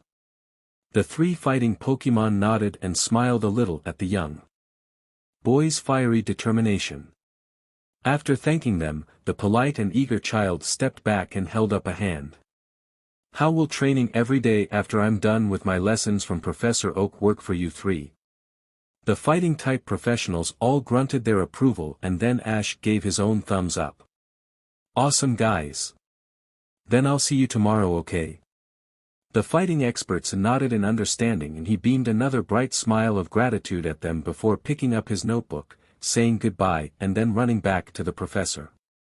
Soon, he and the aged but still spry old man were walking back up to the lab as dusk started to fall.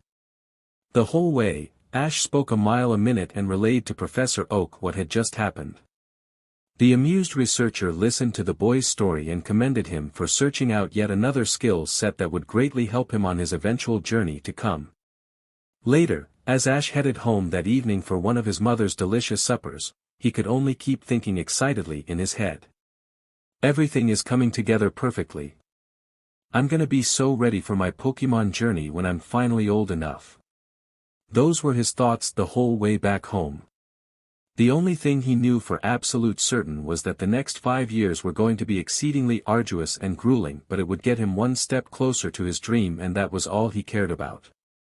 In a grassy and wide open meadow, surrounded by trees in the heart of the ranch at Professor Oak's laboratory, a nearly 10-year-old Ash Ketchum dodged under a kick thrown at him by Hitmonlee.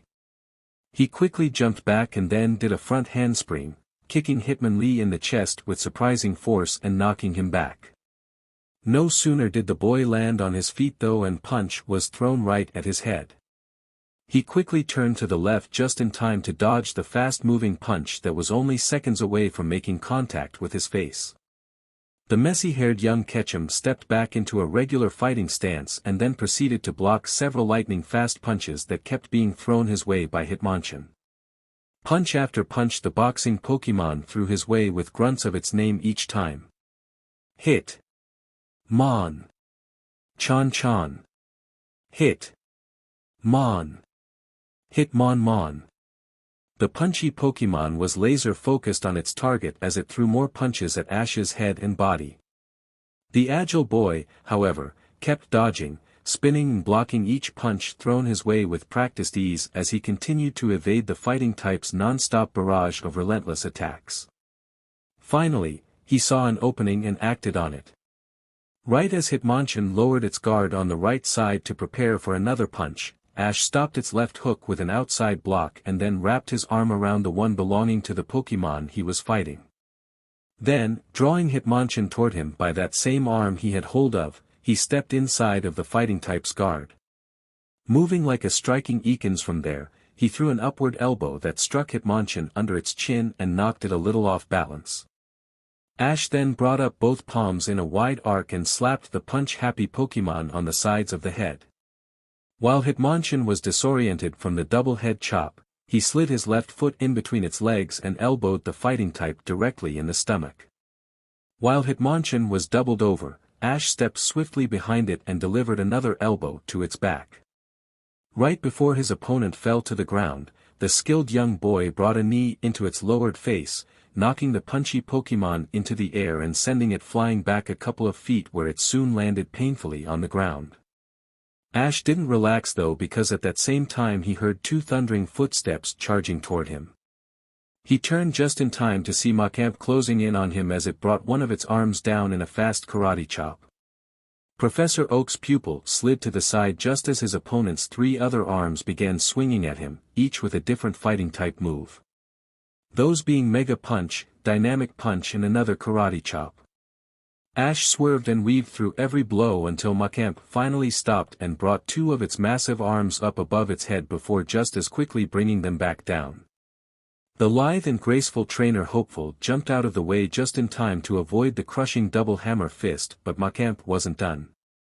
From where its arms now were, buried in the ground, it strained hard and then finally, with a roar of effort, ripped a large chunk of earth out of the ground before hurling it at Ash. The boy jumped out of the way just in time and watched the speeding projectile zoom right by where he had been standing seconds before. In only a split second he saw, out of the corner of his eye, a foot come flying in at him at incredible speed. He turned from where he was standing and blocked Hitmonlee's powerful kick with his forearms. After being pushed back a bit from the force of the strong kick, Ash found himself blocking and dodging a barrage of lightning-fast kicks from the kicking fiend. Each one every bit as fast as Hitmonchan's own punches. The endangered 10-year-old kept dodging until he found himself backed up against a tree. Right as Hitmonlee was about to deliver the final kick, he stepped behind the tree and let the fierce Pokémon's kick make contact with the sturdy brown bark instead. The sheer power of the blow was enough that it knocked off large chunks of the flaky wood chips from the tree and the sharp nails on the foot itself became lodged into its surface. In a millisecond, the cunning young boy grabbed Hitmonlee's foot that was still stuck in the bark and pulled it to the side hard so that the kicking Pokémon fell off balance and rammed its head into the tree. Ash used that time to grab onto a low-hanging branch and then swung both his legs up and around the tree hard. The result of this action was that it sent his feet slamming into the side of the fighting type's body with impressive force and sent it tumbling to the ground. Just as he dropped down from the branch, Ash felt four powerful arms slam around his body before picking him effortlessly up off of the ground and then crushing him in their hold. He managed to turn his head just enough to look behind him and saw Macamp with its arms wrapped tightly around him, squeezing him into SBMSN. Ash, thinking quickly, threw his head back with force and smashed it into the muscular fighting type's face. The tactic worked and caused Macamp to stumble back a little bit, releasing its hold on Ash just enough for him to plant both feet on the Pokémon's thighs and then push up hard. Doing this allowed the boy to launch himself up into the air in a full, spinning turn until his right foot connected with Machamp's face. The sudden and painful hit was effective enough that it caused the four-armed bruiser to totally release the boy and stumble back a few more steps. While the huge superpower Pokémon was still reeling from the kick, he slid in beside its legs and reached behind Machamp's right knee. Utilizing what he had both seen online, read in books and had been taught by his fighting-type coaches, Ash manipulated the pressure points behind the Pokémon's knee and did so quickly. The bulky brawler cried out in pain as Ash cut off the mobility in its leg from the knee down and then fell to the ground on the only good knee that remained. Machamp was still swinging its arms wildly, even while grounded, so the young boy moved quickly and ducked under a random swing. He then manipulated the pressure points just above Machamp's right arm, the second one up, leaving it too immobilized. He then jumped through the gap provided by the struggling fighting type's arms on the other side and quickly scurried around behind it. Now in perfect position, he reached up toward the multi-armed Pokémon and immobilized its top left arm via joint manipulation. Since Ash was already behind Machamp and it couldn't move due to its right knee being immobilized, he simply repeated the process on Machamp's lower arms while he had the chance. With the beefy, super strong Pokémon now completely unable to move and only having use of its right leg alone, Ash bowed in respect to his mentor and then jumped out of the way as a powerful fist connected with the ground where he once stood. As soon as Ash registered it was Hitmonchan, he heard a low drone of, "Hitmon." And then looked up to see Hitmonlee hurtling down at him from on high with a flying knee.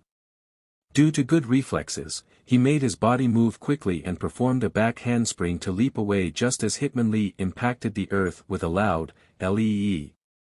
The adrenaline-filled boy jumped back several steps from the two remaining fighting-type Pokémon and dropped into a wide fighting stance. His body was turned sideways to face them, one arm was up near his face and the other was dropped down to the side of his body. It was one of the many fighting stances and forms young Ash Ketchum had learned over the years from his fighting coaches. He squared off fearlessly with Hitmonchan and Hitmonlee as the two fighting types got back to their feet from the earlier failed assault attempts they had made against him. They each shared a single look and then, as if coming to a silent agreement, both of them began charging the boy at the same time. Ash took a deep breath and calmed his mind, rooting himself in his fighting stance but still remaining loose enough to move and react. The two fighting Pokémon were on him in the blink of an eye, punching and kicking at a rapid and well-timed pace. Their human target continued to block and dodge at swift speeds but he knew that he wouldn't be able to keep it up for long and needed a plan. Suddenly, inspiration struck him. He moved out of the way of one of Hitmonchan's punches and then positioned himself while in mid-turn so that he was right in the middle of the two Pokémon.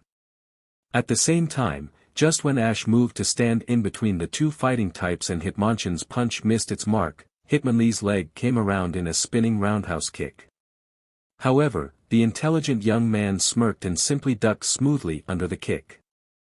Since Ash was right in the middle of them, Hitmonlee's attack passed harmlessly over his head. The same could not be said, unfortunately, for poor Hitmonchan. With wide eyes, Hitmonlee kicked its partner square in the face with all of the power that was behind its mighty leg and sent the punchy Pokémon flying back through the air. Stunned and unable to save itself, Hitmonchan landed on the ground hard, several yards away, and grunted in pain. With Hitmonlee's leg still extended in the air and the kickboxer itself now temporarily frozen in shock after kicking its own teammate, Ash sprung into action.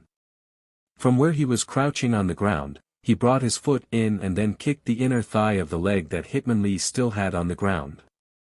The kick made contact and the power behind it immediately bruised Hitmonlee's inner thigh muscles, causing the unaware Pokémon to bellow in pain and then drop unceremoniously to the ground.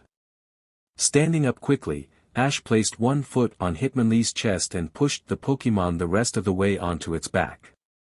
Seeing the kicking fiend was unable to continue due to one of its legs now being completely out of commission for the remainder of the fight, Ash bowed to his other teacher and then turned to face Hitmonchan, whom was slowly getting back onto its feet.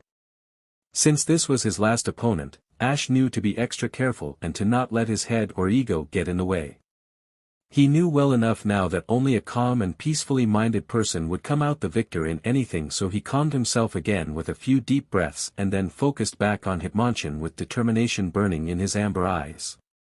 He turned his body to the side so he was standing a shoulder width apart and brought both hands up into open palms in front of his body, one hand close to his chest and the other out in front of him, facing Hitmonchan.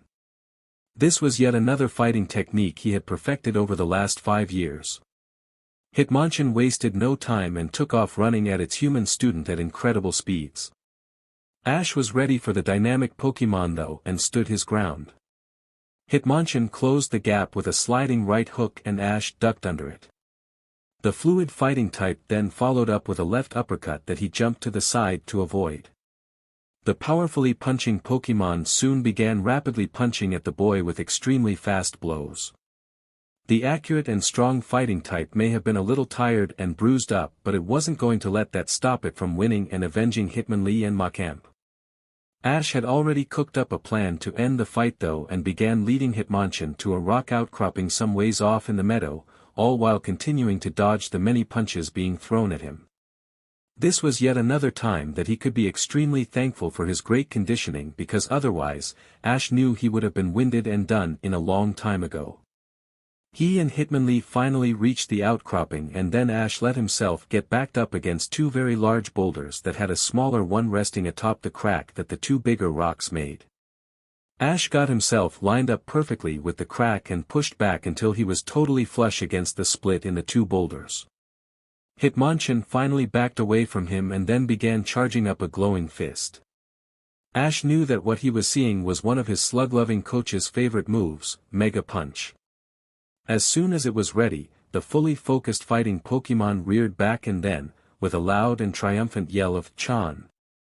it brought the extremely powerful punch flying forward, directly at Ash's face. Seconds before the hit could connect though, he ducked his head down a little and the punch smashed into the crack that the 2 boulders formed. The small crack itself soon became a huge chasm between the 2 boulders after Hitmonchan's Mega Punch blasted through it like a jackhammer. Ash knew what was about to happen next, being that it was all a part of his plan, and then smirked again before rolling away to the side of a very confused Hitmonchan. He just stood there beside of Hitmonchan after that, calmly, and waited for Phase 2 of his MSTR plan to take effect. Sure enough, the predictable fighting type didn't disappoint and began withdrawing its gloved hand from between both large boulders. However, as the punchy Pokémon started pulling its hand out, the smaller boulder that was resting on top of the 2 bigger ones came totally loose and fell straight down until it collided with Hitmonchan's arm. This, by extension, pinned the unsuspecting Pokémons down onto the ground. Hitmonchan's eyes went wide as it tried to free its arm, but it was all in vain. While the trapped Pokémon tried getting free, Ash set a serious look upon his face and cracked his neck. He then resumed a simple fighting stance and moved in close to Hitmonchan with his legs a little wider than shoulder width. Settling into what Ash dubbed his power stance, he brought his guards up and then began raining multiple straight jabs, power punches, hooks and uppercuts into Hitmonchan's body. The blows weren't intended to maim and mutilate, but they were designed to sting and to force one's opponent into SBMSN. The defenseless fighting type gasped and grunted from the barrage of punches that it was being pelted relentlessly with until, finally, Hitmonchan could take no more and dropped to its knees in surrender. Seeing that he was victorious, Ash immediately stopped his assault and then knelt down to push the rock off of Hitmonchan's arm. After doing that, he stood back up and bowed to his teacher, which the impressed Pokémon returned after getting back to its own feet. Seeing that his fighting coach was still a little sore, he offered his left arm to Hitmonchan, whom smiled in gratitude and then slung its right one over Ash's shoulder. Supporting one of the few individuals that had helped make him into who he was now, the respectful young man helped his teacher walk back to the center of the clearing where the other 2 fighting Pokémon were. After they returned to the area in question, Ash was surprised to see Professor Oak already there and tending to Machamp and Hitmonlee's wounds, welts and bruises. It had been a rather long sparring bout after all, and even the chosen of Arceus had a few tender places on his own body from prior hits taken that he imagined would take a while to heal up. When the kindly old professor saw his pupil walking up wearing gray sweatpants and a matching, ripped-up t-shirt with an exhausted-looking Hitmonchan limping beside him, the famous researcher chuckled and shook his head. "Ash, my boy, I take it you had a good training session with your coaches?" The son of Richard Ketchum smiled at the kind-hearted professor and nodded. "Sure did, Professor. Since today was the last day of training that I'll be having with you, Mom, and the three of them, I really wanted to test myself and see just how far I've come in the last 5 years. I mean, my journey finally starts tomorrow. I'm turning 10 and that means I can finally get my first Pokémon." Professor Oak took one look at the beat-up and exhausted fighting types and shook his head in amazement. His surrogate grandson never ceased to amaze him. He still remembered how Ash had said 5 years ago that he was going to receive defensive training from 3 fighting types right there on the ranch. Yet, it was not just any fighting Pokémon either but Machamp, Hitmonlee and Hitmonchan of all candidates. Those particular 3 fighting types were easily the strongest of any that resided on the ranch. He and Delia had both thought it a good idea for Ash to learn self-defense before he went on his journey. Thus, they were very supportive of him learning from 3 MSTR fighting types. After all, neither of them knew what Ash would encounter on the road, and because of that very reason, they wanted him to be as prepared as possible. After 5 years of training with 3 such powerhouse Pokémon, Samuel Oak had no doubts in his mind that Ash had indeed learned a lot. However, when the bold young boy told he and Delia the day before that he was planning on actually fighting his coaches in a full-on, 3-on-1, no-holds-bar fight, both of them became more than a little worried and concerned for him. It was then that he told Ash about the history of his 3 coaches. Their trainers were all world champion fighters that had trained Machamp, Hitmonlee and Hitmonchan to also be great fighters. However, since they were Pokémon and fighting types at that, they were naturally extremely gifted and eventually, became better fighters, far better fighters, than even their own world champion trainers. Naturally, he and Delia had been worried for Ash, especially if it really was going to be an all-out brawl. The extremist young man, unfortunately, had said that it was something he needed to do to test himself before his journey started in 2 days' time so that he could know whether he was ready or not. They didn't want to let him, but both he and the boy's mother knew that once Ash's mind was made up, there was no stopping him. Even still, while Oak was greatly relieved that his pupil was okay, he was no less astounded that Ash had actually been victorious in such a bout. It seemed impossible, but yet, the proof was sitting before him covered in bruises or suffering from some kind of battle-related pain. Of course, Ash had been tested by both Delia and himself on everything that they had taught him in the last 5 years. And when they did, they were shocked at the results. In the few years since Ash had started his training, he quickly became very adept at several skill sets. He could proficiently sew his own clothes, he had an impressive grasp on survival and medical tactics, and he had turned into a very fine cook of both human and Pokémon food. He was also quite accomplished at making many different types of Pokeblocks and Poffins. Yet, those were only the talents he had picked up through Delia's mentorship. The worldly old professor could honestly say that when it came to Pokémon, the boy was a through-and-through genius. Ash had learned almost everything that he could teach him in just 5 years. Every subject on Pokémon imaginable the boy was a natural at. That included taking care of the Pokémon in the ranch.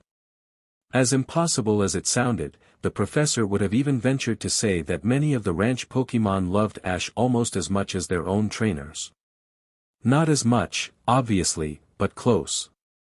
When he couldn't teach him anything else, which happened about a year ago, Ash began doing his own research on Pokémon. At the current point he was at, Delia's son was a walking Pokédex when it came to being able to rattle off almost anything about Pokémon. No matter what type, what kind, what region, it truly didn't matter. It almost seemed as though young Ash Ketchum had a photographic memory for the things he read and learned. There was simply no other explanation for it. In all actuality, the only reason that Oak believed Ash would usually need a Pokédex is to be officially recognized as a registered Pokémon trainer and to be able to enter into things like the Pokémon League gym challenges, conferences and any other official Pokémon event. Or if he came across an exceedingly rare or unique Pokémon. Of course, he also needed one to obtain information on what gender a wild Pokémon was and also what ability it possessed, since no amount of knowledge could preemptively tell a person that. Ash was also, on his journey, going to be endeavoring to fill his Pokédex with as many entries on Pokémon as he could. That was mostly being done for the professor himself, though to assist in his own research.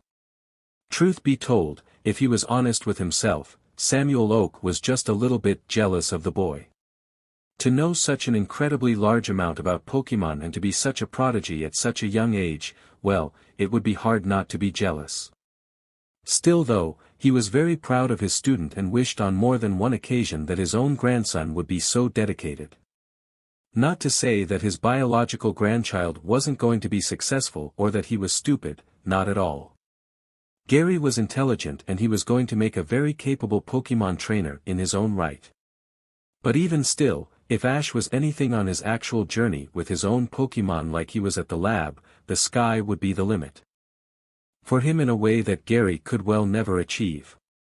When the young prodigy was working or interacting with the Pokémon out in the ranch, he showed the true depth of his budding prowess.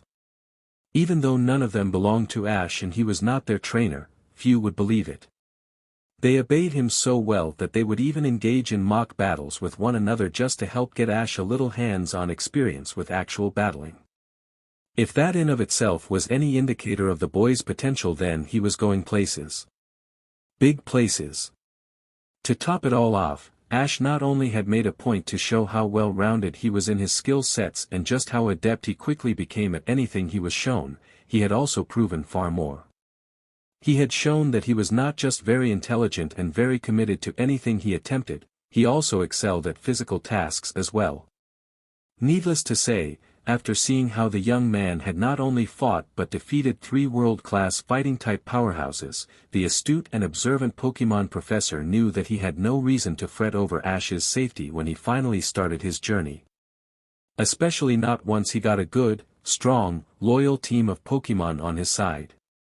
Which also lead the curious professor to wonder just what Pokémon that Ash would choose for his starter. Unlike every other prospective trainer, even Gary, he had not yet expressed any interest at all in divulging which one he was going to choose. Not even the smallest inkling. The pensive Pokémon researcher was suddenly broken from his thoughts by Ash himself as he tried to get his attention. "Professor? Hey Professor, are you there?" The older man shook his head and then smiled as he looked down at his pupil. "Sorry about that, boy, I was just thinking. Did you want to ask me something?" The only child of the Ketchum sat Hitmonchan down beside the other 2 Pokémon, who were resting from the intense spar they just had, before speaking. "I was wondering if you would mind returning these guys before you head back up to the lab. They need a nice long rest under the PRM and I'd do it myself, but it's getting late and I need to head home. I still need to get cleaned up, eat and then go to bed early enough so I can be fully rested for tomorrow. Would you mind, Professor?" The grandfather of Daisy and Gary Oak just shook his head and then waved the question off dismissively. "Not at all, not at all. I'm just glad to see you're thinking ahead as usual. I'll take care of these 3 and by morning they'll be good as new." Ash smiled at his mentor. "Thanks Professor, I really appreciate it." He smiled and stowed his hands into his lab coat pockets, a rather common habit for him. "Not a problem, Ash. Now go home and get some rest." He nodded at the professor's suggestion and then turned back to his fight coaches of the last 5 years. "Hey guys, I just wanted to thank you again for everything that you've done for me these last 5 years. Without you 3, I wouldn't be nearly as prepared as I am now because of all the rough training you put me through." And that was true. Over the recent 5 years Ash had grown very athletic. He had increased his morning workout intensity tenfold. Running not just the circle of Pallet Town but also even further than that. He now ran about 8 to 10 miles a day. His aerobic and calisthenic workouts increased in time from 10 to 15 minutes 5 years ago to a full hour now. He could do around 50 push-ups, the same number of frontal abdominal and oblique crunches and 30 full sit-ups of the same abdominal muscle groups. He could also now do around 12 pull-ups and 16 chin-ups, and that was purely because his fighting coaches taught him all about how to really train and get down to business. They drilled him into the dirt on everything he did for 5 years. Cardio, endurance, stamina, speed, strength, agility, if it could be improved upon, they made him drill on it. That was a very fortunate thing too, because before they started taking over his exercise regimen, Ash considered for a time that he might have needed to join the local gym in Pallet that his mother, Aunt Amelia, and her daughter Daisy, when she was home at least, had started going to shortly after he first met Arceus. While both women were in great shape and jogged together on a regular basis, the two of them had wanted to mix up their routine somewhat and also take on a more integrated workout program. The local gym allowed them to use cardio machines, free weights, guided weight machines, and the facility also offered a variety of fitness classes, which they regularly took.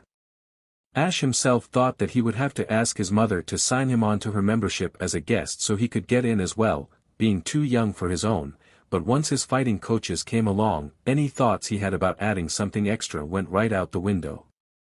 Their training had almost killed him more than once, and he wasn't too proud to admit it. Needless to say, now that the 5-year training session was up, Ash wasn't just smart, capable with his hands and knew how to fight, along with many other things, he was also fit and felt completely ready for his journey. He didn't feel a bit of nervousness for it anymore like he did when he was 5. Ash was ready now, and he felt certain that Arceus herself would agree with him on that as well. But, even still, he was not arrogant enough to think that he did it all on his own. He knew that if it hadn't been for his mother, Professor Oak, and his coaches, he wouldn't be even half of what he was now. Someone who was confident, prepared, ready to confront the world and also face his destiny. He knew exactly who he had to thank for becoming the person he now was, and that also proved that the boy had humility. The 3 fighting Pokémon finally rose up, and when they did, they looked at the young boy they had helped train and sized him up. Then, one by one, each of them placed their hands on his shoulders, even Machamp's extra ones, and nodded to him, demonstrating that they were proud of him and that he had earned their respect. Ash smiled at their gesture and then bowed low to each of them in turn. It was a sign of gratitude for all they had taught him, and also as a farewell in case he didn't see them again before he left on his journey. They too bowed in a similar manner, with the same intentions behind it, and then he turned to Professor Oak afterward. "Thank you for taking care of them, Professor. I'll talk to you tomorrow morning." Before the older man could reply, the enthusiastic young boy was already running out of the meadow and back toward the fields so he could get home before it got dark. He waved behind his head as he ran, and Professor Oak merely chuckled fondly at the child's endless supply of energy. As he disappeared through the trees, old Sam reminisced on his own youth for just a moment as he looked up at the now orange sky above and closed his eyes. For a time he just stood there and felt the warm, early summer air blow across his face and through his graying hair while he remembered times long past from a life well lived. Eventually though, his moment of recollection ended and he finally came back to the present. Soon thereafter he returned the 3 fighting Pokémon into their Pokeball, which he had brought with him, before making his way through the meadow and back to the fields that lead to the lab, albeit at a much slower pace than Ash had. Along the way, he silently wondered on whether or not the young boy would like his birthday present the next day.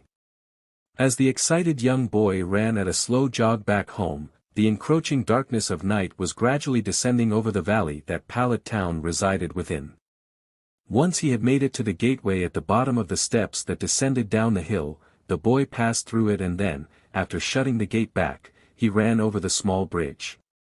It was the same bridge that connected the one end of the small river that ran in front of Oak's lab to the other. As soon as he made it to the other side, Ash steadied his pace and began evenly trotting down the wide dirt road that led away from Professor Oak's lab and curved down through the grassy plains of his hometown. Along the way, he turned his head this way and that and looked at all of the houses dotted here and there across the landscape. Since it was evening, he could see lights just starting to turn on as the inhabitants within prepared to settle down for a relaxing night at home. Eating supper, watching TV and enjoying family time for those fortunate enough to have one. Though, since Pallet Town was a family-friendly community, almost every house had one. Looking up at the mostly clear sky above then, which had only a few clouds freckled here and there that were just starting to turn dark as the black curtain of night descended, Ash smiled. The calm young man wore such a smile because the evening was appealing and the warm breeze he could feel blowing through his hair felt superb. It also drifted the sense of summer toward his nose, those being mostly the smells of freshly clipped grass, flower gardens, and the mingled sense of food that was now coming through several of the nearby homes that had their windows open. As he ran on his way though, the boy's mind gradually started to drift into thought. When it did, he found himself reflecting on everything he had learned over the last 5 years and just how far he'd come in that time. His mother and Professor Oak had been amazing teachers and indeed taught him many crucial things that he knew would greatly aid him on his travels. His fighting coaches could lay claim to the same credit in their own way. However, as he pondered over such things, Ash once more began contemplating on something that he frequently found himself postulating deeply over. He wasn't arrogant or conceited, far from it. In fact, the thoughtful young man tried to make it a point to ensure that humility was one of the things he instilled into himself more than any other quality. Of course, his mother and Professor Oak were no shirkers when it came to hammering such qualities into him either. Regularly. Even though he knew that he wasn't arrogant, the astute young boy still had enough self-awareness to notice how easily he seemed to learn new things. Regardless of what it was, he always seemed to have an easier time learning and quickly becoming proficient at things he did than other children his age. Ash knew that he had always been a book-loving, intelligent person that highly valued learning new things. It was a sharp contrast to his more excitable, energetic and at times, reckless, outward nature. Like two polar opposites of a spectrum that existed simultaneously within him. However, even still, intelligence didn't explain away how easily he seemed to pick up on new things. Oftentimes, he could simply look at something and then possess an innate knowledge of how to quickly become skillful at whatever it was. He knew that there were very intelligent people in the world, far more intelligent than him even. People that were tried and true geniuses in every way, which he knew that he himself most certainly was not. Unfortunately, it still didn't do anything to answer the questions he had as to why he was how he was. It wasn't just his ability to pick up something new and become skilled at it rather quickly either. Specifically, nowadays especially, it had far more to do with his physical prowess.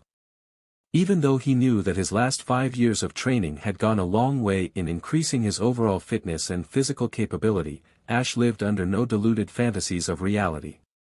He was fully aware that he was still just a 10-year-old kid, and he also knew that because of that, he had limits. Many of them in fact. As a child, he was fully willing to accept the fact that he should have had several physical limitations. No matter how hard he worked out, he was still a 10-year-old with a 10-year-old's body. Sure, he may have been in shape, but he was no hulking muscle man, and he knew that. He was thin and had lean muscle for his age, but that was it. However, even knowing and accepting such things did absolutely nothing to explain how he was able to perform some of the incredible physical feats that he had demonstrated recently. Chief among these was his recent spar with Macamp, Hitmonlee, and Hitmonchan. No matter how in shape he was or how skilled he had become in the art of self-defense over the last few years, Ash knew that he realistically should have stood no chance against such powerful experts of the fighting arts. Not only were his coaches in possession of many years' worth of combat experience that far exceeded his own, they were Pokémon as well.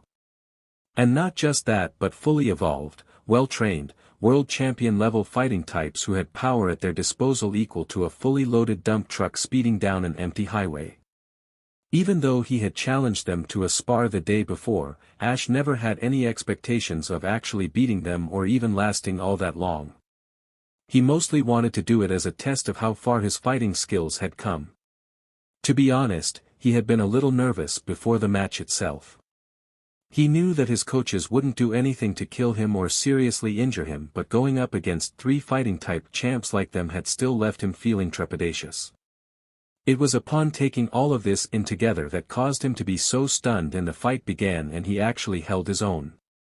Not only that, but as the spar progressed and he gradually gained ground on them, his own expectations had been proven woefully inaccurate. Ash really couldn't explain how, why, or in what way the fight had went how it did. He knew that his coaches weren't playing with him either, since he specifically had requested they fight him seriously. And from the power he felt behind their blows, he knew they were. If his life were a story and someone were to read it and go over his fight against the three fighting-type powerhouses, he wouldn't blame them for crying foul at the end. He himself was still trying to keep from doing the same, and he had been in the fight. Logically, he knew that there was no way a 10-year-old child should have been able to hold his own against, let alone defeat, such powerful Pokémon in a fist-to-fist confrontation. They were far stronger, faster, and overall physically superior to a weak human like him by comparison. If that same reader of his story would call his recent defeat of his coaches utterly impossible and ridiculous, he would totally agree. No matter how many times he went over the fight in his head, he still couldn't process how any of it had happened. From the time the fight began, it was almost as if he was able to feel another presence come over him. Even though it was him fighting and he could perfectly recall every detail, it was like he wasn't in full control of his body. It was like feeling a massive surge of energy and power rushing into him from the moment the fight started. Not only that, but as the battle had progressed, he felt himself become even stronger with each passing minute. His body felt light, quick and agile, far beyond what he was capable of now. His strength, power, reaction time, maneuverability, and even his senses had all seemed to heighten to levels far beyond normal. As fast as his coaches had moved, his eyes were able to track their movements. As hard as their blows were, he had been able to successfully block them with his own body without getting broken like a toothpick as he should have been. When he went back over the fight in his head, he could recall feeling some kind of powerful, raw energy rising up inside of him and surging through his veins. Empowering every muscle, reinforcing every bone, and energizing every cell of his being. It was like some part deep within him had come alive and gave him access to a power he had never before known. This essence, this presence, this energy within was what had given him the ability to do the impossible. He didn't know how, and it made him feel crazy to think it, but Ash swore that the mysterious force within him was what had allowed him to overcome three such vastly superior opponents. And in a fight that he should have otherwise been crushed in, easily so. In many ways, he wondered if that same presence or force inside of him was what also allowed him to learn and become proficient at things so quickly. In its own way, he oftentimes felt that some other part of his brain took over whenever he was undertaking any kind of new task. When he thought about such things, though, it only ever ended up leaving him with more questions than answers. Such as just what the mysterious force inside of him was, where it came from, what it actually made him as a human being, and, most importantly, if it came from Arceus. Namely, if it was tied to the whole, chosen one, thing she had revealed to him years prior. Which, if he was honest with himself, was a subject he didn't ponder on often, simply because he had absolutely nothing to go on except for the little Arceus had told him. Either way, the many questions he had on his mind would have to wait for a hopeful explanation at a later time, since he soon found himself arriving at his house. Running through the gate into the yard, Ash jogged up to the door and then ran inside while calling out, "Mom, I'm home." As he removed his black cross trainers, which looked quite the bit worn after 2 years of constant wear, he saw his mother's head appear from the kitchen. Seeing him, she smiled and came fully into view while wiping her hands on a dishcloth. "Hi honey. Why don't you go get cleaned up and then we'll have supper? You're just in time. We're having carp fillets, mashed potatoes, steamed spinach and rice tonight." His stomach growling to remind him of how hungry he was, Ash waved to her and moved his shoes out of the way. "Right, I'll go clean up now." He then hurried off upstairs to shower, and after he was finished, he came back downstairs dressed in a black t-shirt and green shorts. Joining his mother in the kitchen, whom already had the table set and food laid out, his mouth practically salivated before he quickly sat himself in his chair and started to eat. While he and his appealing, physically fit mother enjoyed their quiet evening at home, they made small talk about the day's events and everything that had occurred. However, when asked about his spar with the 3 fighting types earlier at the ranch, he shrugged nonchalantly and said that it had went well. Specifically speaking, he made it a point to assure his mother that he didn't get hurt, though his body was still a little tender in certain places, and that his coaches hadn't been too hard on him. The main reason he told her the story he did and neglected to divulge how the fight really went was because he didn't want her fretting over him. Also, he still didn't know how to explain his stunning victory over Macamp, Hitmonlee, and Hitmonchan. It still baffled his own mind, and therefore, explaining it to his mother would have been a difficult task, to say the least. Luckily, his answer seemed to satisfy her curiosity, and shortly after supper was over, while they were cleaning up together, she snapped her fingers and looked at her child. "Oh, that reminds me, sweetie. I got everything together that you'll need for tomorrow and put it all up in your room. There's a surprise or two waiting for you up there too, so hopefully you'll like it." She finished with a wink, and he smiled in gratitude at her. "Wow, Mom, thanks. I'll be sure to check it out after I finish watching the Indigo Conference Finals tonight." After that, Ash finished helping his mother clean up in the kitchen, and then, upon hugging and telling her good night, he went upstairs to retire for the evening. Once his teeth were brushed and his face was washed, the young trainer-to-be went to his room and sat down at his desk near one of the windows where his small flat screen was located. After turning it on, he found that the Indigo Conference Finals on the League channel were already well underway. The match was between a young woman named Naisha and a man of similar age whose name was Corey. The woman had dark purple, almost violet hair and green eyes. She was wearing a light purple, sleeveless shirt with darker coloring of the same kind down both sides and a white collar that was flipped up at the top. She also wore a poke ball around her neck and had her lower body covered by yellow breaths and light brown shoes. Her left wrist was donned in a white band. The young man, Corey, had messy dark blue hair and dark eyes. He was wearing a light orange tracksuit with red trimming down the center, around the waist and also down the legs. The tracksuit, on the left side of the chest over the heart, had a strange, circular yellow design on it, and even more unusual, his poke ball were kept strapped to both sides of his legs by, most likely, hooks. His feet were covered in blue and black cross trainers. As Ash intently watched the program on his TV, he saw that the Indigo Stadium was packed from floor to ceiling with people. Cameras were everywhere, and from the large digital screen up near the glass dome of the roof, directly above the battlefield, it showed they were both already down to their last 2 Pokemon each. The current battle was between Corey's Gengar and Nisha's Nidorino, and as the fight waged on, Ash turned up the volume and got even closer so his observant eyes could catch every minute. Nidorino jumped back and then had to run quickly across the wide-open, dirt-covered ground of the stadium floor in order to evade the barrage of Shadow Ball that Gengar was unleashing at it. Making use of impressive speed and evasion skills, the poison type was able to dodge and avoid each ball of ghoulish energy that went zipping its way. Jumping, swerving, ducking, weaving and sliding, Nidorino showed that it wouldn't be an easy target to hit as it continued to evade all of its fully evolved opponents' attacks.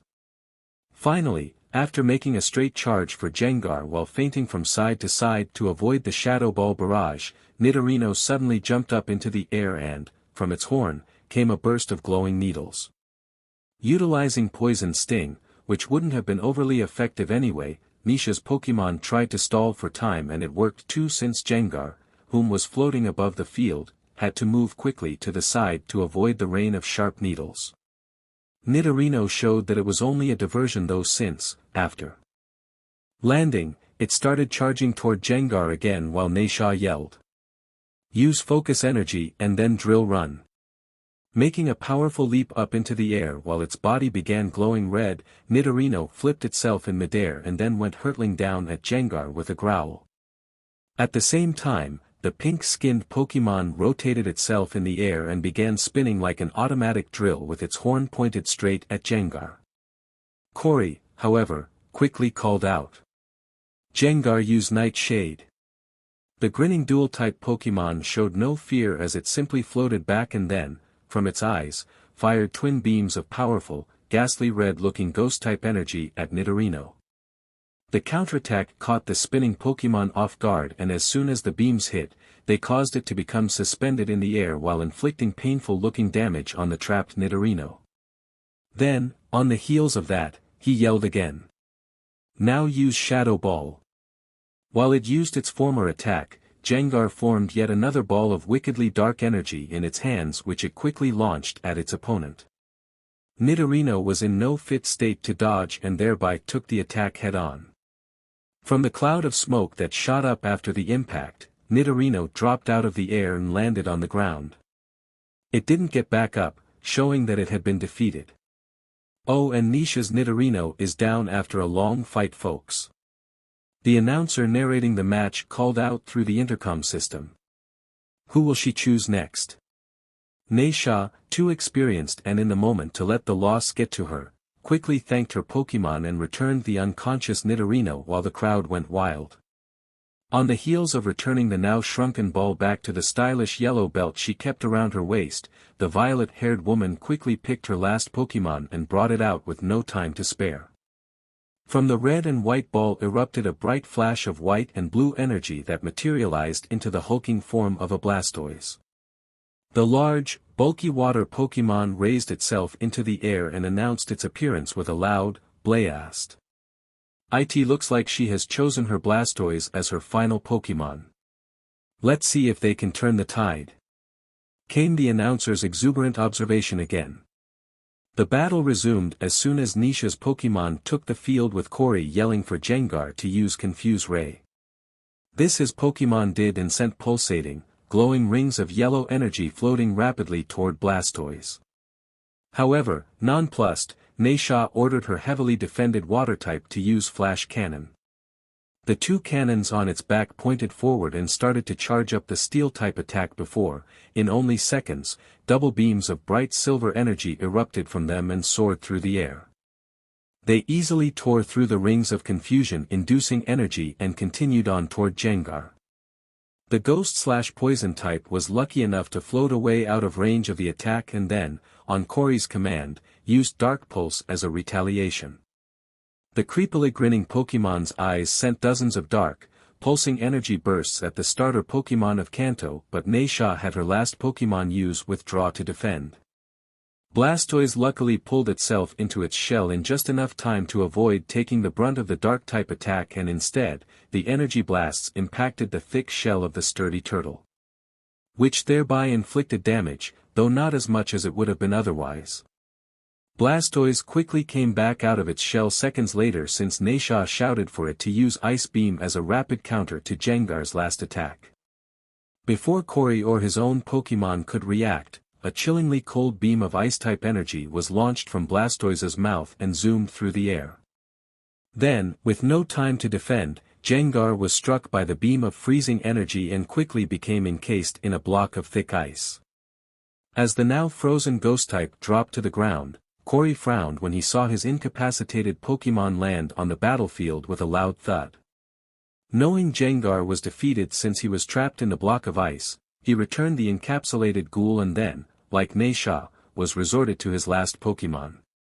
Corey is now down to his last Pokémon as well. This should be exciting, folks. The now electrified crowd didn't have to wait long for his next and last selection, however, since Corey's final Pokémon proved to be the perfect counterpart to Blastoise, a Venusaur.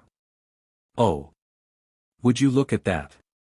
The announcer yelled as Venusaur appeared and looked ready for battle.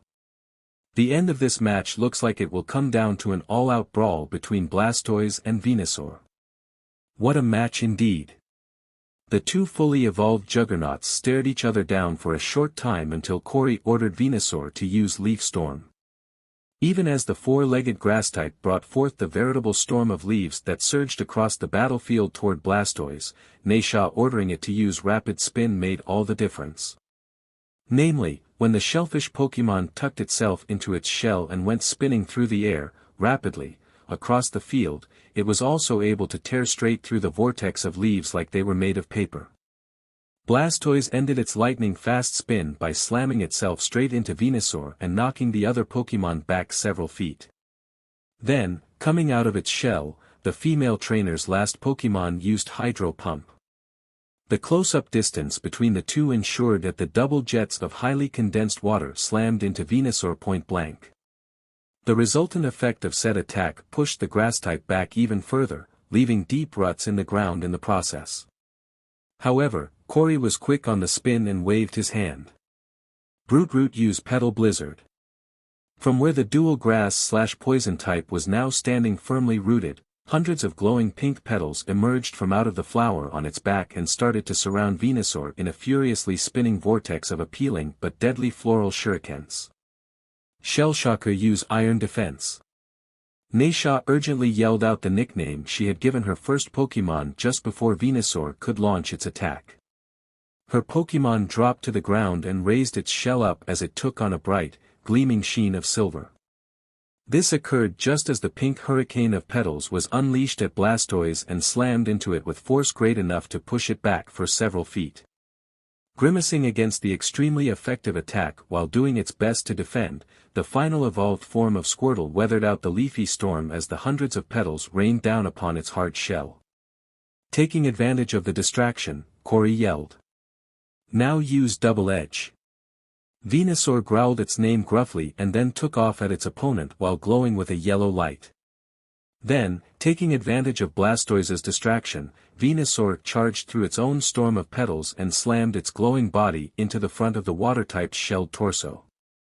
The powerful intensity of the hit sent Blastoise careening away and actually caused it to go to one knee for a second. It had barely managed to stabilize its footing without falling over.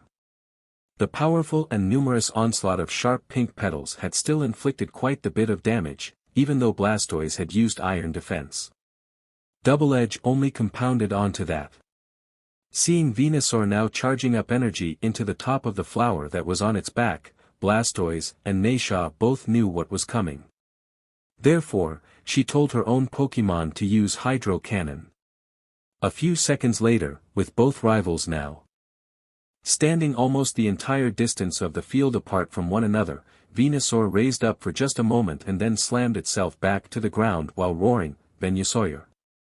From the flower on its back came a huge beam of pure solar energy, Solar Beam, while Blastoise likewise unleashed its own hyper-powerful attack. Lowering itself to the ground, the cannons on the large turtle's back shook for a moment before expelling two incredibly powerful, high-pressure eruptions of water from them that merged into one colossal jet of aquatic fury. The attacks of opposing natures collided in the center of the field and battled for Dems for a span of several unending moments. Finally though, when the CLMX could be no greater, they exploded and bathed the field in smoke and a rain of water droplets. The action that had fully enraptured the entire massive audience was only stagnant for a short time though. Even in the screen of thick smoke, the sounds of grunting and fighting could be heard, and when the cloud at last lifted, it revealed Blastoise and Venusaur standing in the center of the ring while they physically dueled and strove for supremacy. The former had its arms pushing against Venusaur's body while the latter's head was doing the same as it dug into Blastoise's protected torso. The two powerful Pokémon refused to give even an inch to the other as they fought and struggled for Dems in their battle of wills. Finally, it was their trainers who broke the stalemate when Naisha and Corey respectively commanded Blastoise to use Water Pulse and Venusaur to use Razor Leaf. The two attacks were not overly powerful, but it was still enough to break up the grappling match and force them apart. The blast of water that hit Venusaur in the face caused it to stumble back, while the dozens of sharp leaves fired at Blastoise caused it to tumble away from the grass type as well. At last, with both Pokémon showing signs of fatigue and having sustained a few hits that left its mark, their trainers knew it was all or nothing time.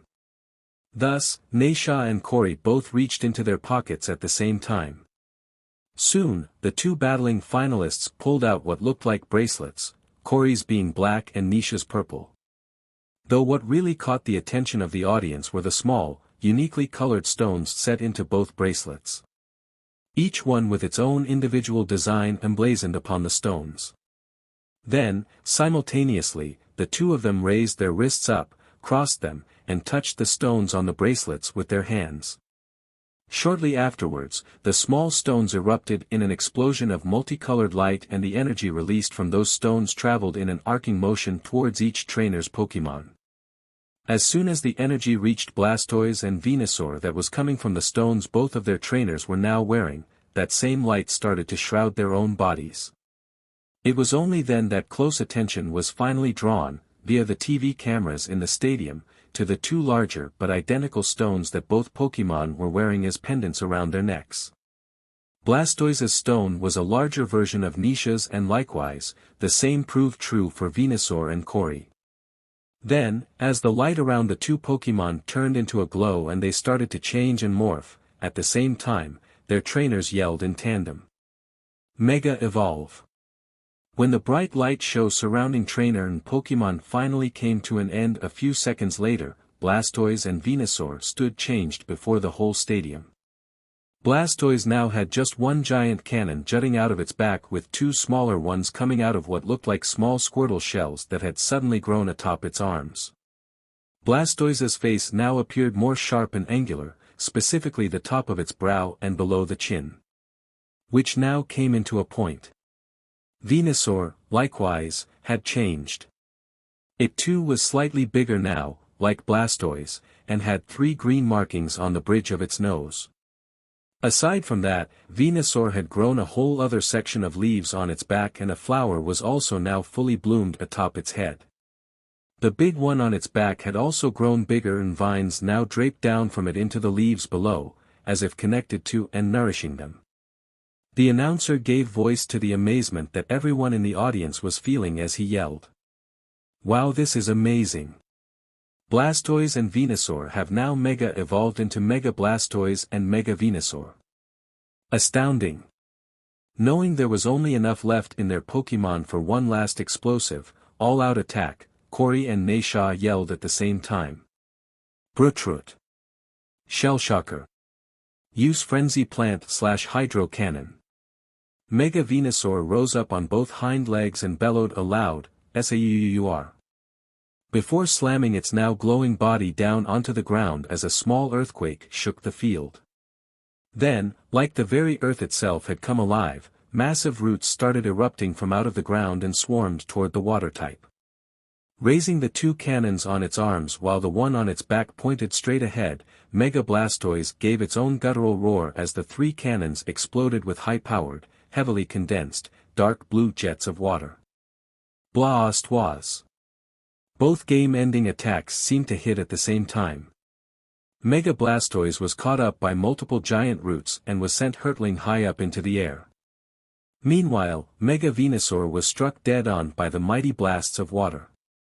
Corey's last Pokémon was sent flying back across the stadium into the opposite wall, while Nisha's own was dropped from high up in the air, almost near the glass dome ceiling, and went plummeting toward the ground below.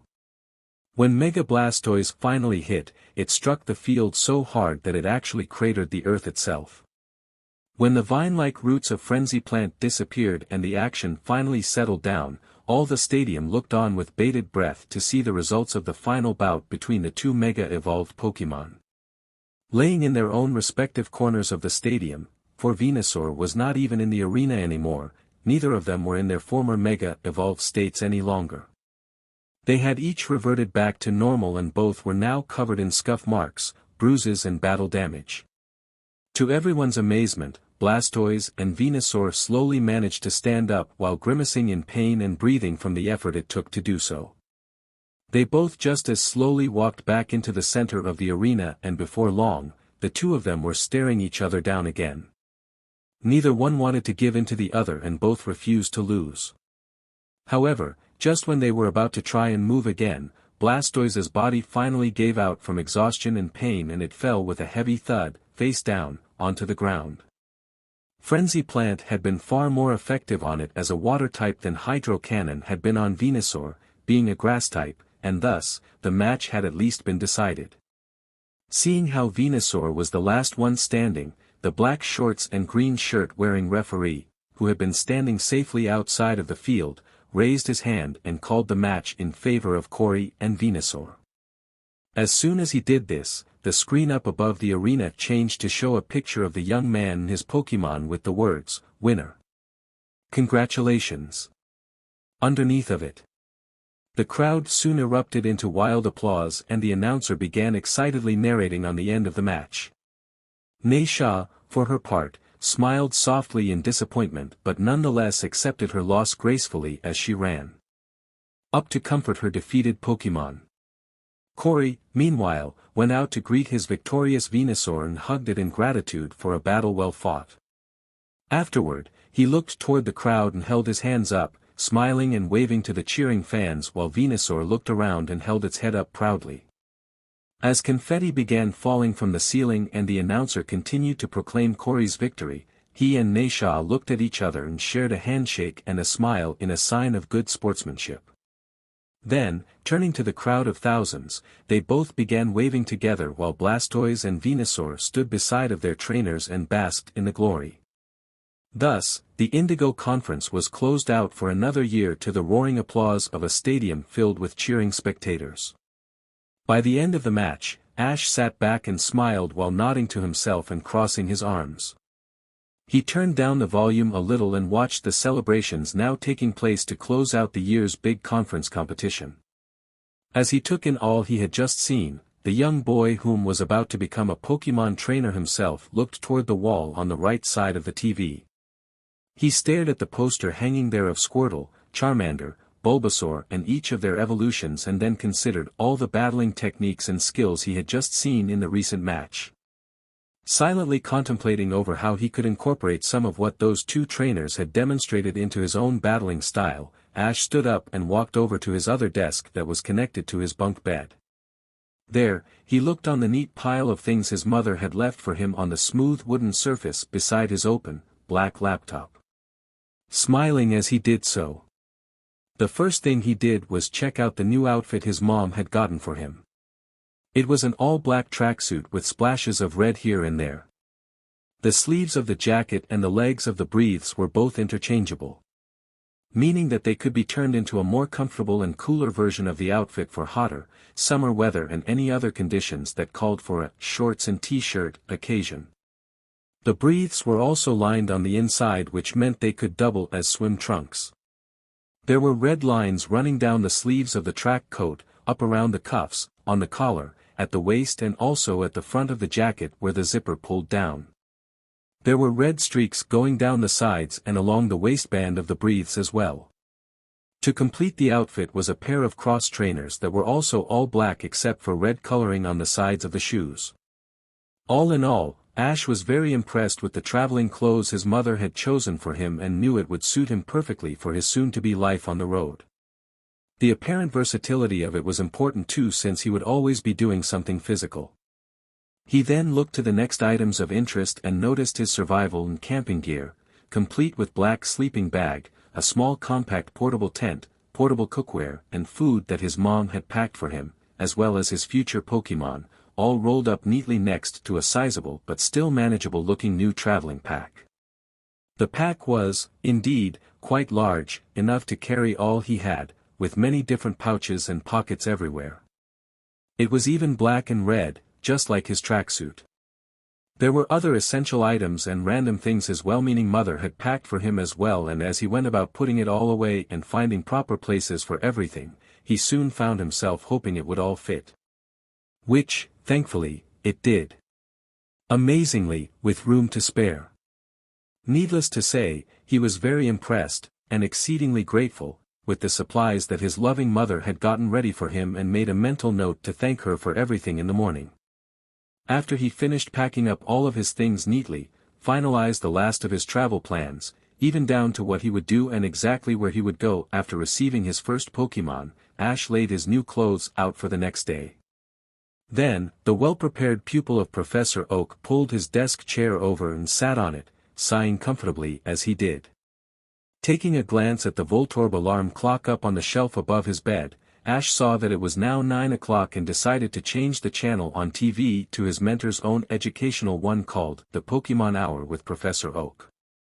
The main part of the Indigo Conference he had wanted to see was over now anyway, and what he really wanted to watch before bed was his mentor give his famous, annual pre-first Pokémon lecture.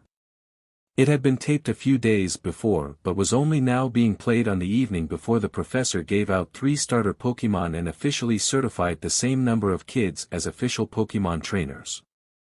Actually, this year it was 4 kids coming to be certified. He and Gary were the youngest at 10 years old, while the other two were also kids from Pallet, from the actual town itself, who were both 12. However, since there were only 3 Pokémon that the League provided Oak with once every 2 to 3 months, not all of the expected kids would be getting a Pokémon, and Ash knew it. In fact, on the day the filming crew came to the lab to tape the very same lecture he was about to watch now, Professor Oak specifically had told him to make sure he arrived early enough to get his first Pokémon so that he wasn't the one unlucky kid missing out. Of course, Gary was his grandson, so he had been told the same thing. Ash remembered that day well. He had been in the main, ground floor research room at the lab, sitting at his own desk, which the professor had pulled up next to his for the boy 5 years prior. It was there that he had done almost all of his actual studying during the entire training stint with the aged researcher who turned out to be a phenomenal teacher. The messy dark-haired boy had just been finishing up with the last tests for his last course of primary school work when the TV crew came in. Apparently, from what the professor had told him later, he didn't do new videos every 2 or 3 months that he got and gave out a round of starter Pokémon.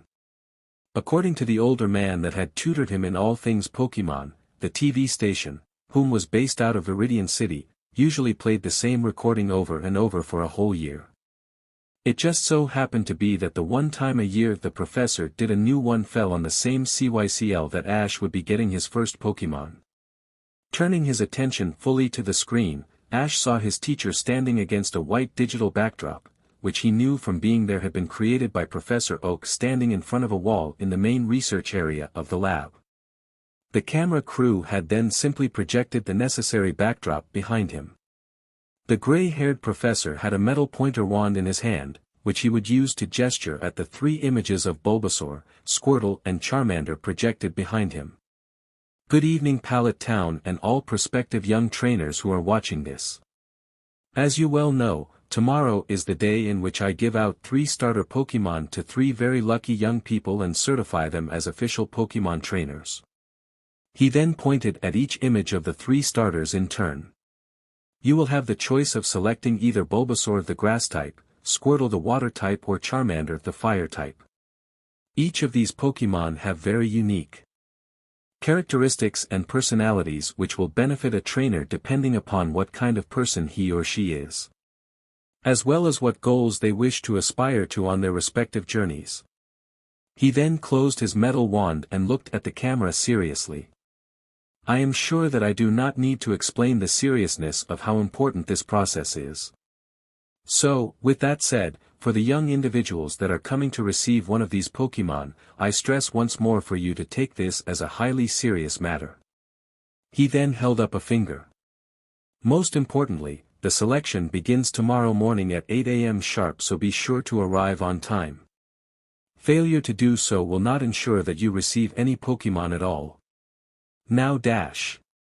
As the knowledgeable professor went on a deeper explanation of the 3 Pokémon behind him, Ash watched but only half listened since they were already things he knew well. After the program was over, he turned his TV off, switched his bedroom light off and then climbed up into his bunk bed. Then, after setting his alarm clock, the messy-haired boy laid down and looked up at his ceiling. In his mind he was thinking over which Pokémon he would choose on the morrow, but no matter how hard he tried, he simply couldn't bring himself to get enthused over any particular choice. He had known that his silence on the very subject in question had driven his mother and Professor Oak a little crazy, since he never even once alluded to which of the 3 Kanto starters he preferred. Though, if he was honest with himself, it was simply because he couldn't get excited over any of the choices. As ridiculous as it sounded, his mind and heart was still set on the little Piku he had saved 5 long years ago before meeting Arceus. He knew how insane it may have sounded, but in those few seconds he had with the small electric type before plummeting off the cliff, Ash felt like some kind of bond had formed between them. Whether it be from him saving Piku's life or something deeper, he could not say. All he did know for an absolute fact was that no matter how hard he tried, he couldn't stop thinking about the spirited little Pokémon and the fire that he could see burning in its eyes. A look that he had felt reflected in his own. It was a longing to prove oneself. To be greater than expectations and to possess a strong thirst to rise above all others and be known as something great. That was what he had seen in the short few seconds of looking into Piku's eyes. He knew that basing the passion for his upcoming decision entirely on a Pokémon he hadn't seen in 5 years and was probably long by now was the very definition of foolish. Yet, he couldn't help himself. Every time he thought about his first Pokémon, that same little Piku's face came back into his mind's eye, over and over again. With a sigh, Ash rolled over in bed and closed his eyes. As he did so, he tried desperately not to have any further thoughts about the black and yellow little specter that kept flitting in and out of his slowly fading conscious thoughts. However, against his wishes, the last thing he could remember before slipping into a restful, deep sleep was the quick thought of he and the small Pokémon that shall not be named, leaving Pallet Town together and setting off into the bright sun on the beginning of a great journey. Piku was on his shoulder and they were both smiling and sharing a laugh as the hopeful thought slowly faded away. Though, in its place had been left the serenely smiling, happy face of Ash as he drifted into dreams of his impending travels with the partner Pokémon of his heart's longing present for every second of them. Episode 2, End. Pyagi. Pyagi. Pyagi. The sound of a Pidgey cawing filled the room of one Ash Ketchum as the clock struck 5 a.m. right on the dot. From under the Pokeball-designed covers of his light blue bedspread, the boy in question sat up with a yawn and then reached back to silence the Voltorb alarm clock he had received as a gift for Christmas the year before. After stretching his neck and doing the same for his arms above his head, the black-haired boy threw the covers off of himself and then climbed down off of his bunk once he took a few moments to quickly make his bed. He wouldn't be sleeping in it for some time to come, true enough, and he was certain his mother would probably strip the sheets and wash it all while he was gone. But, still, he was a tidy person. Once his feet touched the blue carpet, he cracked his neck a few more times and then came up on his toes before falling straight to the floor and doing a set of push-ups to wake himself up. Once he was done, the fully awake boy then went to his closet and put on a gray sweatsuit outfit to do his morning workout in. After this, he went up to assume his usual position on the roof so that he could stretch and watch the sun rise. Eventually, with the sun haven risen just enough to appease him, Ash finished his warm-up and then climbed back down the drain spout, only this time he took it all the way to the ground. From there, he started up a slow jog out of his yard and onto the road so he could officially begin his morning run and exercise routine. As he settled into his run after a few minutes and became more acquainted with the still slightly cool air, the boy only had one thought going through his mind. Today is the day I finally start my journey. All the years of training are finally about to pay off, in just a few hours I'll have my first Pokémon and then I'll be on my way. He soon ran off the road after getting about half a mile from his house and ascended up onto one of the nice, reasonably tall hilly areas that overlooked most of Pallet Town. It was one of his favorite places to do his morning workouts, to be honest, and once at the top, he started doing several calisthenic and dynamic exercises. Starting with jumping jacks. As the steadily moving, aspiring young trainer-to-be gradually increased the rate of his exercise atop the hill, he began thinking about his future starter Pokémon. He had really given it a lot more thought in the short time he had been up, and the more he contemplated over it, the more he realized what he already knew the night before. Yes, he had been trying to compare every aspect of what he wanted in his first Pokémon to the Piku he had met in the woods 5 years earlier. That small little electric type had so much fire and spirit in its eyes that Ash simply could not stop thinking about it. He had seriously considered going back into the woods near Professor Oak's ranch where he first met Piku, in order to look for it, but every time he had, common sense would always win out. He knew he didn't have any business catching a Pokémon since he wasn't a registered trainer yet. And aside from that, he knew that the Piku in question most likely was long gone by now. Thus, as loath as he was to admit it, he knew that the dream he had of reuniting with the small electric type was nothing more than a hapless hope that would probably never happen. Even still, it didn't make his dilemma on which starter Pokémon to choose any easier. After he finished his exercises up on the hill, Ash made his way back down and then finished his morning run at a brisker pace now that his body was fully warm. The good thing was that the morning wasn't as cold as when he first set out, and by the time he finished his workout, he had managed to work up quite the sweat. By the time Ash was finished with his run and walked through the front door of his house, he had a happy countenance on his face and a bright, positive outlook for the day ahead. The workout had worked wonders in getting him psyched for the upcoming events, as well as flooding his system full of cheer-inducing endorphins.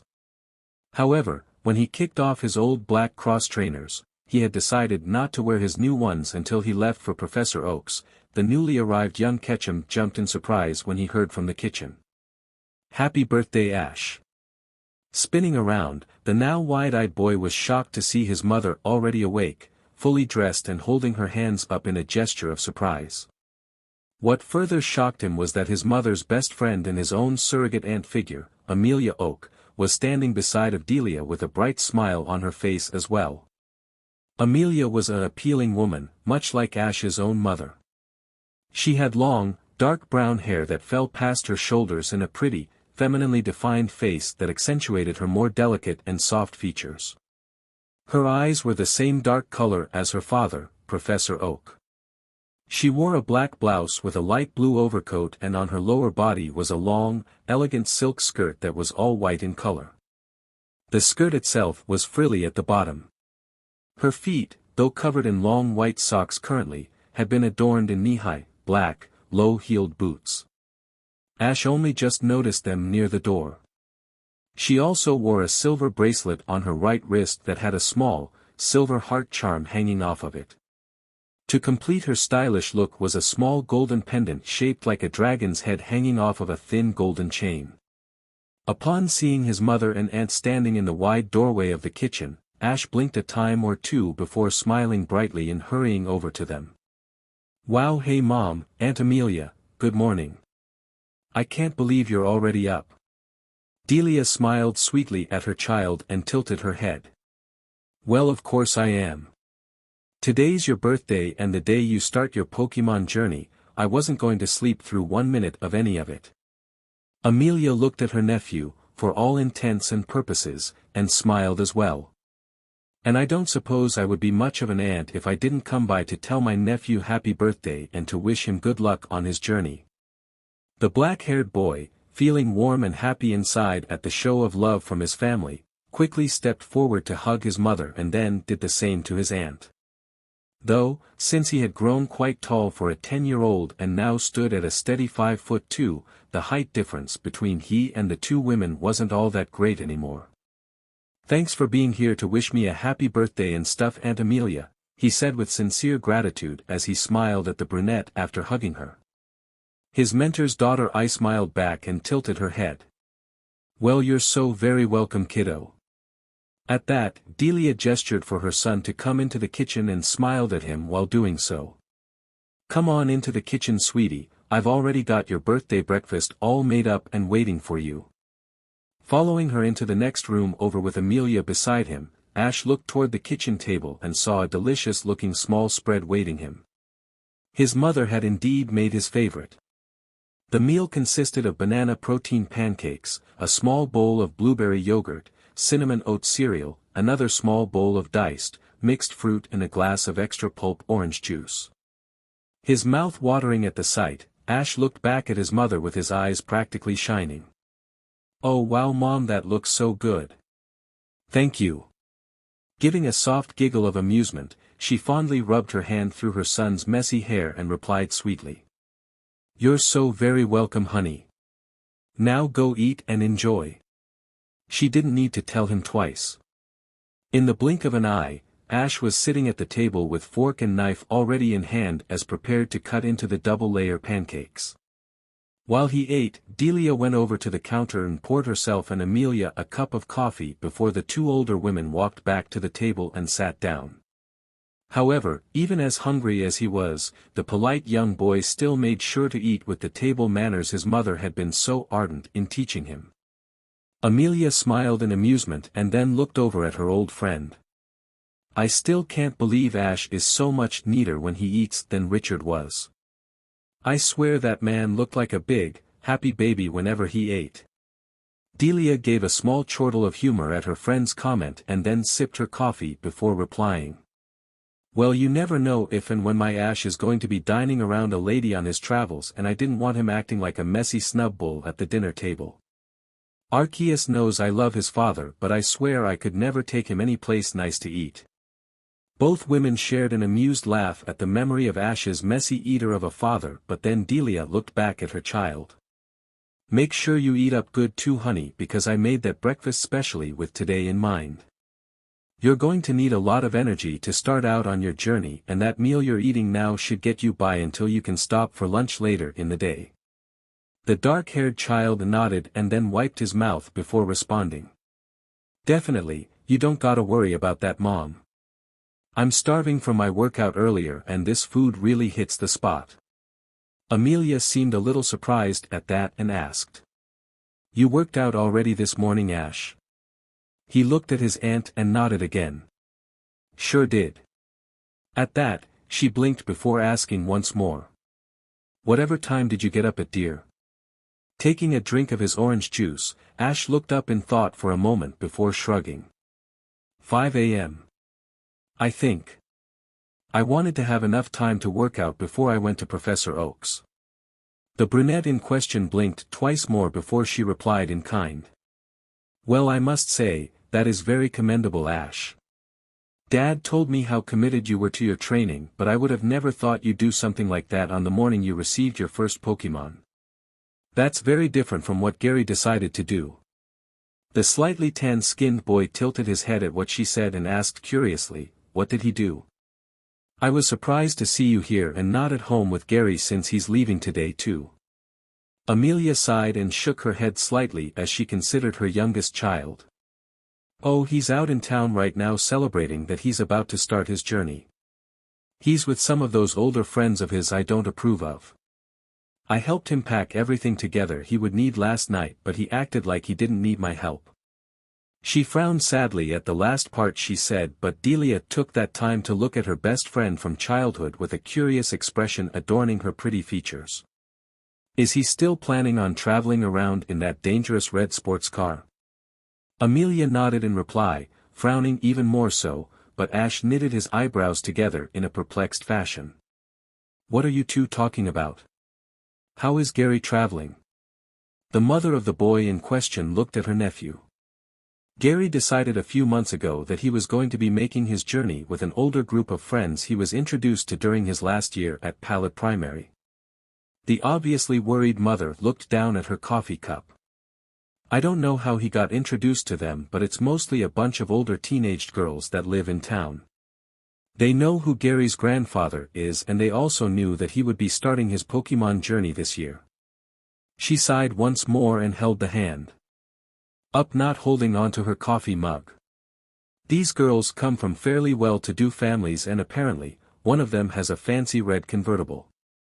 They talked Gary into going on his journey in it with all of them tagging along. She then frowned again and grasped the cup with both hands. As you know, Ash, my Gary isn't. Well, he struggles with modesty, some might say. He just thinks these girls want to go around with him and be his adoring fan club because they see his potential.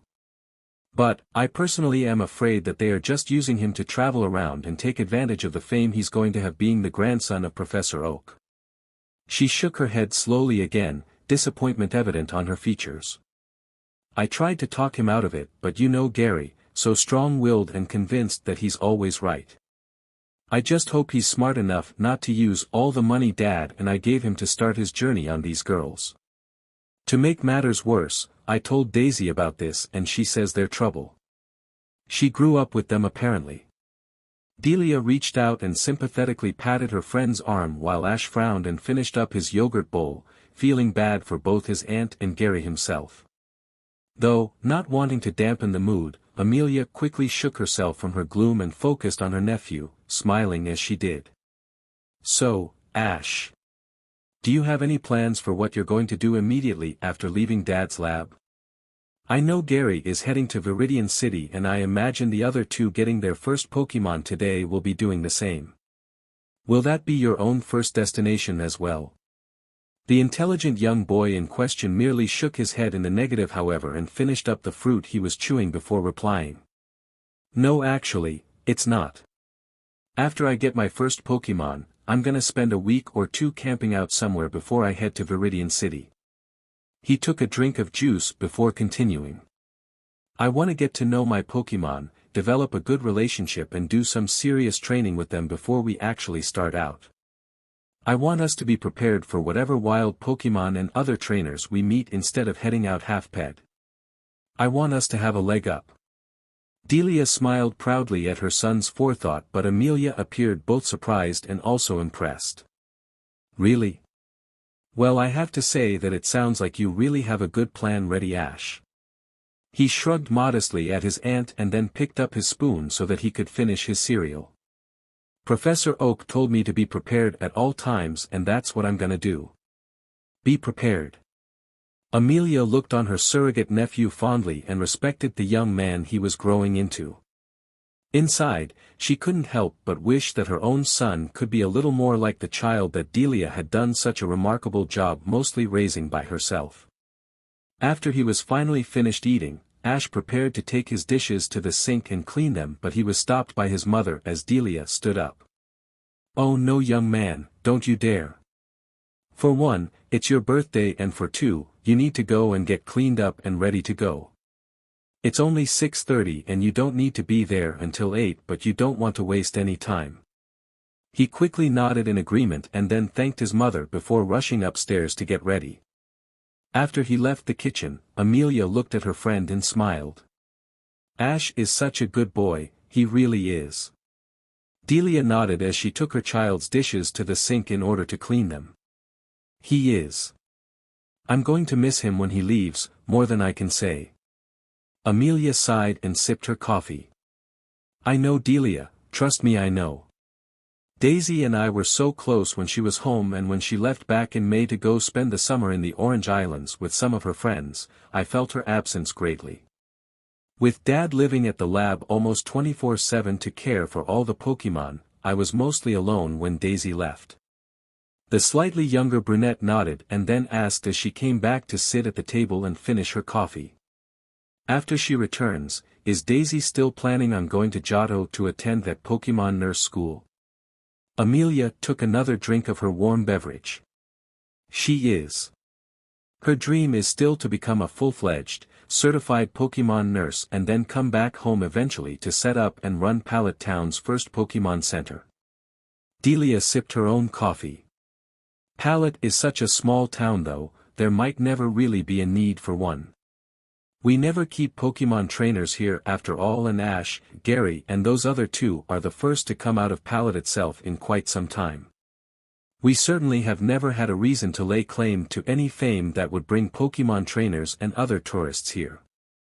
Even Richard wasn't from Pallet Town, he just kept his Pokémon here. Amelia smiled in amusement at that. Well then I guess we'll just have to hope that one or both of our boys makes a big name for themselves as a trainer and brings some notoriety to this sleepy little town. She and Delia shared a laugh at that, but then afterwards, the former asked somewhat hesitantly. Out of curiosity, since you just mentioned it, did Richard ever finally tell you where he was from or anything about his family? Delia slowly shook her head and sighed. No, never. When it came to that, he was a very private man. I asked him a time or two, but Richard always found a reason or way to deflect the question.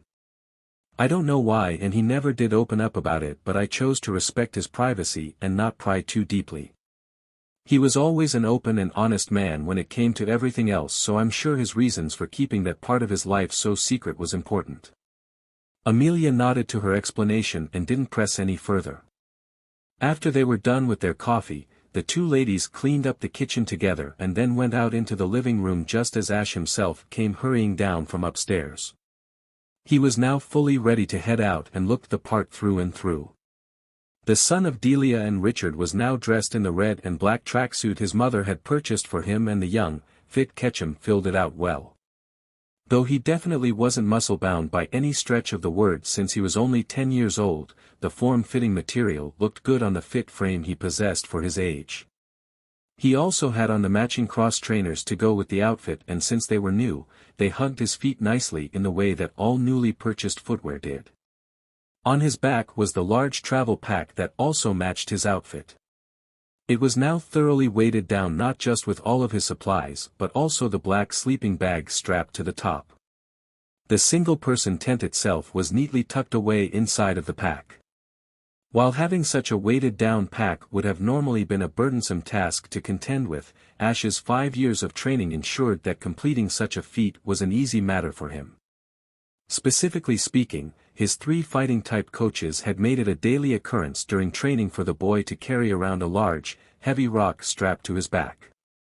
Essentially, they had him walk long distances on the Oak Ranch with a 50-pound boulder tied to his person by rope, and even more than that, they also had him traverse strenuous terrain on the ranch as well. Amongst some of the thickest forests on Professor Oak's large preserve they made him march. As well as up the steepest mountain terrain, across deep and harsh rivers, swimming across a lake, and even through a marshy, boggy area on the far northern end of the ranch. An area Professor Oak and all the other Pokémon tended to routinely avoid. The only time they lightened the load on him was when he was swimming so that he didn't sink, and even then, he still swam with a fair bit of extra weight on him.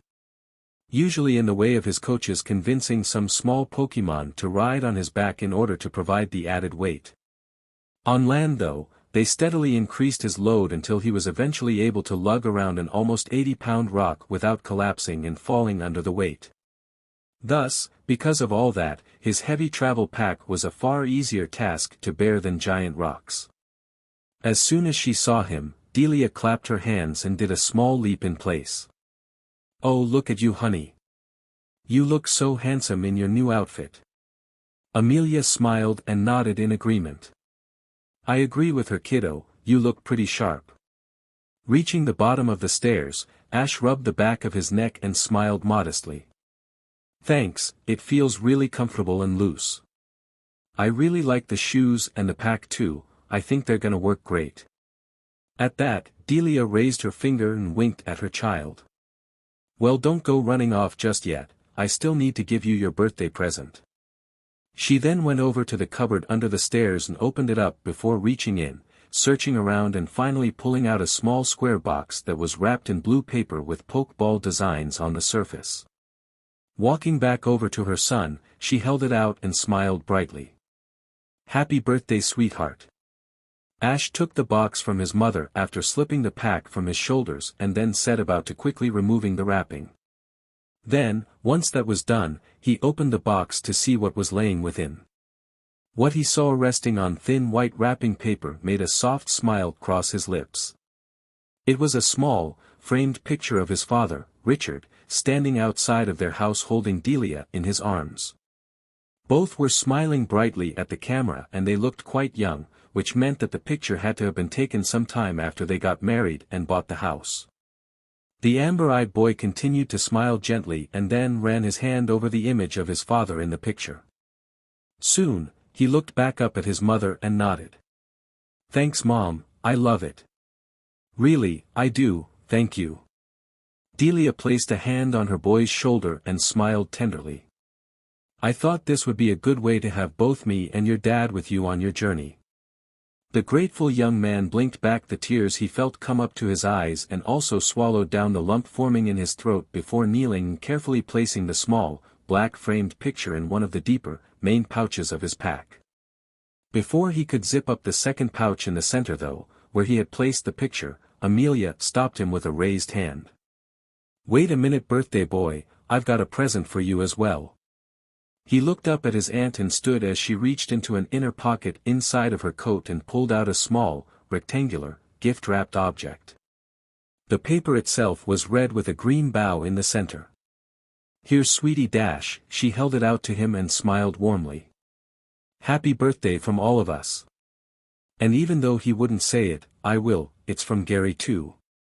Curiously, Ash took the thin, wrapped item from her and swiftly undid the paper covering it until he could see what she had given him. When he did, the tender-hearted preteen felt a warmness settle in his belly again while his eyes once more became misty. The present in question ended up being another black framed picture, only this one had himself, Professor Oak, his mother, Amelia, Daisy and Gary in it. The photograph itself had been taken at a time he remembered quite well. It had been about 4 years ago, when he and Gary were at the tender age of 6 and Daisy was 13. The time of the picture was right at the beginning of summer, on June 21st in fact, when Professor Oak had held a small barbecue for just the 6 of them. He recalled the date so well because it was on his birthday that they had held the small celebration. In the photograph, they were all gathered in the backyard behind the lab, just before reaching the fence that lead out onto the first few fields of the ranch. They were also sitting on the wooden picnic table that Professor Oak still had sitting there today. The professor himself was sitting on the far right end of the picnic table wearing brown shorts and a loose red, button-up vacation shirt. It was one of the few times Ash could personally remember seeing his mentor and grandfather figure wearing anything except his usual lab outfit. Amelia was sitting next to him dressed in a stylish, dark green sundress with a yellow sun hat on her head. Daisy was sitting next to her mother, looking just like a younger version of Amelia, only she was wearing a pretty white sundress without a hat, which allowed her long, appealing, light brown hair to fall free across her shoulders. The young girl in question, who at the time of the picture had only just become a teenager, really did look like a smaller and younger clone of her mother. Only, to Ash, he had always thought the kind, sweet elder sister of Gary was even more appealing than Amelia. For the admiring boy in question, he found her silky, light brown hair gorgeous and her rich, chocolate brown eyes, so different than anyone else's in her family, seemed to radiate a tender warmth. Her eyes were similar to Ash's in color but in his humble opinion, he would never take more than a second to glance at his own. Whereas with Daisy, on the other hand, he could easily stare into her pretty irises and never grow bored. His mother had often teased him about having a crush on Samuel Oak's eldest grandchild, and though he would never admit it out of fear of being mercilessly tormented with embarrassing comments, she wasn't necessarily wrong. Anytime he was ever around his teacher's appealing young granddaughter, his belly would always end up doing somersaults and flip-flops that could make an apom jealous. Quickly moving his eyes on from the picture of the then 13-year-old Daisy, he saw Gary sitting next to his sister. He was dressed in a dark t-shirt and green shorts. Unlike his grandfather, mother and sister, who were smiling in a more calm and peaceable manner, he had a big smile on his face. Sitting in the center of the table was Ash himself. He had been wearing a blue shirt with a poke ball on the front and black shorts. On his other side, sitting on the left end of the table, was Delia. His mother was smiling in her normal cheerful manner with her arm around her son. She was dressed in a bright yellow sundress with flower designs on it. Ash himself was sitting in front of his birthday cake with 6 candles in it, the cake itself quite naturally being shaped like a poke ball, and he had both hands extended out in front of him toward the camera in a peace sign. His face held the biggest grin possible. The picnic table had balloons of a variety of shapes and sizes tied to it as well, which all had the designs and pictures of different Pokémon printed onto each of them, and in the corner of the picture, next to Professor Oak, was the small red grill he had been tending to. As Ash looked at the picture of his smiling surrogate family and recalled the memorable day in question, the warmness in his belly grew. It was a great time after all. He had just met Arceus a year before and had been at his training routine for about the same amount of time. More so than that, Daisy was still young enough that she was around far more often, and Gary had not yet developed the arrogant, superior attitude that had all but ruined his and Ash's friendship. A fact that the dark-haired boy lamented over quite often, since Gary had always been his only real friend when they were younger. What really caught the now emotional young Ketchum's eyes the most though was how, at the bottom of the picture, a few words were scribbled with the names of each writer jotted out either beside or underneath them. Happy birthday my boy.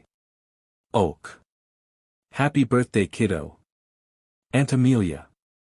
Happy birthday Ash, go rock the world, I believe in you. Daisy.